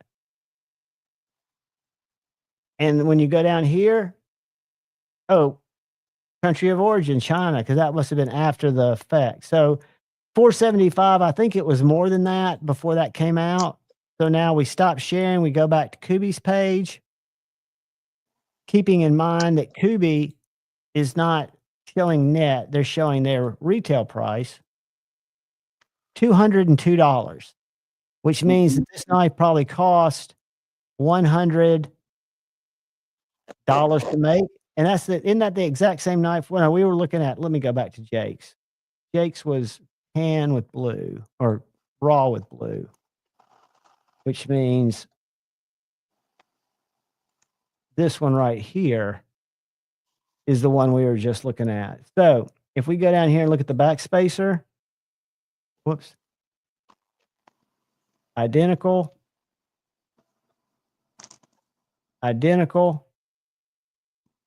The fasteners on the thumb studs are identical. It is 20 CV, the same blade steel, which is odd because Kubi doesn't use a lot of 20 CV. So they've been making this knife, in my opinion, all the time. Jake was selling it, I think, for $600 before it came out. It was from China. Then it went down to $475. You can buy it at Kubi for $202.50. You can't tell me it costs them more than $100, which I want them to make a profit. But at what point is it become dishonest? And the way I look at it is, even if you didn't specifically say it was USA made, you marketed yourself as a USA made maker and you allowed USA made blades to carry your knives. Wouldn't you, if you're a good, honest Christian man, say, hey, you probably don't want to carry these 3 knives because these are actually not made in USA and it could hurt your reputation, not to mention I'm lying to everybody I sell it to. Right. I know Brand New American, but everybody thought it was a USA made knife. Lefty's got a review on it. Let's see how much it was. Hold on a second. Let me see if I can find it. Let me see if I can find Lefty EDC back when Lefty was just an angry reviewer and he hated everything. It's bad. It's bad when you got knives and you don't even know where they come from. I know where all mine came from. Almost all mine. Okay, so I have won so many and bought so many that I cannot remember no more. I have done lost. I have done lost it, Javon. This is one that I don't know where it come from. If I want it, and it's purple. Let me see it. It's like purple GT, and it's a Salivi. That's a good looking knife. It is, and I don't even know where the hell I got it from. Can you see that? It looks like it's got a MK on the blade. Can you see it? Let me see. Hold on, let me stop sharing. No, you fine. Can you see on the blade where it says like MK or whatever? Yeah. It's a maker's mark of some sort. No, but it's Salivi on the pivot on the other side. That's the designer. That's whoever the designer is. Maker's mark. It's a fucking cool little knife, and I must have worn it somewhere because it's purple. I don't remember buying it. I can tell you that. Let's watch an old Lefty for a second. And that's gonna He be was crazy about it. But when Look at that beard. Look at that beard. Oh, I know. Pull it out, and the knife was like backwards. And then another thing, and this is something that Jake Hoback kind of advertised, is that if you get the, how much is it left? And guys, it does really well at all of it. It slices very well. It cuts very well. It gets behind zip ties and pops them very well. It has a pretty dainty tip, but it has withstood. How much is it, Lefty? Very shiny.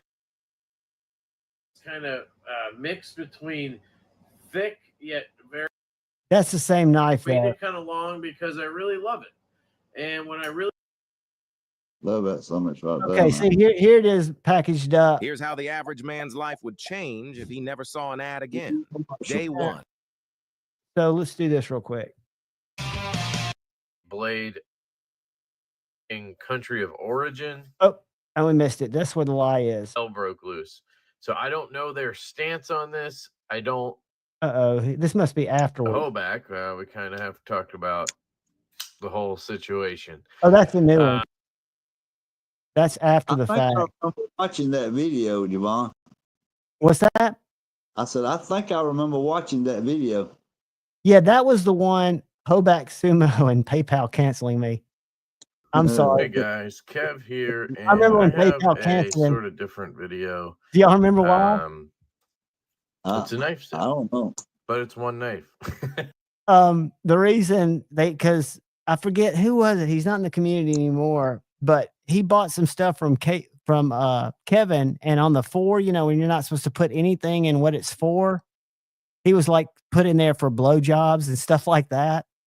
Like why he was paying Kevin and PayPal. He's about to say. So normally I'll take a few knives at a time. Fantastic knife if you're right-handed. What are you selling it for, Kevin? Hold on. I'm trying to do that. I just don't have a bunch. I have a lot of loaners out, a lot of stuff on the way, and a million pre-orders. And there's nothing else really I want to sell right now. So I do want to sell this, and for some reason I'm having a hard time. I don't really understand. Mimo, dude. What did he do? Super chat. Thank you. Yeah, he did. You didn't have to do that, buddy, but thank you so much, brother. He said, let's go, guys. Super chat, PayPal, Venmo, Streamlabs, Rally Time, Rally Train. No, we don't have to do that. I make fun of that. I do appreciate that. I salute you, Mimo. I like that. Let's give Mimo. Where's my? I had some new angelic. Here we go. Speaking of Kev, that's where this come from. All right, we got to find out how much this knife costs because I really think it was more than $425. I think the $425 happened. I think it was 460. Why? 460. Probably because of Blade Show coming up. I think I want to say it was 6 because it was crazy because he talks about. Let's see.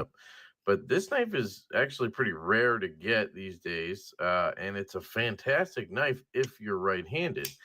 I do want to note immediately that there is this mark down here, this striation. I don't know what it is from. I wouldn't say that. I absolutely adore this. How much? With the Evo and the Field Duty. I mean, I got to think harder. But anyway, it would be up there, right?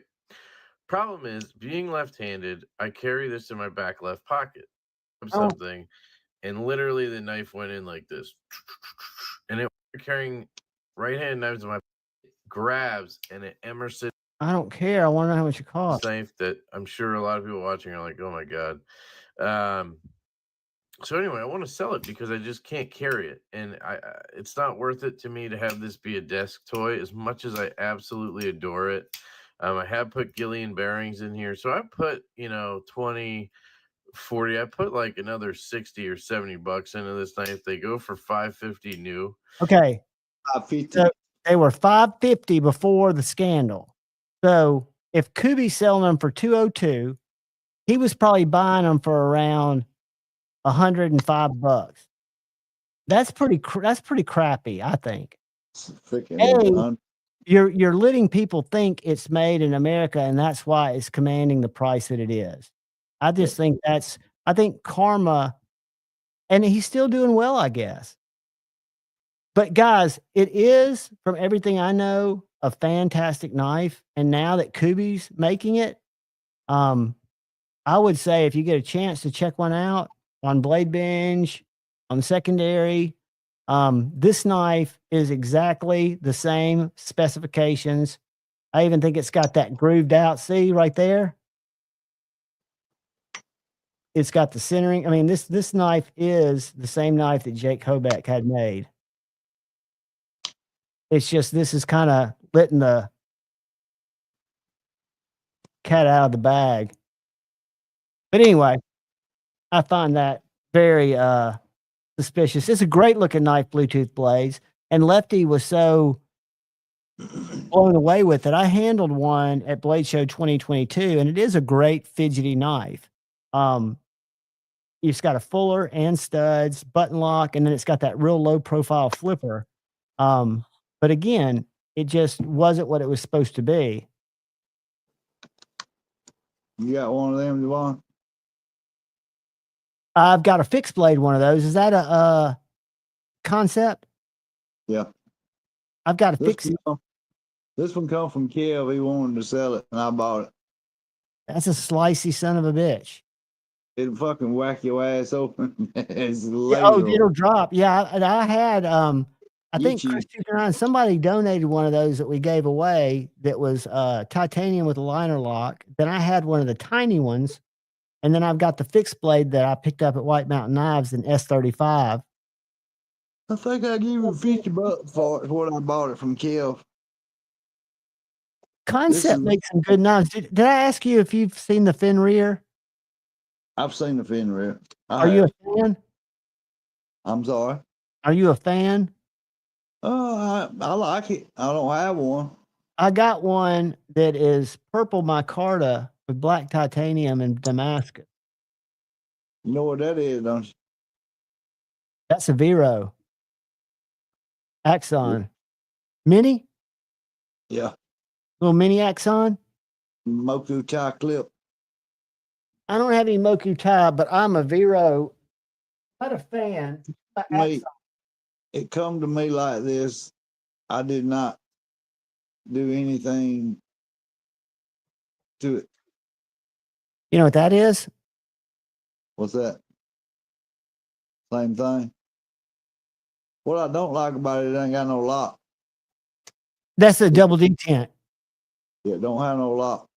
This one doesn't either. But it doesn't fold. It'll swing open on you, baby. I've got the full size Axon liner lock, but this knife's thinner. I like it. It's a great knife. Now, Vero's one I've learned from Kyle that is also making an exorbitant amount on his knives. Vero came from Jason Brown's auction 2 years ago. This knife cost me, it's OEM by Best Tech. I can't imagine what the cost would be. Kyle's giving me some numbers that are sickening, but this knife was $275. God almighty.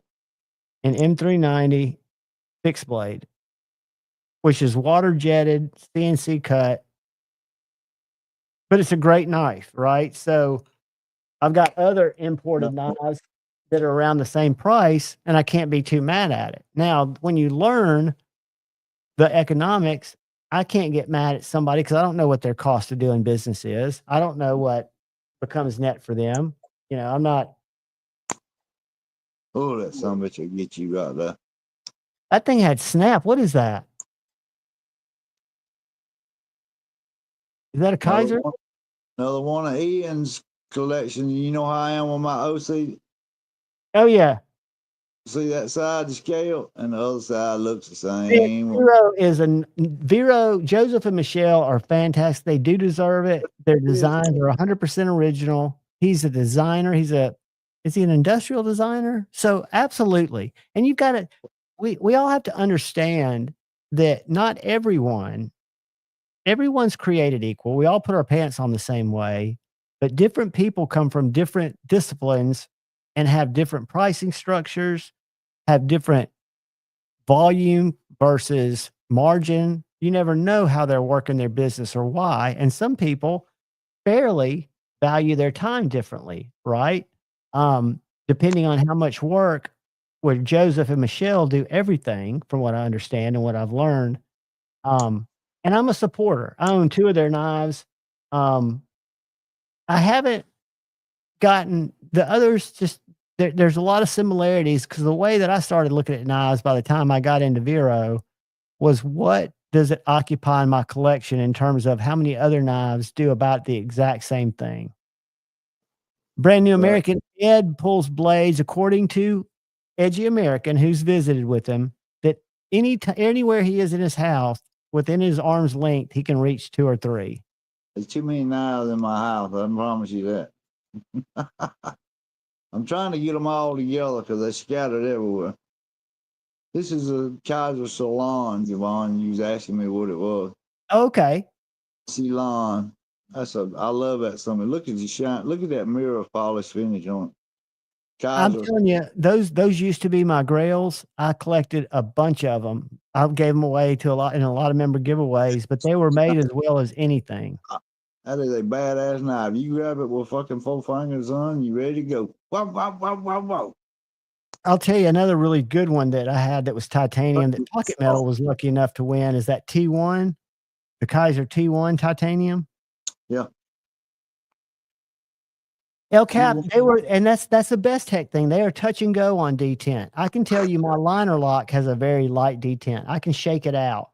And I haven't tried to take it apart and tweak it, but that, when I compare it to something like a GOM, there's no comparison in my mind to a Riot detent and a Best Tech detent. I'm sure there's some Best Techs that have great detents, but on the norm, detents from Best Tech remind me of being light. Good example. Even on Lefty's Buzz, Must go a little young. it's not like shakeout light, but it is a light detent compared to other knives that are like it. What's your Oh favorite? yeah, Gareth, we could do a 24-hour just looking at Ed's collection. What's your favorite knife? Period.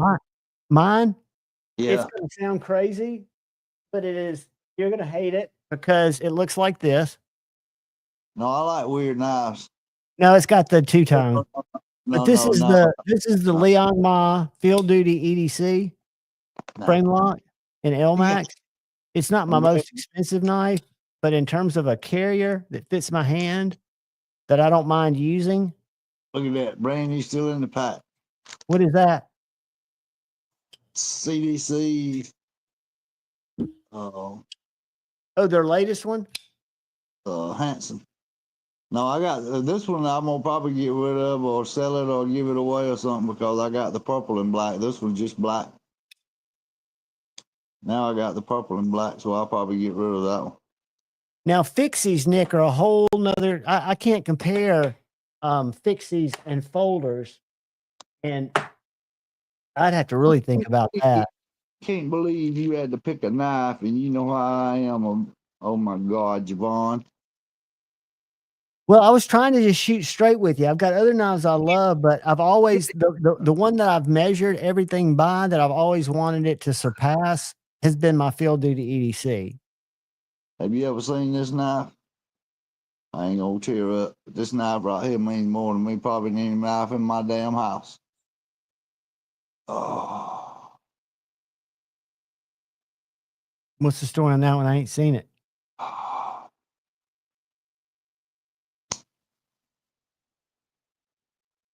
Oh, that's beautiful, dude. What kind of knife is that?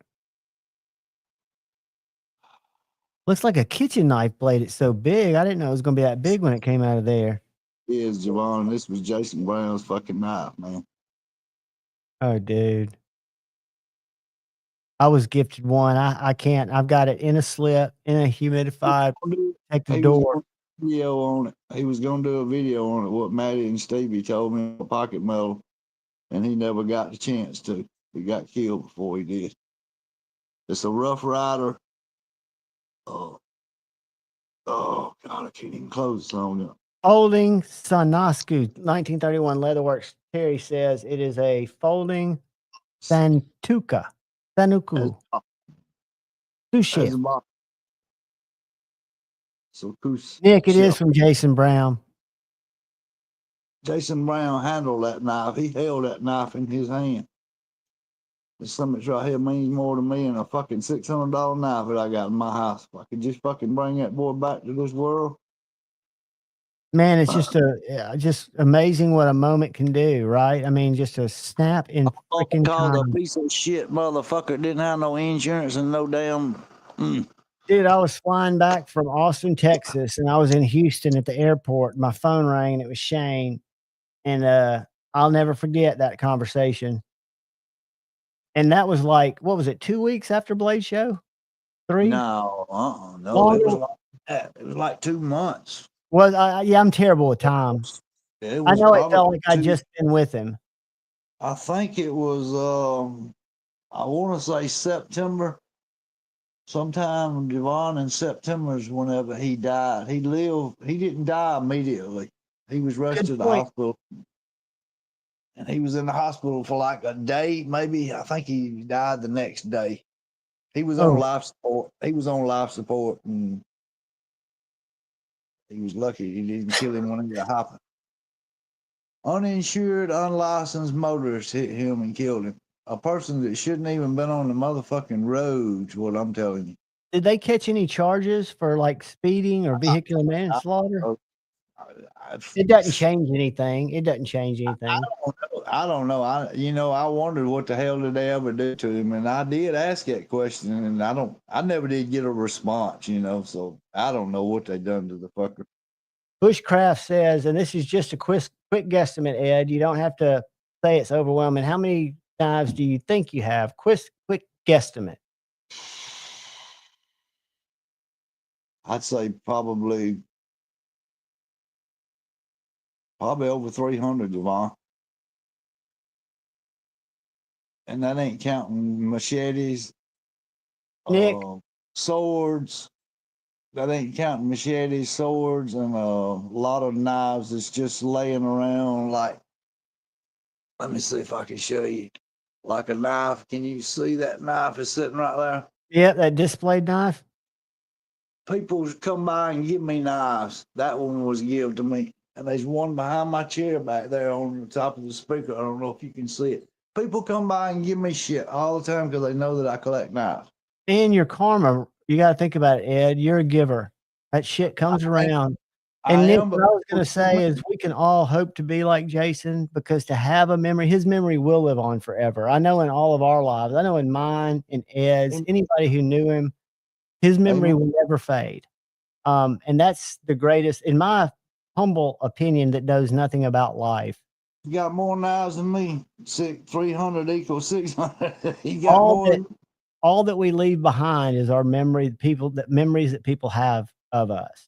And I can't think of anyone who, when Jason was thriving, I've never heard a bad word, cross word about Jason. He was a fucking one. I mean, excuse me for saying that I shouldn't cuss while I'm speaking his name, but he was one of the first people when I got into the knife community. I mean, I didn't look when I got on the YouTube chats, like all these people was in the chats and chatting with one another and what have you. When I got on there, I was scared to death.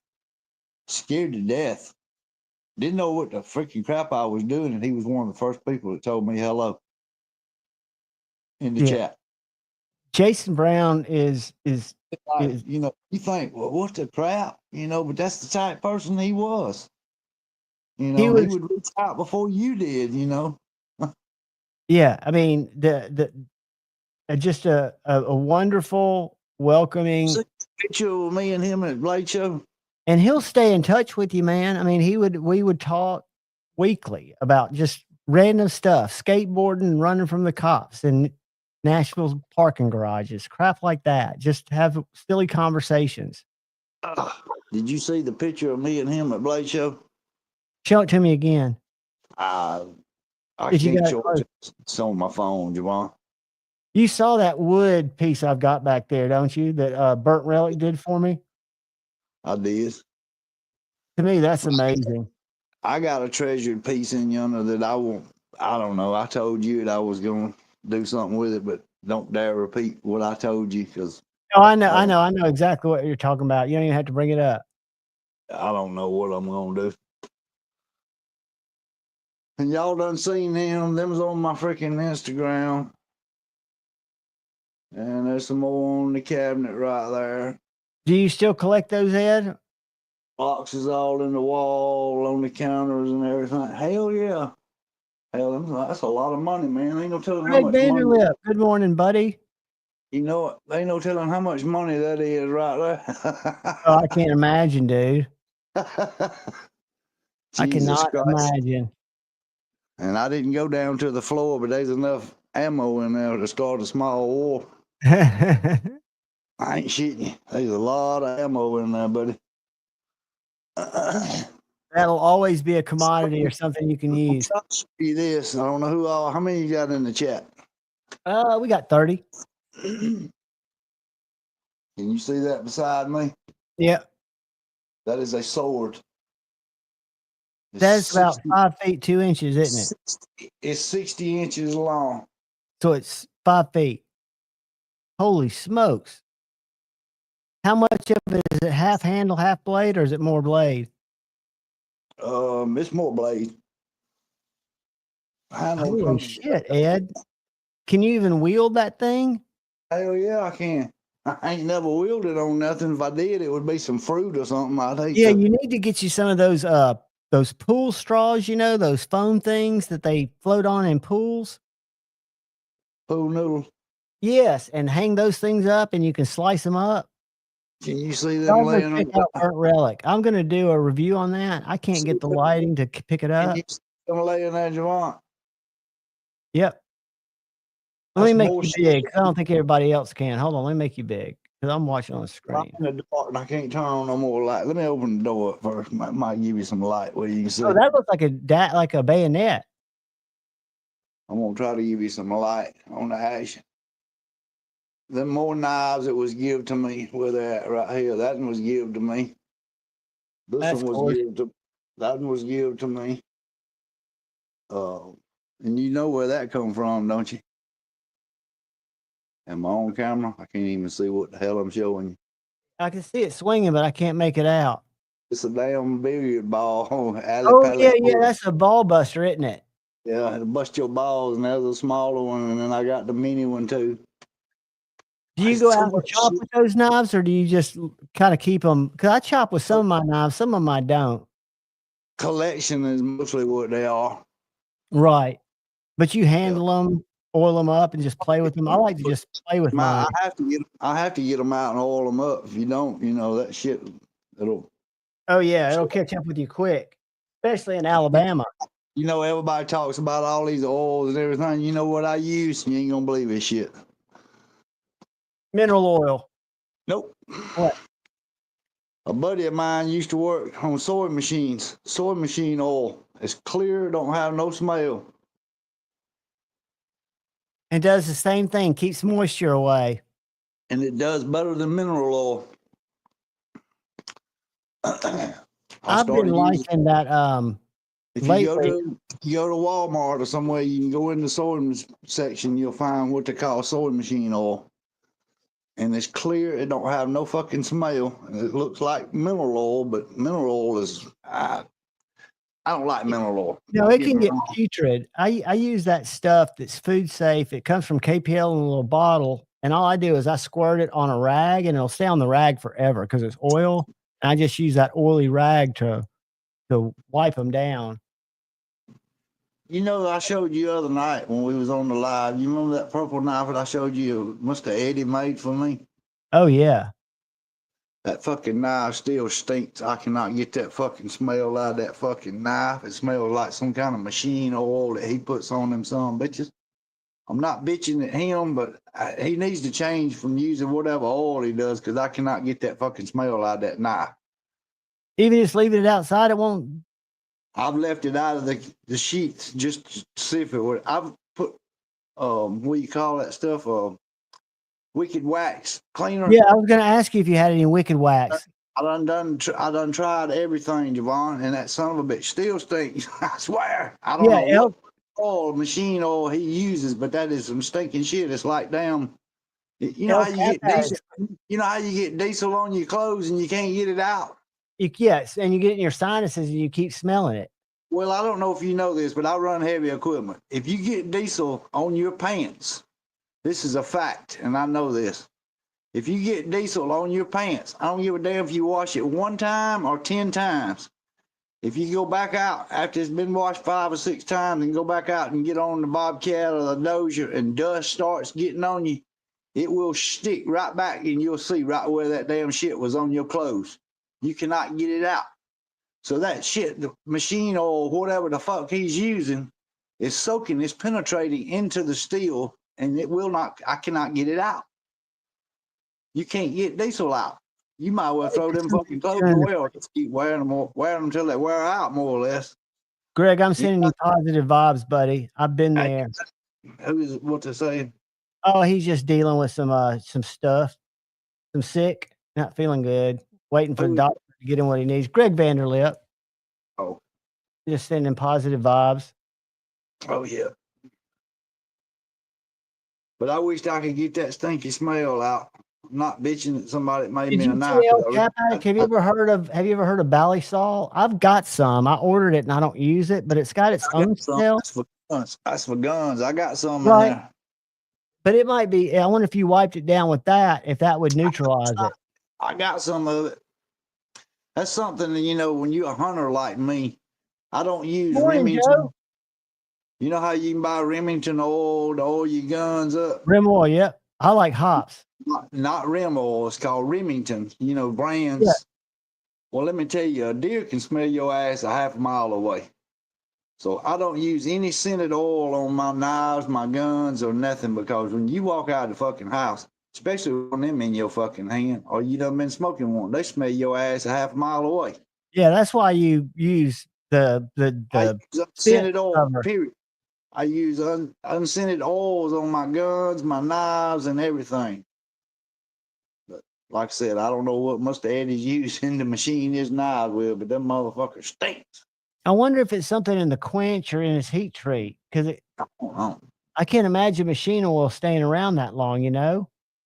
Well, I wished I could send that knife to you and let you smell it, and you'd see what I'm talking about. It's just a damn machine oil, you know. It's just, you know, WD-40's got a smell, you know. Greg, and I know do they have kratom in your city or state? Have you ever heard of a? It's not kratom, it's called kratom. Yeah, but I've heard one guy that calls it kratom, and he's the that pharmaceutical guy. Shane calls it kratom, and he takes that shit. Yeah, I call it kratom too. Yeah, I'm the one that introduced him to that to help him. Yeah, I use it. It's They tried to get me to start with that shit. I'm telling you, I tried to get you to start with it. I can't go to pain management. The only reason I say is I know it doesn't fix it. I can't go to pain management. I can't walk into pain management if they find something in my system, my friend. Do they just pee test you, or do they 5-panel test you? They won't find it. Pee test every time I walk in the door. I used to pee test on it all the time, and it doesn't show up. Oh, really? No, it doesn't show up at all. Now, if they do a 5-panel test, which is a blood test or a spit test, because one time I couldn't pee when I went down there because I got stage fright, and they did this other test that ended up billing my insurance like $475 for, because it was a multi-panel test. And he just asked me about it. He talked to me about it, asked me if I'd ever heard of it and that it was found, and it never been found before or after. Every time I pee in a cup. Was it a blood test or a swab test? The one that caught it was a swab test. Now, every time I pee, when I'd walk out of, because I went to get my Adderall when I first got diagnosed, I was going to a pain management type place. So I'd go and I'd pee. I'd walk out with the nurse with the cup. She'd stick a little thing in there, a little strip, and that's like a 3-panel test. And I never once tested positive, and I was taking kratom every day. Oh, they swab y'all, Greg? I don't know what the fuck. I've been swabbed before, and I've had my blood drawn at pain management.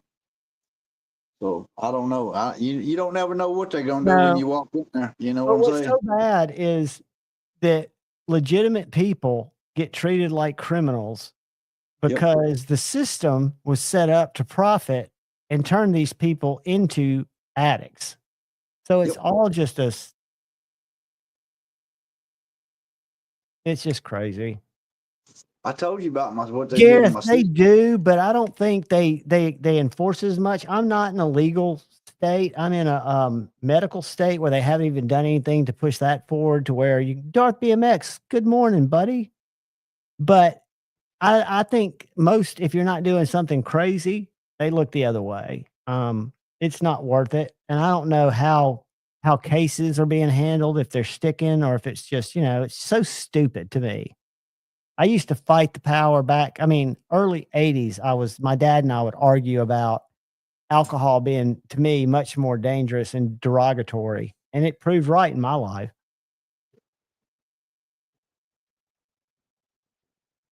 Would BNA say? What am I missing in the chat? I'm missing What I was looking to see what the hell he said. Ibogaine. Yes, that actually changes.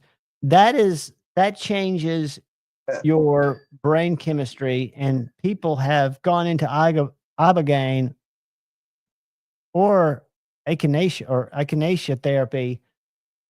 Chronic smokers, chain smokers, 2-pack a day, and leave 2 days later and never want a cigarette. And it's not pleasant. It's Your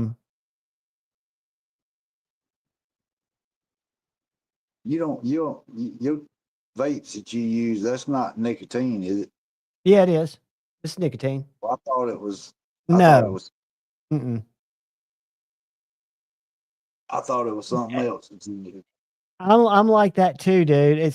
And Greg, what unfortunately, it's one of those things you kind of got to go over a hump before it becomes effective, and it's not worth it if it gives you anxiety.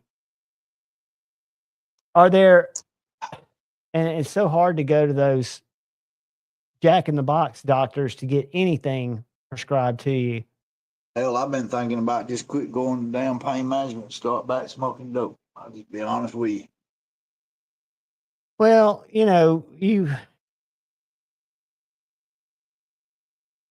all of it.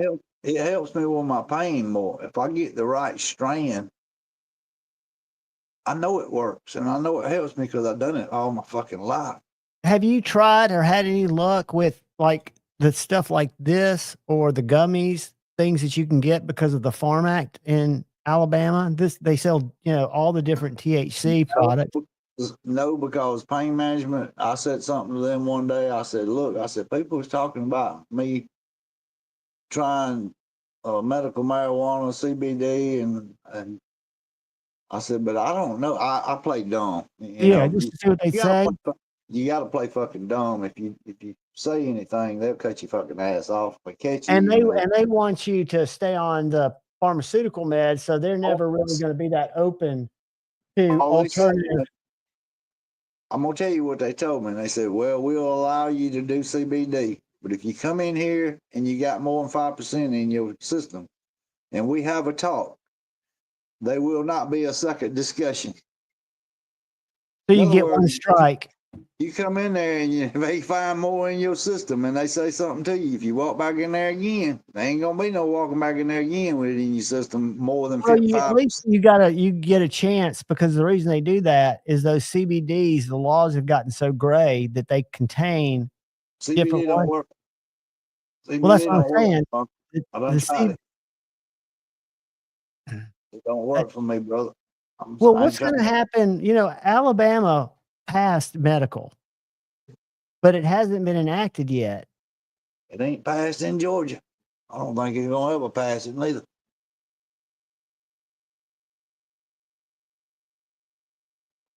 Some of a bitch and doctors don't want to give you nothing, Javon. It's a problem. They want to take everything away. I was at 260 milligrams and they took every fucking thing away, and they tell me that the government only allows you to get 90 milligrams a day. I'm at 100 milligrams, and I've been waiting on them to take 10 more milligrams away from me.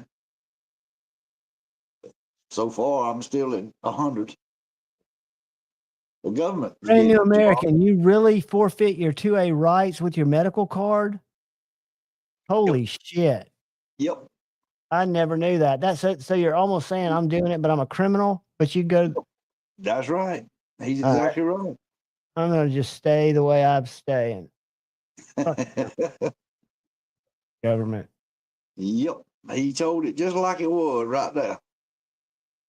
In New York, New York might be different. It might not. They're always looking for loopholes, and we can't unfortunately talk about it on YouTube. But I think the 2A is essential to being free, to staying free. Yep. Nick, are you in? What state are you in, Nick?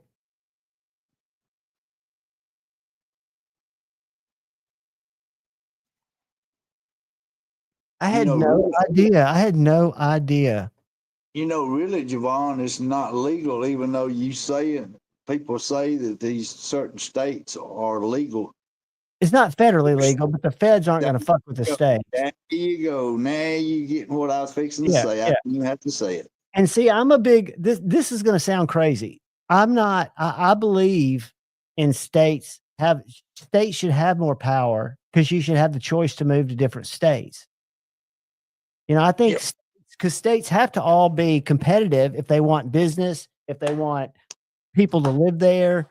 So it makes sense that states should be able to choose those type of things. Now, not violent crimes or crimes that are black and white, but something like that where they can benefit from a tax system that they can use to either fix roads or help schools or do something positive with, help fricking the pharmaceutical abuse problem, whatever. It just to me, and I have a feeling that the feds are going to legalize it, which is going to fuck everything up, by the way. That's not a good thing. We don't want the feds to legalize it because then everything has to go through pharmaceutical distribution. So dispensaries go away. The devil's in the details. No. What's that, dude? You got a bright day there. It's sunny here, too. It's bright outside, boy. I got to give Tippy some breakfast real quick. Give me 2 seconds. Right ahead. I walked outside to see how cold it is. It's cold as shit. 32 degrees. Mm.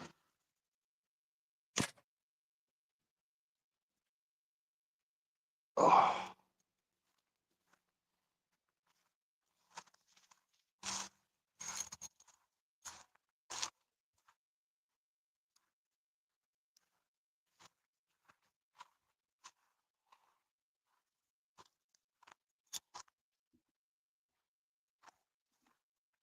Taking y'all on a drunk. I'm taking y'all on a drunk ride. Are you on your date or what are you on? No, I was walking across the yard. I said, I'm taking y'all on a drunk ride. Swinging the camera around. I just don't look at it because it makes me, I get nauseous just getting motion sickness. Can you see it? Oh, yeah. Dude. You've had some successful seasons, huh? Oh, I've counted over $20,000 and I quit counting, my friend. Yeah, counting's not good. Now, I was saying, can you see that? Can you see that? Tell me if you can. Is it a turkey? Yeah. I see it. That's one hole. There's one. A lot of turkey tails on the wall that I mounted. Can you see them turkeys over there? Oh, yeah. Dude, that's like a damn. One of them's up on the roost. And the other one's on the floor. I don't know if you can see the one on the floor Yeah, or not. I see all the tails around them. Yeah, I done all the tails myself. All them deers I killed. Every one of them. Right around your land there? Some of them was killed about 20 miles from here. Most of them was about 5 miles. Some of them was killed within 100 yards, just 200 yards. Can you see the white goose? Oh my God. Yeah, I do see it. Is that a snow goose? What is that? What is it? Uh-oh. Damn, I'm hitting the button at the bottom of the screen. Sorry. Can you see the white goose? Oh, yeah, I see him. I love the way he's mounted. Yeah, I got him mounted flying. The one that's beside him is a Canadian goose, and it's got a band on him. And then the other one is flying. That was the first mount I had. Dad's got a banded Canadian goose. And he's got a mallard drake mounted. See that duck with his head? You see that duck with a white head? Yes. What is that? It's called a hooded merganser. A hooded merganser. Yes, exactly. It's got a black bill and a white scruff on the back of his head, right? Yep. I don't know how good, because I'm backwards. I don't know how to turn my camera around. There's another fox squirrel. Chef Rocky, good morning, brother. And look, there's some on the table. I see the squirrel. Can you see them? Yeah. He looks like a black squirrel. Can you see the baby duck? He looks dark. Ducks, Javon. You're breaking up, buddy. I see the mallard, but your voice, we're losing your voice as you get further away. Sorry. Yeah, Oh, no I'm gonna worries. get back out. I'll You were go just on coming out. in, you were just coming in and out. There's a raccoon. You see the raccoon? I see the coon. That was a roadkill. He got run over. My wife wanted to get him out. I said, "You gonna pay for it? I ain't paying for it." Keep him around. They're sweet animals. I like raccoons. They're crazy, but they're cool to watch. Believe my damn next door neighbors up here on the damn side by side. It's cold, 32 degrees on the side by side. That's something that got out of his mind. What's he doing? Feed these fucking horses. It's just Riding. freezing. Fucking 32 degrees. 30 or 32. But it's 32 crisp. degrees outside here, Duane. Ooh, I'm going back in the house. Oh, it's cold. Yeah, I mean, it'll cut you. I would have turned my camera around. I would have turned my camera around instead of making y'all drunk and showed you a lot better so I could see what you were seeing, but I think you got the idea. Dude, absolutely. Whoa, it's cold out there. Morning, Rocky. I heard you say Rocky was in here. What's up, Fuck Doozle? Fuck Doozle. Morning, Food. Level up. Oh. Good to see you, kids. Bluetooth. Who goes live on Saturday mornings? I know Night's Edge goes live at what, 9? I think Javon goes live sometime. I ain't sure what time he goes live. I go live at 11 and a little member live. Unless we're still live at 11. Let me go to Knife Tube schedule. Oh, Mark goes live. I'm on Knife Tube schedule. Let's just look at it. Mark goes live. Luke, he goes live in a little while. All right, let's see. Is today the 7th? All day long. All right, so we got 2 a.m., 9 a.m., dark warning, 9:30, duties, daggers, which is really 8:30. Nice fast. Night's Edge is at 10:30, which is 9:30. We'll just hang fast. Night fast. He goes live every day. Yeah. Yeah. They do those little portrait lives all the time. We love OKC. We give him a hard time. He just goes live too damn much. Oh yeah. We've just been going for the fun of it. We figured we would we did a long one Tuesday night, and then Ed and I kind of joked about doing it tonight or last night, and then we took a break for said Stevie, and then fired up right after they got done, and been sitting here hanging since what, Ed? About 2:30, 3? Oh, I don't know. 4 hours and 42 minutes we've been hanging out. Fishing tea. It's been 4 hours and 42 minutes. Yeah. I want a knife. I told you, remind me to show you this knife. You ever heard of mil spec before? Mil spec? No. I hadn't either, and I won a knife on Dark Waters channel a couple of weeks ago, and he sent me a knife. It's called the mil spec. I got it, and as soon as I got it, I thought, what the crap? Some bitch wouldn't lock up at all. So I got the damn wrench out, started trying to take it apart, and guess what? Pivot spun. That son of a bitch is going around and around and around and around. Ain't much you can do with that, is it? Is it getting, sometimes when you use them a few times, like if you flip it a couple, 20, 30 times, it'll get to where it locks up. That's what I was going to tell you. And when I got through spinning it around and around and around, the son of a bitch locks up now. Ain't that some shit? That's wild, dude. You see how hard I'm pushing to get it unlocked? Oh my God. It's got a little stick. It is fucking bad, Javon. Is it an imported knife or is it an American knife? I've never heard of it. I wouldn't even give that to somebody. He sent that motherfucker to me, and I'm sorry, but I wouldn't even give that son of a bitch to somebody. I was looking on the box, Javon. Enjoy it, China. Nick. It's China made. It says China made in China. Mil spec. Piece of shit. I mean, there's so many knives. Excuse me, and you can see them on Amazon. I mean, so many of them are just junky knives. A heads up, don't buy one of them and give it away on your channel, because that was just. I mean, don't get me wrong. Dude says he has one ultra budget from China. It's assisted. See here. Oh yeah. Back. It's an assisted knife too. Yeah, I used to only buy assisted. If I could get it apart, Javon, I could fix the son of a gun. The way it locked up a lot better and didn't be so hard with the lock bar. But like you said, after you open it 1,000 times, it might get better. Yeah, it might stink itself up and wear off that little bit. Pretty heavy. I don't think it's titanium. I think it's all steel. Do you cut with it much, or have you carried it much? No, I ain't even carried it. I just got it last week. I think it was last week or end of the week before. Where'd you say you won it? Dark Waters channel. I got you. Yep. I got you. Yeah, Diesel says there's no way there's titanium in it. No, it's not titanium. It's fucking steel. Heavy as shit too. At least it feels like a tool. I don't mind a knife that's a little bit heavy, but when they get to be just like pocket pants droppers, that's tough. It says USA design.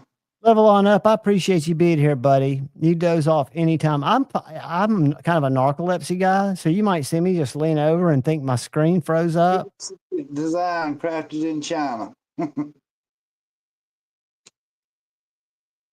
What was that, Javon? I'm talking over you. Level on up was saying he could pass out, and I'm saying I have narcolepsy. It's possible it looks like my screen will just freeze up here in a little while, and I'll just be like this. Yeah, I'll keep you awake. And then I'll wake up. I do that, man. I take little power naps. It's bizarre. It is absolutely bizarre. Yeah, sleep. I feel like I've got time for that. And they say you can't catch up on sleep, but I've been pretty successful keeping myself charged up. Other night when me and you was on for 10 hours, when I got off, I was awake for probably another hour, maybe, I don't remember how long it was. Finally, I went in there and got in my recliner. I bet I didn't sleep 2 hours. The freaking house phone, damn solicitors calling my damn house phone. Javon just kept on waking me up. So I probably didn't get 2 hours damn sleep. I did about the same thing. I talked to my mom, and then I fell asleep on the couch sitting up for about 2 hours, and then kind of piddled for about 4 or 5 hours watching TV, got up and got in bed and slept for 12 hours. Somebody called when I went outside just a minute ago. Dude, they're relentless. They're relentless. You know, on a cell phone, on my iPhone, it says scam probable or whatever. Bluetooth Blades member for 10 months. Thank you, buddy. Guys, that is awesome. You know what you talking We're about? going to be here at 11 today. Even if I'm still here at 11, I got to let the cat out. But we will definitely be back at 11 if we break for some of the other lives. But I'll be right back, Ed. I got to let Tippy out. Go ahead. Go let her out. I'm good. I'll try to keep them occupied. I'll look at the chat and see what they're talking about. Where you going? Oh, Lordy. It is cold out there. You wouldn't know very cold. Ugh, that wind blew right on me. It's just as damn cold there as it is here, I'm sure.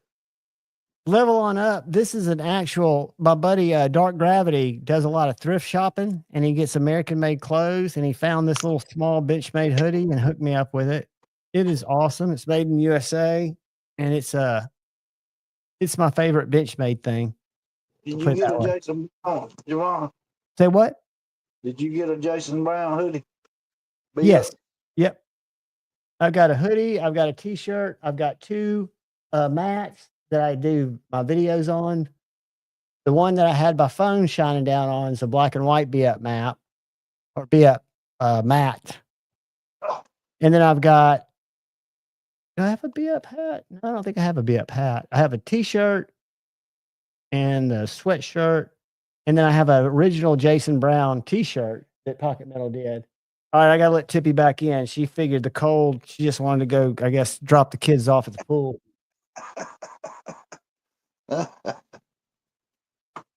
Tippy said, damn, it's cold. I ain't staying out here. She said, let me back in, Daddy. Oh, Lordy. Oh, it's cold.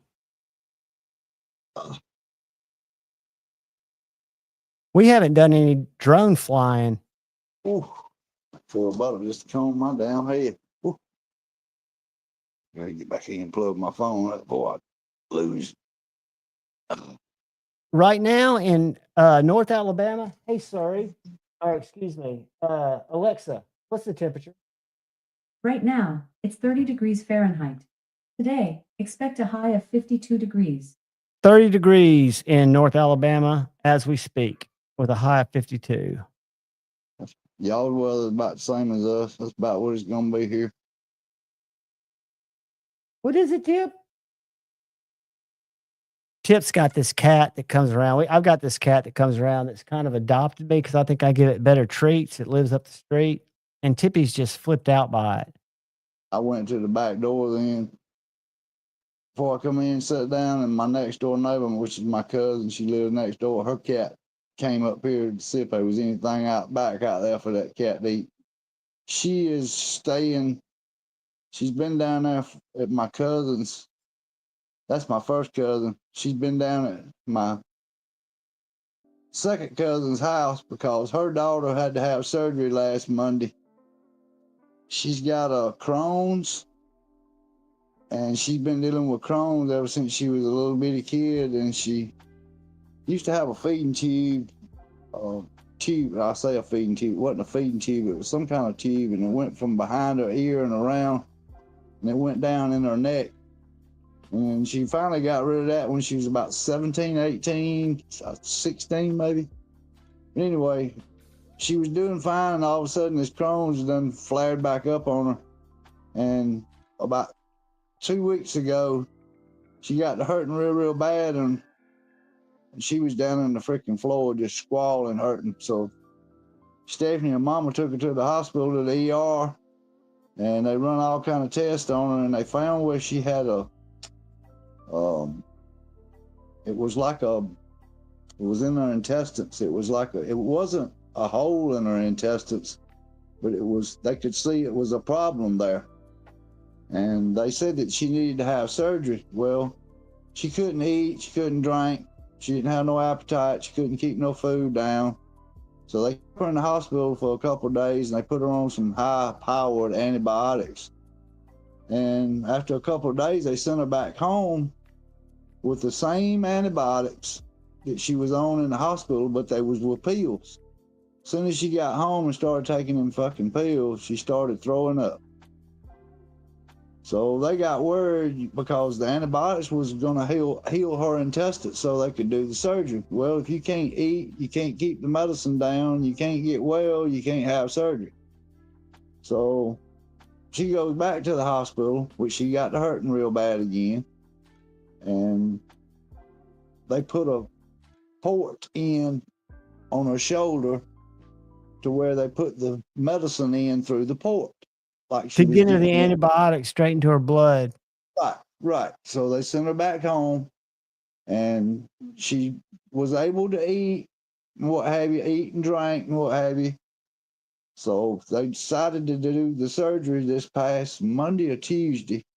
So she went in the hospital for surgery, and when they went in, Javon, it was worse than what they thought. She had a place in her intestines, and it was a big old growth, more or less, and it was big as a baseball. So they took that. Well, let me back up. Before they even done that, I knew Diane had told me that she ain't but like 22 years old, 23 at the most, that she had hemorrhoids. And I said, hemorrhoids, is that young? And she said, yeah. I said, my God, what did she strain herself doing, to have hemorrhoids at that age? Well, when she went to have the surgery, between the times of going to the hospital, an abscess came up at her rectum. So the doctor thought they was going to have to do surgery on that too, but fortunately they was able to stick it and drain it more or less. So they didn't have to cut her or do anything with that, other than just sticking it and draining it. So she went into surgery, and like I said, it was worse, her intestines. It wasn't a hole, but she had like a Mass. tumor growth. It was like a growth inside there. It was like they called it it wasn't an abscess. I don't forget what she called it more or less, but if you get a hole in your intestines, you start dumping bile fluid into your body more or less. And poison yourself. Yeah, and it'll kill you instantly, more or less. So she was blessed that it didn't kill her. But anyway, they took it out, and she's been in pain. She's just screaming over there in the hospital. They said what Diane told me night before last. She's still in a lot of pain. Told me to keep praying for her, which I've been doing that every day anyway. But bless your heart. I mean, I just can't believe that poor girl is going through all this stuff, and she ain't like 22 years old. So young, and just having to deal with all, and to be in there and not to get a relief. Derek, I am not anywhere close to younger than 52. I'm much older than 52. Several years older. You ain't much older than 52 neither. I'm about 55 years older. No, I'm 57. 57? Yeah. I couldn't remember. I'm 57. But Yeah, it's all a state of mind. Until I break a hip skateboarding, I think I'll be pretty resilient. I think when I get my first like debilitating injury, I'll go downhill quick. And that'll be by design. Do you ride much, Javon? Skateboard every day. It's not raining. Really? Yeah, I try to do at least a couple of miles because I'm too lazy to jog. But I go out I've got a big cemetery that's across the street from my house where there are very few cars. And I've got a little path set up in there. I've got an app on my phone that tracks my miles via GPS. So I'll skate around the neighborhood. And every now and then, if it's really nice and it's spring or fall, I might we have 3 greenways here, which are one of them 7 miles in each direction. One of them is about 3.5 miles. It runs alongside a river, which is just basic concrete that you can walk on or skate. I just push. I don't go downhill, go fast or anything. I just, instead of jogging or running, I'm running with one foot, and then I'll switch legs and push with the other leg. That's what I was finna ask you. That was my next question. You push with the same leg all the time? So no. That answered my question. Now I'm partial to my pushing off with my right foot. I'm partial to keeping my left foot forward, but I can switch and put my right foot on the back and push with my left foot. I got you. But I've got some boards. Got one over here that's a surf skate, which has what's called surf skate trucks, which the front truck is very movable. So I don't even have to push that. So if I'm on flats or light hills, once I give a couple of pushes, I can start wiggling, which is a great exercise because it's a core exercise. But I can keep that thing moving just by rocking it like you would a snowboard or a surfboard. And I can go uphill with that. But I still crash all the time. Crazy Roach, good morning, brother. Welcome, channel member. Talked about it the other night. I used to ride. I ain't rode in a long time, but I know how to ride a skateboard. I'll show you something funny. When I first, I started my YouTube channel, not with knives. I wasn't even doing knives, but about 10 years ago, 11, my daughter was in grade school and they had a project where they had to go out and do some social experiments, and we had to upload it to YouTube. So I got a YouTube account. But during that time, go here. Let me go back to my oldest video. And there's one of me skating on a longboard at about 7 o'clock in the morning on Montesano Mountain. And there's a freeze frame where a squirrel is I was about literally seconds from having my life taken by a squirrel. A collision. Where is it? Hold on. What are we doing? What are we doing? Do you wear protection when you ride? Yes, I didn't when I was a kid, 'cause I rode all my life. But when I got to be a grown-up skater, I wear it all the time because I No. believe even though I'm not worried about my head as much, I don't want to be a bad example for kids that might see me skating. I'm gonna have to go into let's go to studio. So you wear protection every time you go out and get on Just my one? helmet. I wear a helmet every time I skate, even if I go around the neighborhood. Again, not because I'm afraid of falling on my head, more because I'm afraid that some kid is going to see me skating without a helmet and think they can skate without a helmet. So here's a private video of my daughter on a pretty cool contraption. Check this out. I'm skating behind her, but that's Buddy A to Z's little kick thing. That thing you push out like a ski and it propels you. See it just froze or whatever. Did it freeze? Yeah. I just stopped it. Let's see. All right. I'm going to show one more thing. And I want y'all to watch for the squirrel. I sit with a person in green and they was froze. Uh-oh. I'm going to get it. I'm going to get it up and right. I just got to find damn it. All right. Here we go. All right. Let's go to this. You know, that's something we don't have around here. Is a lot of things for the kids to do around here, Javon. Like parks and stuff.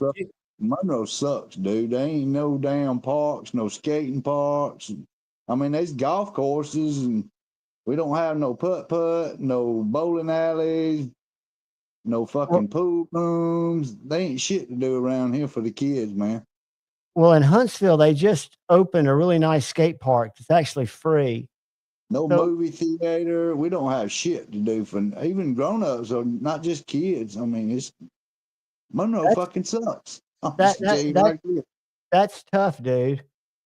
So this was filmed with the BlackBerry about 10 years ago. But what you're going to see is right after I get started, you're going to see a squirrel, and I'll stop it when the squirrel comes. All we got here is like what they call municipal parks, Javon. Right. Table, a place for you to go and sit out and eat. You see that? Yeah, I seen it. Yep. You see that little bastard right in front of me? See him right there? Yeah, I see him right down there. Yeah. All right, watch this. See if I can I don't know how to frame it forward. Let's see. Oh, I seen. Yeah, he was like right there, dude. And I'm just getting started, so I'm going probably 20 miles per hour. But if I'd have hit him, it would have been all over. It's been a damn mess, wouldn't it? Oh, I mean, it's a moving speed bump, dude. And hitting a squirrel would be just nuts. That is a longboard, Derek. That's a gravity drop kick. It's 42 inches. Animals and fucking motorcycles, skateboards, anything like that. It's a fucking mess, dude. I got you talk about brutal. You know, they're actually races for skateboarding. So skateboarder. Oh yeah. Deer.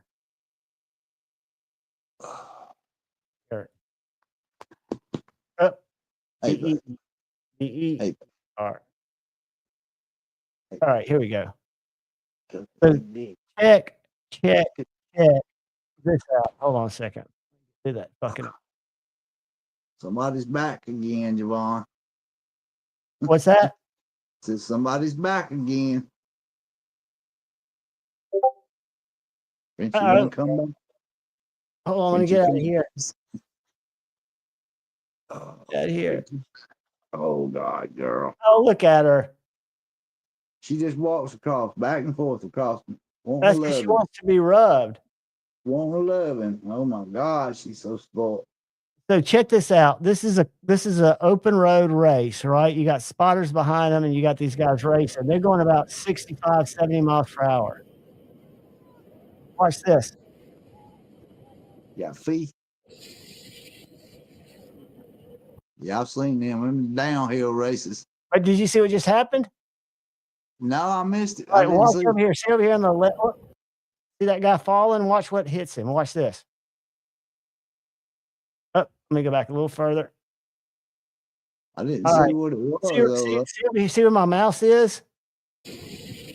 What the hell was it? It's a goddamn deer, dude. Watch. Really? Watch. I'm going to stop it right when the deer comes on the road.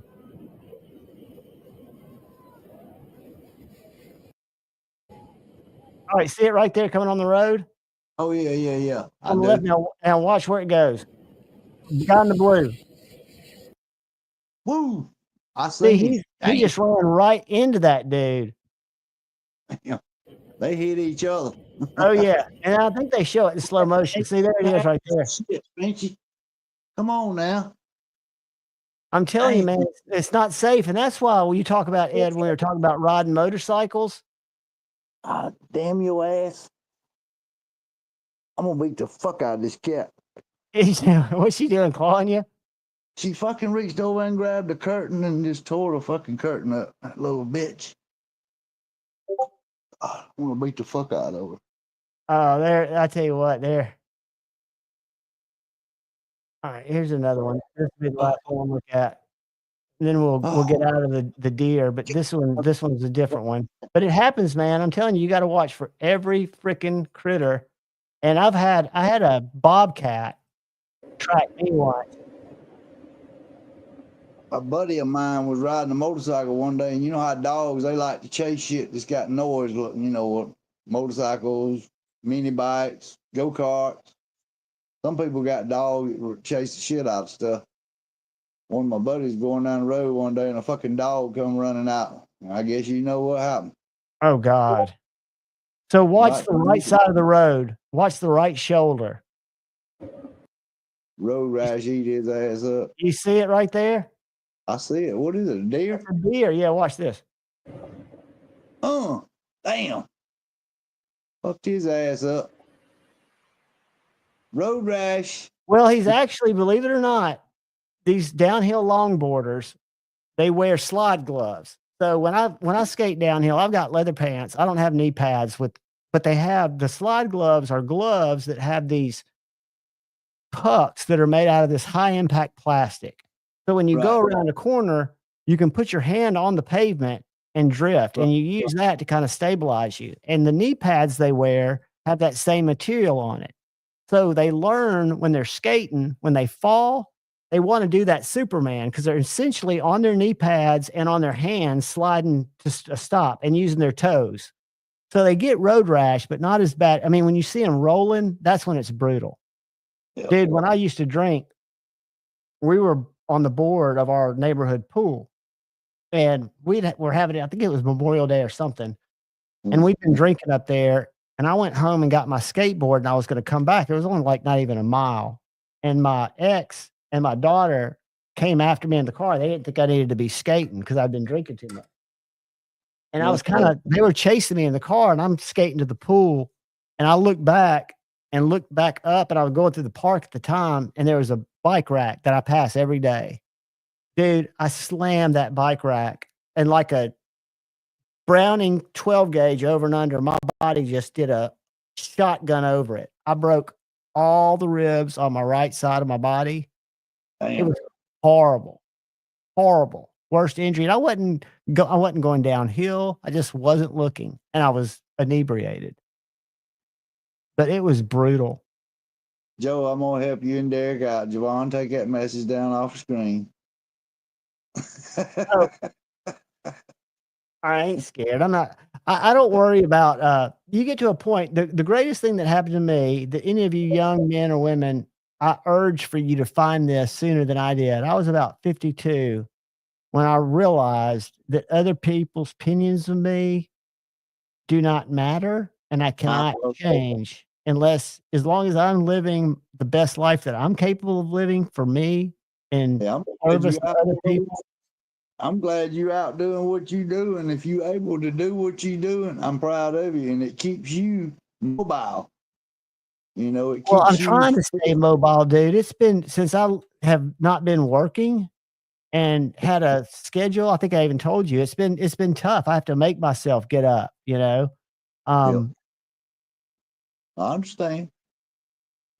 Oh, it's those crashes, those fast crashes are brutal. And the speed record, I think it's still currently, and there's video of it. Hold on, let me go real quick. Is 88 miles per hour. I've been there on up there. I've seen a guy was on a skateboard. He was going pretty fast. I can't remember how fast it was. When you get ready to show them some more knives, I'll dig out another container and show you some more. I got to get me some Apache cases and start putting them all in it. Right now, They're all very inexpensive. They're very inexpensive for what they do. I've got 4 of them that have the original foam. What I did is after I plucked my foam, I got, you know what that plasti dip is? The cans of I don't care. It's just the plucking takes so damn long to do. The plucking is the part that I hate. What I use is you've got a thin knife, so get one of your thinner knives. I use that to do it. So check this shit out. I know I got 2. I think there's 3 more containers of well knives in them. I'm looking at over there that you ain't showed none of y'all of them. Oh God. Break those bad boys out. This ain't gonna take a second because this guy, I think he just comes by the speed thing here. You good? I like watching videos too. Hell, watch the speedometer here, and watch how fast he goes by. Yong! Somebody's getting it, ain't he, boy? That was 91 miles per hour, 146 kilometers. Yeah, he was cruising, dude. Motherfucker's hauling ass. And if you eat it going that fast, it ain't going to go down good for you. Here's the earlier record. This one looks faster. Let me share it. Hold on. Because this one actually is more dramatic. It's better filmed. It's professionally done.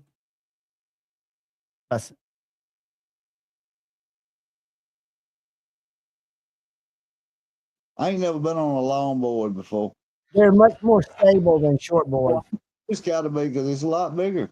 Yeah, and you got a longer wheelbase. So, and what they do is they get into a tuck, an aerodynamic tuck. When they race, they drift off each other. They touch each other. Oh my God! Watch the shit. Some bitch is hauling ass, my friend. He's going faster around them curves. Car can go. You know it. No, there's no way. I mean, because he's drifting. I mean, a car can go around that curve that fast. There's the speed right there. Look. 89 miles an hour. Fuck on a skateboard, standing up. Fuck Holy that shit. What's that reading? Holy that's 89.41. So feels great, man. Dream come true. Crazy. That was the world record at the time, and I don't know if that's official, but there's some like here's 70 miles per hour in traffic. This stuff's insane. These people that do it on open roads. Love that shit right there, though. The turns though, when they slide, see the pucks on his hands. See those little things he's holding? I've watched them. I've seen them guys before. I mean, I ain't watched all of them, but I've seen them riding doing that shit before. That's insane, dude. You get one chance to eat it. Think if one of those cars hits you. Fucking kill Look at that speed. Look at that wobble. I seen that wobble. I couldn't say you see him wobble.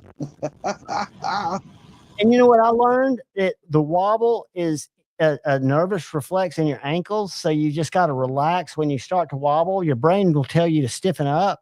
But these guys relax and let the wobble just kind of work its way out. Look at that. Look how he speed checked. That was a speed check slide, which is basically you're going too fast.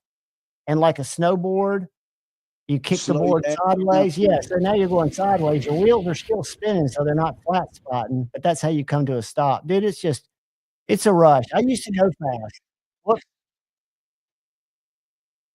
And I want to go to that park, but I eat it too much, even with the helmet. I mean, I'm afraid literally of breaking a hip, only because if I land on a hip, I don't know how brittle my hips are. I assume less brittle than they were when I used to eat it. Have you seen these? I know you probably have. I'll tell you shit, and I know you done seen it because hell, you ride skateboard. But I like them motherfuckers. I'd like to try one time. The one that's got like knobby tires and they off road and it's got a fucking motor. Oh hell yes, dude! I get those on my Instagram feed all the time. As a matter of fact, I joined an affiliate program with Backfire Boards. They're one of the electronic manufacturers of those. I tried to get them to send me a demo that I would send back just to try it, and they didn't want to do it. But yeah, these I'm talking about. It's like they got a cord and they just holding a remote in the hand, more or less. You know. Yeah, they're wireless. So what it is it's a Holly Wing motor is and you can either get a belt driven one, which is what I would prefer. Daddy calling. My dad's calling. Hold on a second, guys. I said Daddy's calling you. I know who it was. Hello. Hey, can I call you back? I'm on a live stream. I'm on the internet on a live stream with my members. I'll call you back. What do you got? If you got a quick question, ask it. I just got the computer muted.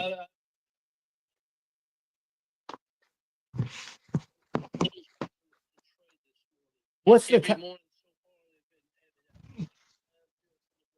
Go in there and tell me if walk in there and tell me if you can see a clock. It may be that the battery's dead. Okay, I'll come.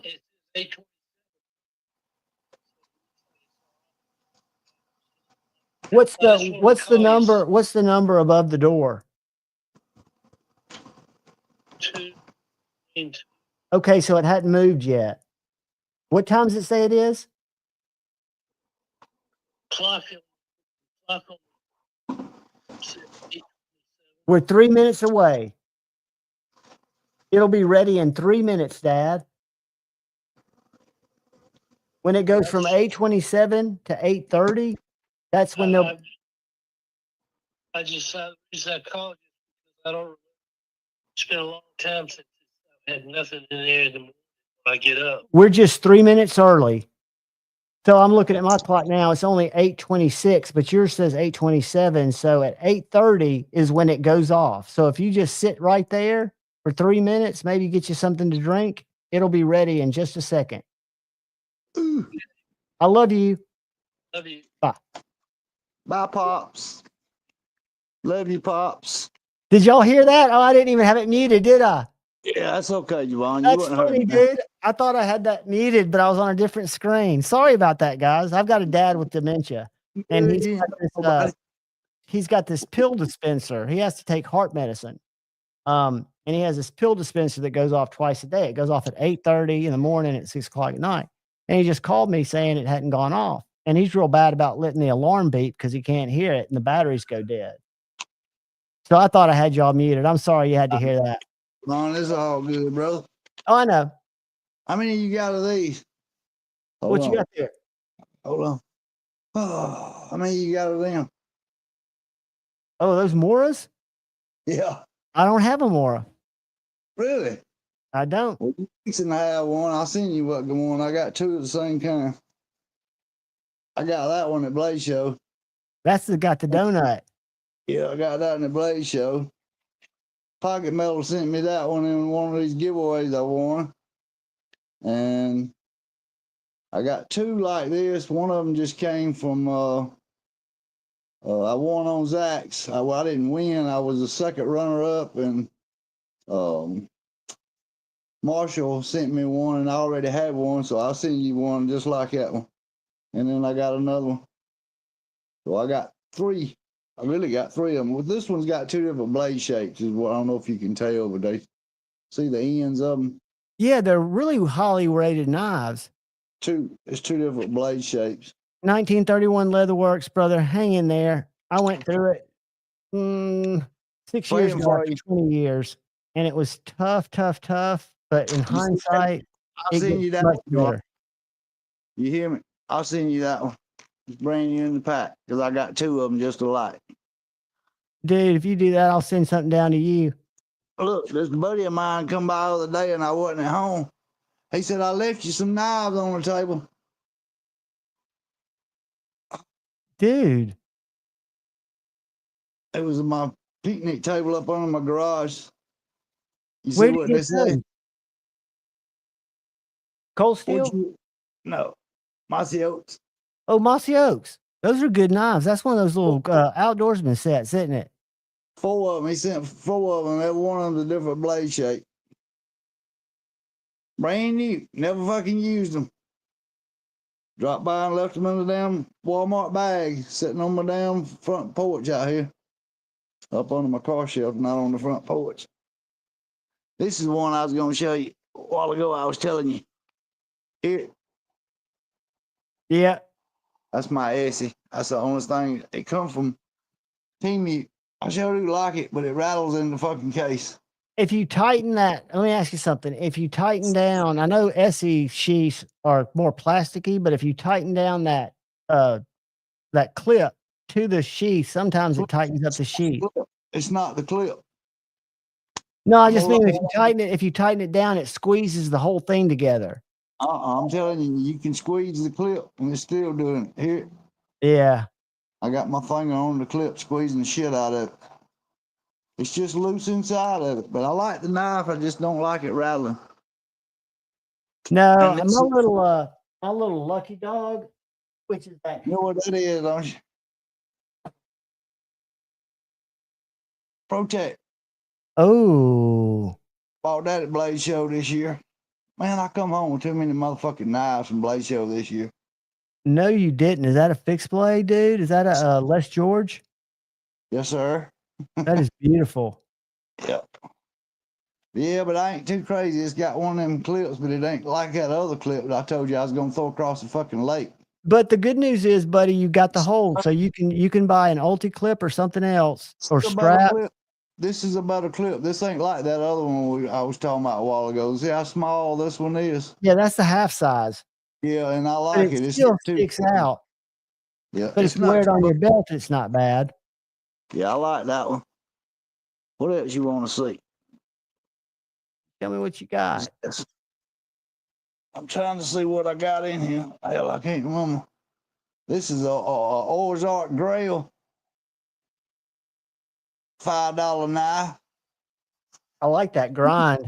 I mean, it's a pretty good knife, you know. See what the steel is. It don't say. All it says is China. Come with a clip. Got a clip on it. I don't know if you can see it or not. Look, I got cheap knives. Duties just went live. If any of y'all go to duties on Saturday morning, we'll be here when he gets done. This one right here is come from KC. One of his, you know, he reviews knives and sells them, and I bought this one from KC one day. He wanted to sell some. Is that a line steel? It is. And I Those love are it. great. They're great sheaths, dude. Those are good knives. Is that an M3? Freaking great knife, dude. This is freaking awesome. Or M5? M390, yeah. Yeah, dude, that's nice. That's a nice one. I love the way those sheaths retain too. I like the way it goes around. It's got. I'm gonna get my laptop fixed here soon, man. Get my shit together here where I can start showing shit a lot better. Because I know it's hard for y'all to see what I'm showing you, but I'm doing the best I can. Yeah, they're just plain plastic. You're exactly right. I don't think you can heat them up, but what I didn't know is if you tighten those screws on that retention, sometimes it'll clamp it up more. This is one that Gene Johnson made me, Javon. I remember Gene. I see Gene and Kayla on Instagram from time to time. That's a nice knife. He made me two, and I told him to leave them rustic more or less, and he didn't sharpen them good, and I put a better edge on them. It ain't got a Kyle edge on it, but it's got a better edge than what it did when I got it. I'm not knocking Gene, but I put a better edge on it. Are you guys getting good information from Kyle when he joins on Friday nights? Because I really am. I damn do. I'll tell you. I done told you. I sent him pictures of two knives, and this was the second one, and I sent him a picture of because I got an old timer like this. And I've seen that old timer that looks like that. And well, it's right down here at my feet. I'm gonna show it to you in a minute. And he made that one custom for you? Yeah, Gene made me this one. He didn't make no sheet, so I got one sheet at Hobby Lobby, and the other one I bought at Blade Show. That one sheet I got at Blade Show. from a maker, and it's on the back. I don't know if you can read the name of it or not. It's a nice That's looking what- sheet, though. Yep. Fucking sheet cost me 40 damn bucks. Which for a sheath really is about half price of what I'm usually paying for. These little sheaths. How about Hobby Lobby? Look at this one, Javon. This one come from Hobby Lobby, and it was very fucking cheap. Yeah, that looks like a different animal. Yeah, it's a cheap one. Showing up cheap. This little guy right here was $75. This is the picture that I told you I sent him of my old timer, Javon. Yep. I have cleaned more deers and more squirrels, more rabbits, Take more care, deer. Gareth. Thank you for hanging out, buddy. I appreciate you. That's one of the best little knives ever was right there. And I Just a finally great little Skinner. I polished the blade up on it one day. You see my magic marker on it? I do. You know what that's for, don't you? That's from getting that edge, buddy. Stop. That's where I stop. I learned that shit from Kyle. You put a mark where you stop. Why do you stop there instead of all the way back on the heel? Because it ain't sharp back there. Oh, I didn't know that. It stops right up. It's not sharp right there. I did not know that. You can choke up on this knife. Garrett, that's awesome, dude. My daughter, I can remember taking her to see Santa. She's 25 now. Your years will go by so fast. So take each moment, walk it slowly, breathe deeply, and enjoy it. What's he talking about now? He's taking his daughter to see Santa. Gareth is. Oh, cool. Those are lifetime memories there. This is a wicked knife. Fixed blade. I got a lot of fixed blades. I told you I'm into fixed blades. That's a You and me blade. both. Is that skeleton? It's a Rough Rider, and it's a boot knife. See the clip on the back? Oh yeah.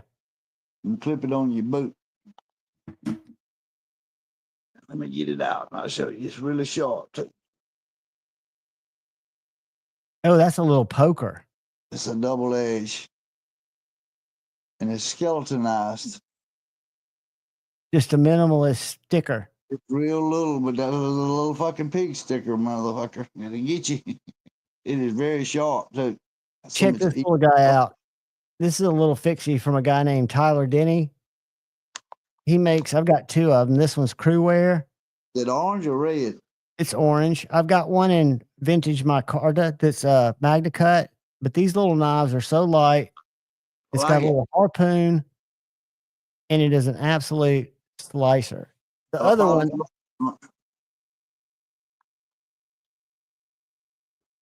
other one I've still got in his Kydex sheath, but this is a Gen 1 in Magna cut. Acid etch. That's a nice little knife too. Just a light little, like I say, I use them to open cat food, to cut paracord, to open Amazon packages. I'm not doing a lot of hard work with them. This is my first K-bar that I ever bought, and I bought it at Blade Show this year. That looks like a substantial knife. You got a K-bar? I don't have a K-bar. I did. Yeah, I got a K-bar kukri. I do have a K-bar. But it's a kukri. I like this one because it's got the coated blade on it. So, no, it probably ain't showing up, but it's got a Bluetooth blades. I don't. I've talked to Mr. Eddie, but I haven't tried one of his knives yet. Yeah, you need to get one of Mr. Eddie's. But you just said the smell is killing you. Huh? You just told me the smell was killing you. The smell, yeah. Well, he still makes awesome knives. I don't know what he's using. I was kidding about the smell. Well, I ain't. The fucking knife stinks. The Moroni, it's just like I always tell people, just keep an open mind, because I would not even look at fixed blades for 2 years. I wanted something that folded that I could play with. I think the Tucson TS 150. Well, I had an SE3, but I think the TS 150 was the first little fixie, and then I just got into this loving little fixies, and then I started carrying them as it's like I'd carry a primary knife in my right pocket, slip joint in my left. Neil McKenzie. Listen at Blade Show this year. Thank you, brother. I appreciate you, dude. Thank you, Neil. Thank you, Neil. I brought that one at Blaze Show this year too, Javon. Ooh, that looks aggressive. That looks like it's got a pointy little clip point. You know what it is, don't you? Not until you take it out of the sheath. I can tell it's a nice one though by the way the sheath's made. Is that Boatwright? Who is that? Work Tough. Ooh. Work Tough. See the WT on it. Yeah, I watch. Isn't that that's the main knives that Look at Choir me shaking. Boy that Yeah, I'm trying to Scott hold it back. reviews, right? Yep, that's right. A small bird and trout, brand new American. Can I'm you trying to see think. the laser? Can you see is that laser etching showing up, Javon? Yeah, I can see the. Are you The talking about? laser on the top Yeah, grind? what It's is like that? it's like laser and etching on it. Let me But what turn is around. it? It's like a laser engraved it. But what's it say? I can see the Design. It's just like a squiggly little design. It doesn't say anything. It's like all I can say is like a design, more or less. Trying to get it where you can see it, but you may not can see it. Like I said, my camera ain't the best. But brand it's new a nice- American. Are you talking about a Bark River bird and trout, or are you talking about a different one? Because I reviewed, Lee Scott sent me one to review, and it's a very agile knife, but I was surprised at how long it was. I've also what got a White River small game that's a good bit shorter, but it's got the same profile. You remember what you was talking about a while ago and showing? Oh yeah. What You is got that? I'm thinking that's a Swiss Tech. It is, and it does have the ferrule rod. See it on the side? Uh-huh. It's that Swiss Tech that you was showing a while ago. I told you I had one of them. Oh, and the retention is so good on those knives. Oh yeah. It pops in and out of the sheet. I mean, it fits your hand. Ain't no hot spots. It's all well ground and That spine sharp, so you can strike that ferro rod with it. It's got a good grip. I recommend them all day long for the money. I would really. Yeah, because that knife was what, Ed? About $34? 29. 29. I think it was 29, I think Javon. they've gone up a little bit because I paid 28 for that little like when I bought it, and they're up to 34 now. But You remember that okay, old timer? You remember that old timer that I showed you a while ago? I do. This is another one a guy gave to me, and it's shaped a lot like that old timer. I like the way it's curved like a banana. Yep. It's a good skinning knife if you want to skin a deer or something, you know. Somebody give it to me, and it's Schrades. It's like bone handle, maybe. That's a cool little knife. It's Schrade USA. It says Schrade Craftsman. No, Crenshaw. Schrade Crenshaw is what it says on the blade. Somebody come by, one of my buddies, and give it to me one day, and that's so much is razor sharp too. He'd put an edge on it. What do you use to sharpen, Ed? Do you sharpen by hand or do you have a fixed system? I use a hand sharpener as well as I use my Workshop Precision Adjust. That's a good system. And no, I told you a while ago that knife that you sent me was what Ed on your channel won. This is the knife that Ed won, and you sent it to me. That's that little Tucson. You can't find that one anymore. That's a sweet little. That's 14C, right? It's a Tucson. I think that one's 14C. Yeah, 14C 28N. Yeah. Hollow ground and compound. Yeah. It'll never leave my collection just because Ed give it to me. It's a great little pocket dropper. It come from you, you know. It's got meaning behind it. Brand new American. Ask Shane. Shane can tell you that Ed pulls knives from everywhere. He's witnessed it. Look, I got them piled up right here beside my freaking chair, and I mean the pile just growing. You know what that is, don't you? That looks like a Benchmade? You probably won't get it. The only thing I don't like about it, it don't have a push off back here where you can push it out of the sheet. So give me just a second. I'm gonna have to lay the phone down to get it out. That's the So you only don't thing. slice your hand off. I don't like it because you can't push it out. Now you ought to know where it come from. Is it a Benchmade? No, that's a CDC. Oh, CDC. I never follow too much of them just because I don't know why. I think I was kind of pushed off by the donut. It's Unite. It says Unite, but I can't remember. Jim Miller was on here. He could tell me. Damn it, it was on their channel and they were selling them, and I bought one of them. I can't remember the fucking name of it. Jim Miller can tell you. Check this one out. That big one that I was showing. Look at this little fucker. What the fuck? Hold on, where'd it go? Where'd that comment go? That big this is the 192 right here. This is a fixed blade. It's just a skeletonized. You know, got that. Yeah.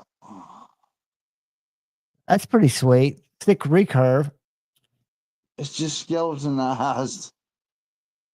It's Super like you could wear it as a neck knife if you really wanted to. It's got holes in it, you know, in the sheet.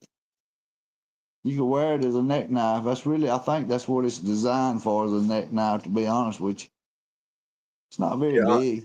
There are only a few that I carry as neck knives just because for me, it's a lot easier to get it out of my back pocket than it is out of my neck, out from under my shirt. This is a neck knife, and this is skeletonized, another neck knife. Josh, hello, buddy. I think about Chef Rocky whenever I think about neck knives because he's got a bunch of them. Yeah, Chef Rocky loves his. You're right. It is the 192. Thank you. That's another neck knife. And I think about Chef Rocky. I don't mean to be a repeat because he's got a lot of neck knives.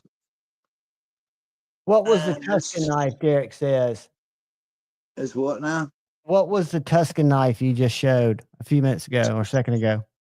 I don't know. What did it look like? I don't know. You have to ask Derek. You talking about that skeleton knife?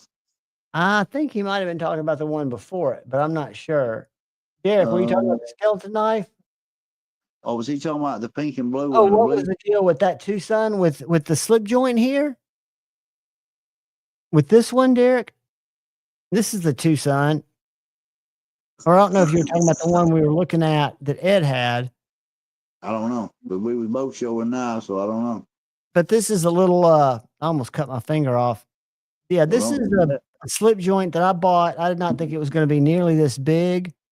And White Mountain Knives sells this for $54, 14C, and it's a full-sized slicer. It is Tucson, yep. Right here. He was talking to you, so it was, because he said, yep. Tucson, yep. This guy right here. Hold on, let me open this window. I like joints, but they're just dangerous as hell. They take your fucking finger off in a heartbeat. Not if you know, if you're paying attention to it, it's a slip joint. Oh. That's it right there. You remember that one I showed you a while ago? Oh. I got his twin. I got the tan one and I got the black one too. Both of them are. Oh. Yeah, I prefer if I'm going to use a slip joint, I typically use it to cut fruit, cut a pickle. I'm not using it to cut hard stuff. Can't even think, Javon, but both of them are K-bar. I got the black and the desert tan. Take one out. What's the blade look like? Is it a drop point or a spear point? I showed you the tan one a while ago. I showed you it already, so I'll take the black one. I'll show you the black one. I didn't show you this one. But I think they both are the same blade shape. Pretty good knives. I mean, it's grippy, ain't no hot spots, well finished. You can take it apart. It's got screws. You know, Shane said he would never do no knife with fixed blade with the scales put on by screws. A lot of people like to take their shit apart, you know? Yeah, and the funny thing is, That's one of the things that Tyler Diddy, that little knife I was just showing you, these two. Maybe change one day. That's one of the upgrades he went to at his Gen. This is a Gen 1. He moved the plunge grind back on Gen 2, and he went from these G10 pins to Don't fucking ask me what kind this is, but I can screws. tell you. So he upgraded it to screws for just that reason. So you can wax it, you can clean it, or if he ever offers carbon fiber or micarta scales, you can swap them. But I can They're not understand. nice.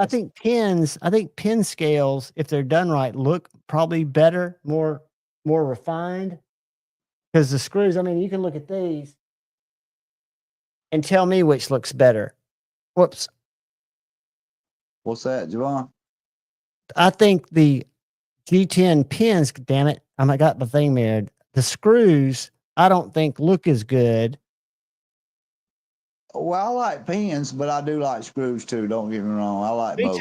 Me too. I mean, I don't think it's a downside to have screws. I think it's unfortunate that you can't get the same look. This knife that I'm fixing to show you has got pins in it, and you can't even see the fucking pins. They're so smooth. Look at that. And What I'm is gonna take it out. It's got one of them clips on it that I was telling you. You was talking about them. What do you call them? Link. Deep concealment. What did you call them clips a while ago? A deep concealment carry clip. Oh, that other clip you kept. You pulled it up on something. Ulti-clip. Ulti-clip. This would come with a clip. What kind of clip is that? That's a good clip. It's the same thing as an ulti-clip or a deep concealment because it's not heavy, it's not thick, and it's designed to go either over your belt or over the hem of your pants. Ooh, dude, that handle looks grippy. Get that handle on that son of a bitch. What you is cannot that? see the pins. Can you see the pins in that scale? I can see the black, but I can't see them coming out. I don't see any displacement at all. You can barely see the pins. They just barely show up. They is black barely. spot. I mean, and for them to be on that contour and be so well hidden. I love that damn way they textured that handle, man. Oh my God, that's so freaking awesome. And it's got jimping on the back too, Javon, just a little bit where you can put your finger, but it don't have you can't choke up on the blade now. No, you don't have any room there. But you don't need to, no way. I like it. You know, I believe that damn knife right there came from Temu. I believe I ordered it from Temu, Javon. Do those take a while to get to you? Not really. It's not that bad. That's a great little value of a USA made knife right there. That's a Axial Gear Alpine in DLC. I want to say it's a Magna Cut, and it's right at about $230. This is another one, Javon. So I guess you can tell by the clip on the back. This is another one they call a boot knife, more or less. I got a lot of boot knives. Just more like a little picker when you pull it out. It locks in. Can you see where the scale locks in right there? Yeah, right through that little hole. That hole right there, that's what locks the blade into the sheath. How do you deploy it? You push it apart and then you pull it out. Is it convenient or is it kind of funky? Is it what now? Is it convenient to pull out or is it? It's easy. It's easy to pull out. You just push and pull. You just push it away from the sheath and pull it out. And this I like that harpoon and that Tonto. I have no scales. It's just and what do you call that? It's got a partially serrated blade. I do not like serrated blades. I don't know if you can see it or not.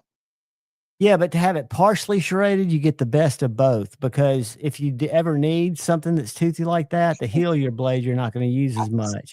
Crazy about serrated blades. I've gotten worst cut that I've ever had, Javon, off a damn serrated blade. Oh yeah, they will rip into material for sure, especially ropes. I'm gonna have to lay this phone down so I can get it back in the sheet. Don't cut yourself. Yeah, I know, and I'm really want I laid it down, boy. I hurt myself. I will hurt myself. We don't want you to do that. But what's funny is right here by my computer, because I've done it so many times on lives, I keep my River's Edge Cutlery Band-Aids, one of my dispensaries there. We talking about no band. I don't need no band-aid. Praise the Lord. I don't need no Bluetooth band. blades. The Alpines are great knives. I've got the Warncliffe and the Tonto. I want to pick up a drop point because they are that good. And Black Friday, I wish I'd grabbed one because they were $189 for Magna Cut, USA made. That's a cheap Ozark Trail knife right there, Javon, like $5 at Walmart. But I'm gonna tell you, it's got like a rubber coating on the handle. She can get it out. It's kind of hard to get in and out. I ain't never used it. But it's like it's got a rubber coating on it. It's an Ozark Grail fixed blade. It's Cheap got an $5. aggressive looking little blade. Cheap knife for $5, and it's got jimping on the back, you know. Sharp as shit. It's got a acid wash finish on the blade, maybe. But I like the rubber texture, like a rubbery texture type handle it's got on it. That's what I really like. And it's got screws, you can take it apart. That's the only thing negative about that Swiss Tech. And I wonder if your Swiss Tech does this, because I was going to take the scales off to see if I could get the liners out just out of curiosity. I wanted to do it on film. It's And it's screwed got on. a, See but, the screw in it? But does the other side flat? My other side's just a spinning. It's flat. It's flat on one side, but it's hex head or And whatever it's you not want. captive. You can't do shit with it. I couldn't get my light apart. All it did was spin. I don't know. I hadn't tried to take it apart, so I don't know, Javon. I was just going to wax it and see if I could get the liner out, just to see if it could be thinner. Don't ask me which one of all them fixed blades I just showed you, which one my favorite, because all of them my favorite. The one I'm carrying is typically my favorite. And I carry different ones at different times. I said that this year, I said 2024 was going to be my year to buy fixed blades, and I don't think I need to buy no damn more. I mean, I just show you about 50. You show me a bunch. About 35 or 40 showing up. No joke. I finished I haven't finished. I started doing a collection dive review about 3 months ago. And then I got to this box behind me, which is the remainder of my fixed blades. And I have not.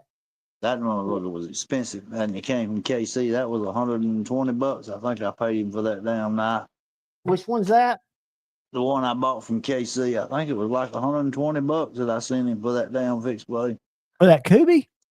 No, that line steel. Oh yeah, the line steel. The line steel, yeah. I think I paid him $120 for that knife. That's a good deal. Yeah, it wasn't bad. The Warney's probably my favorite blade shape just in usability, but the drop point and the Tonto both are much more pokey. And they're both super spicy. That's a collector's item right there, my friend. What's that, a case? Turn it around so you might can read it. There's a glare. Oh, you're fired. Oh, I see it. I see it. I like it. We've been out of the package. He's our president again. That was bought about 15 years ago. It says 2016. So how long was that? That was back when he ran for president the first time. That's what I said. It's a long time. Been a long time, my friend. It has. This is the fact. Time flies when you're having fun. Man, I think each year that goes by, the years get faster. I don't know if it's us reacting to the spinning of the earth differently or what.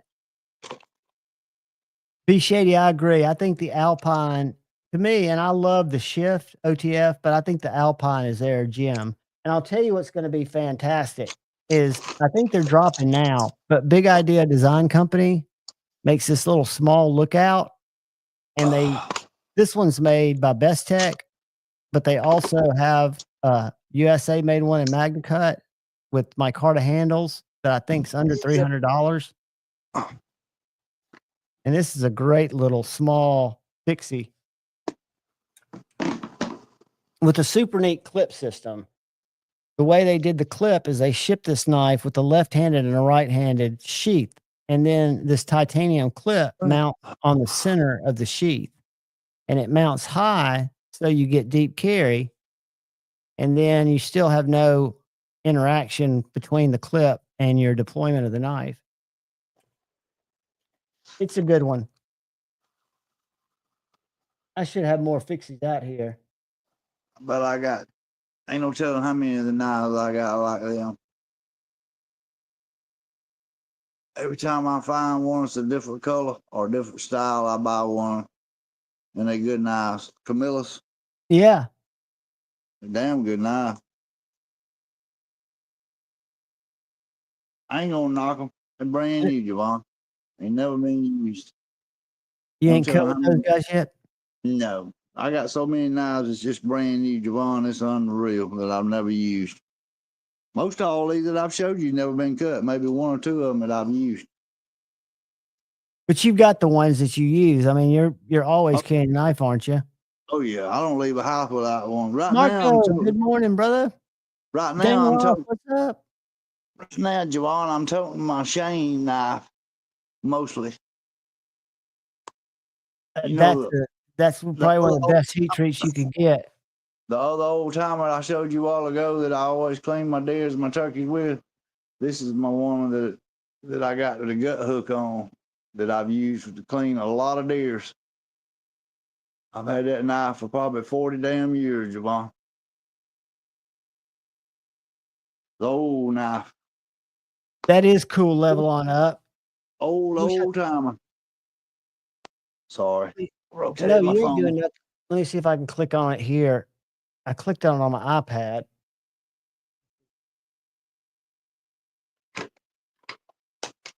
Give me And a second. there's his daddy. You know what? Hold on, let me get back there and look at it. I'm on another page. Show it again. I'm gonna pull it out and then I'll show it to you. That's his papa. Ooh. Old timer that I've had for probably 40 years, maybe. I don't tell you what that knife would cost you now if you was to go buy it. Old Schrade, old timer. It's USA 165, 185, 165. Why does leather sheets make shit turn green? Do you know, Javon? Oxidation. I think it's because it traps moisture in there. There's one spot on that damn thing is where it's turned it. Let me see. Yeah, Hold on. I thought it was a chemical reaction or something. It may be, but have you ever seen a rust eraser? Oh, what? KPL. It's called a rust eraser. I'll reach over here and grab it if I can. Okay. Yeah. I wonder if it's something that would take off. What does it look like? Does it just look like patina? Green.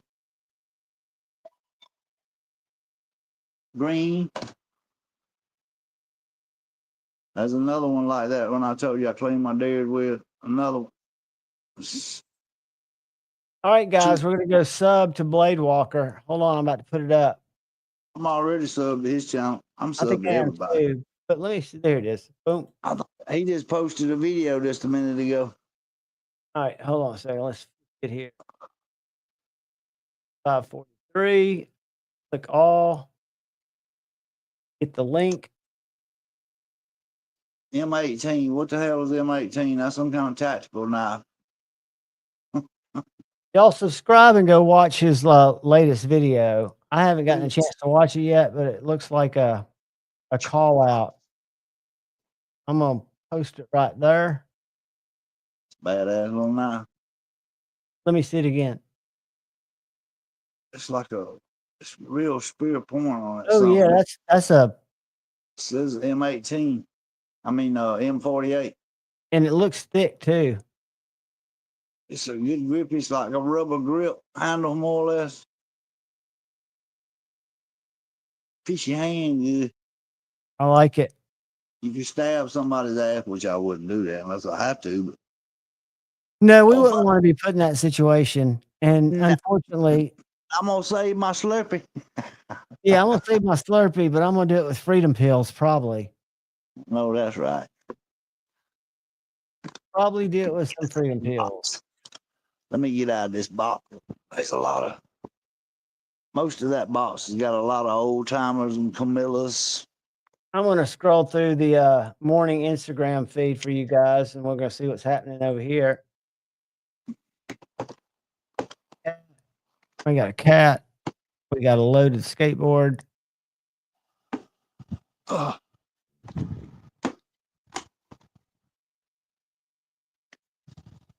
That Rubbermaid container is heavy as shit when you pick it up. There's a lot of damn knives in there, and I ain't taking them all out because I won't never get them back in there. No, you don't want to do that. They take me forever to get them all back in there because they pack tight. But I got one in the gun safe I'm going to show you.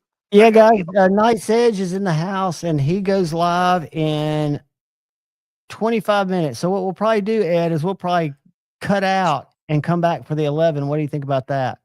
That's fine. Whatever you want to do, Yvonne. Yeah, I don't want to take anybody from Brother Night's Edge. And he always has a good live happening at 9:30 on Saturday mornings. And I usually never do. We just had another long night. And came and hung out after said Stevie.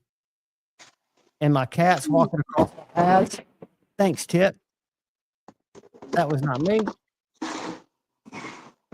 No, buddy. We were planning on it because I knew we pulled up. Look, just so you know, I'm not that guy. And I know you weren't ever thinking I was, but we pulled up the Knife Tube schedule. And I've got a members live at 11. And we were looking here and we saw that you go live at 10:30, which is 9:30 in real time. And we're going to hang out at your live.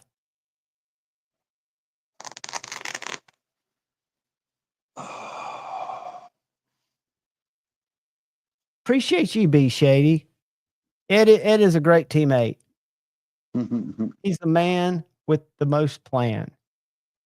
And he's been on here with me this week, Ed. We were about to have been at least 16 hours. But if we count earlier yesterday, about 18 hours. I think we're almost in shape for a 24-hour solo stream. Maybe we'll do that. Maybe we'll come up with a way on this Tuesday, on Be Up Day, after all the festivities. Maybe we'll do 24 hours and come up with a way. I wonder if when somebody makes a donation to Nora's college fund, if they get a receipt.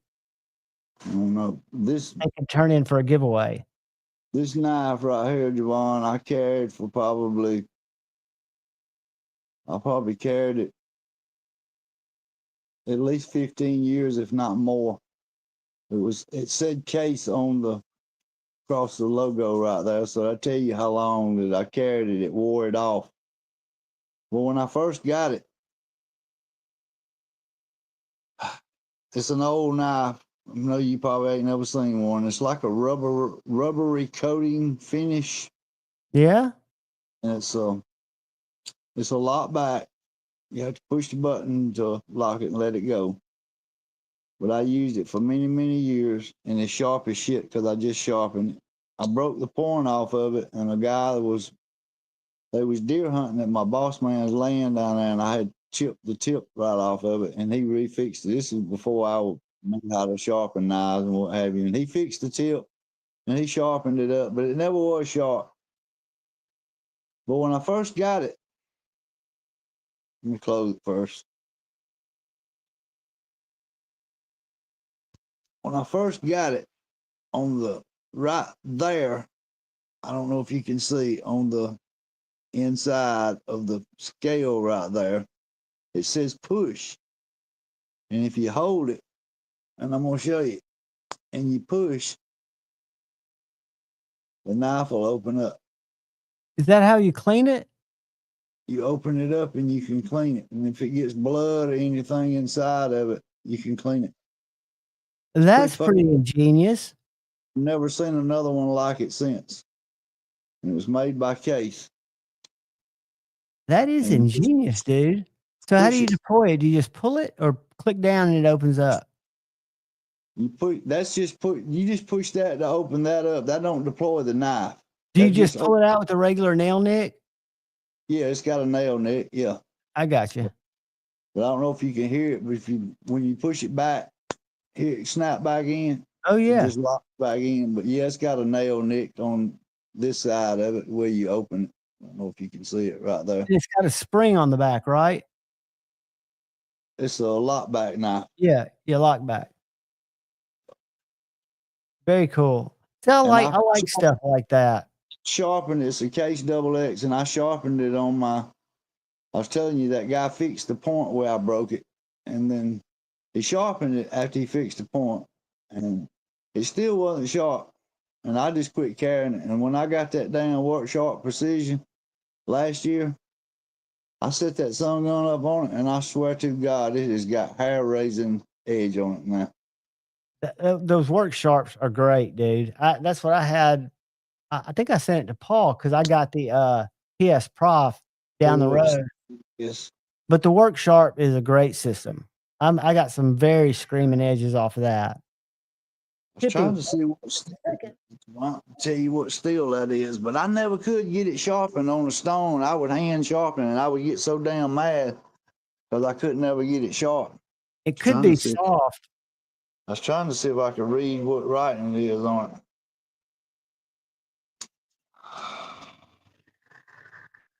All I can see is it says the Cadet's a great system. It says 210 4L SAB SS. I have no idea what the fuck that means, but it's that model numbers that none of us know what they mean. I wish people would name their knives. Damn it! It looks like you're underwater. I gotta have to change the background because it's making me think you're drowning. It's been like that all night. Yeah, but you didn't look like you're now. It looks like you're submerged up to your chest. Before it just looked like you were walking around in it. It's got case XX SS USA. So that's all I can tell you about the knife. I know it's got a damn hair popping edge on it right now. It's called I had the front door open. I was trying to see if I could see any writing on that to tell you what steel that was. But I worked my ass off to get that damn knife sharpened. It's probably stainless or 440. I'm guessing if it's case. No idea. Freaking hard as hell. Can you see in there, Javon? Damn. It is fucking packed, my friend. Hey, there's nothing wrong with that, buddy. That son of a bitch is packed to the gill. You got a collection there, my friend. You see that poo-poo down there, boy? I do. Freedom Field, Spencer. There's quite a few poo-poos around here. We're going to have to take a short break to let everybody get over to Night's Edge, and then I will be back. And Ed, you are welcome to join me. I'll send you a link. But if you're tired, you don't have to feel like you have to, but you're welcome to. We'll come on. I'm game, brother. I'm sending you a link now. And guys, we'll see y'all in, those of you who want to come by in an hour and 45 minutes. You sent me the other link a while ago by my telephone number or messenger, either way, but you sent it to me twice on there instead of sending it to Instagram. You wanted to go to Instagram, right? Both, either one, because I'm on the one that you sent me on the telephone number right now, message or whatever you want to call it.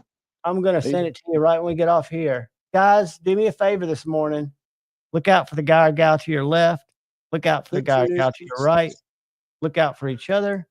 Go forward, love in your heart. Ed, thank you. Thank you, Joel. I love y'all. Later. Peace. Love y'all.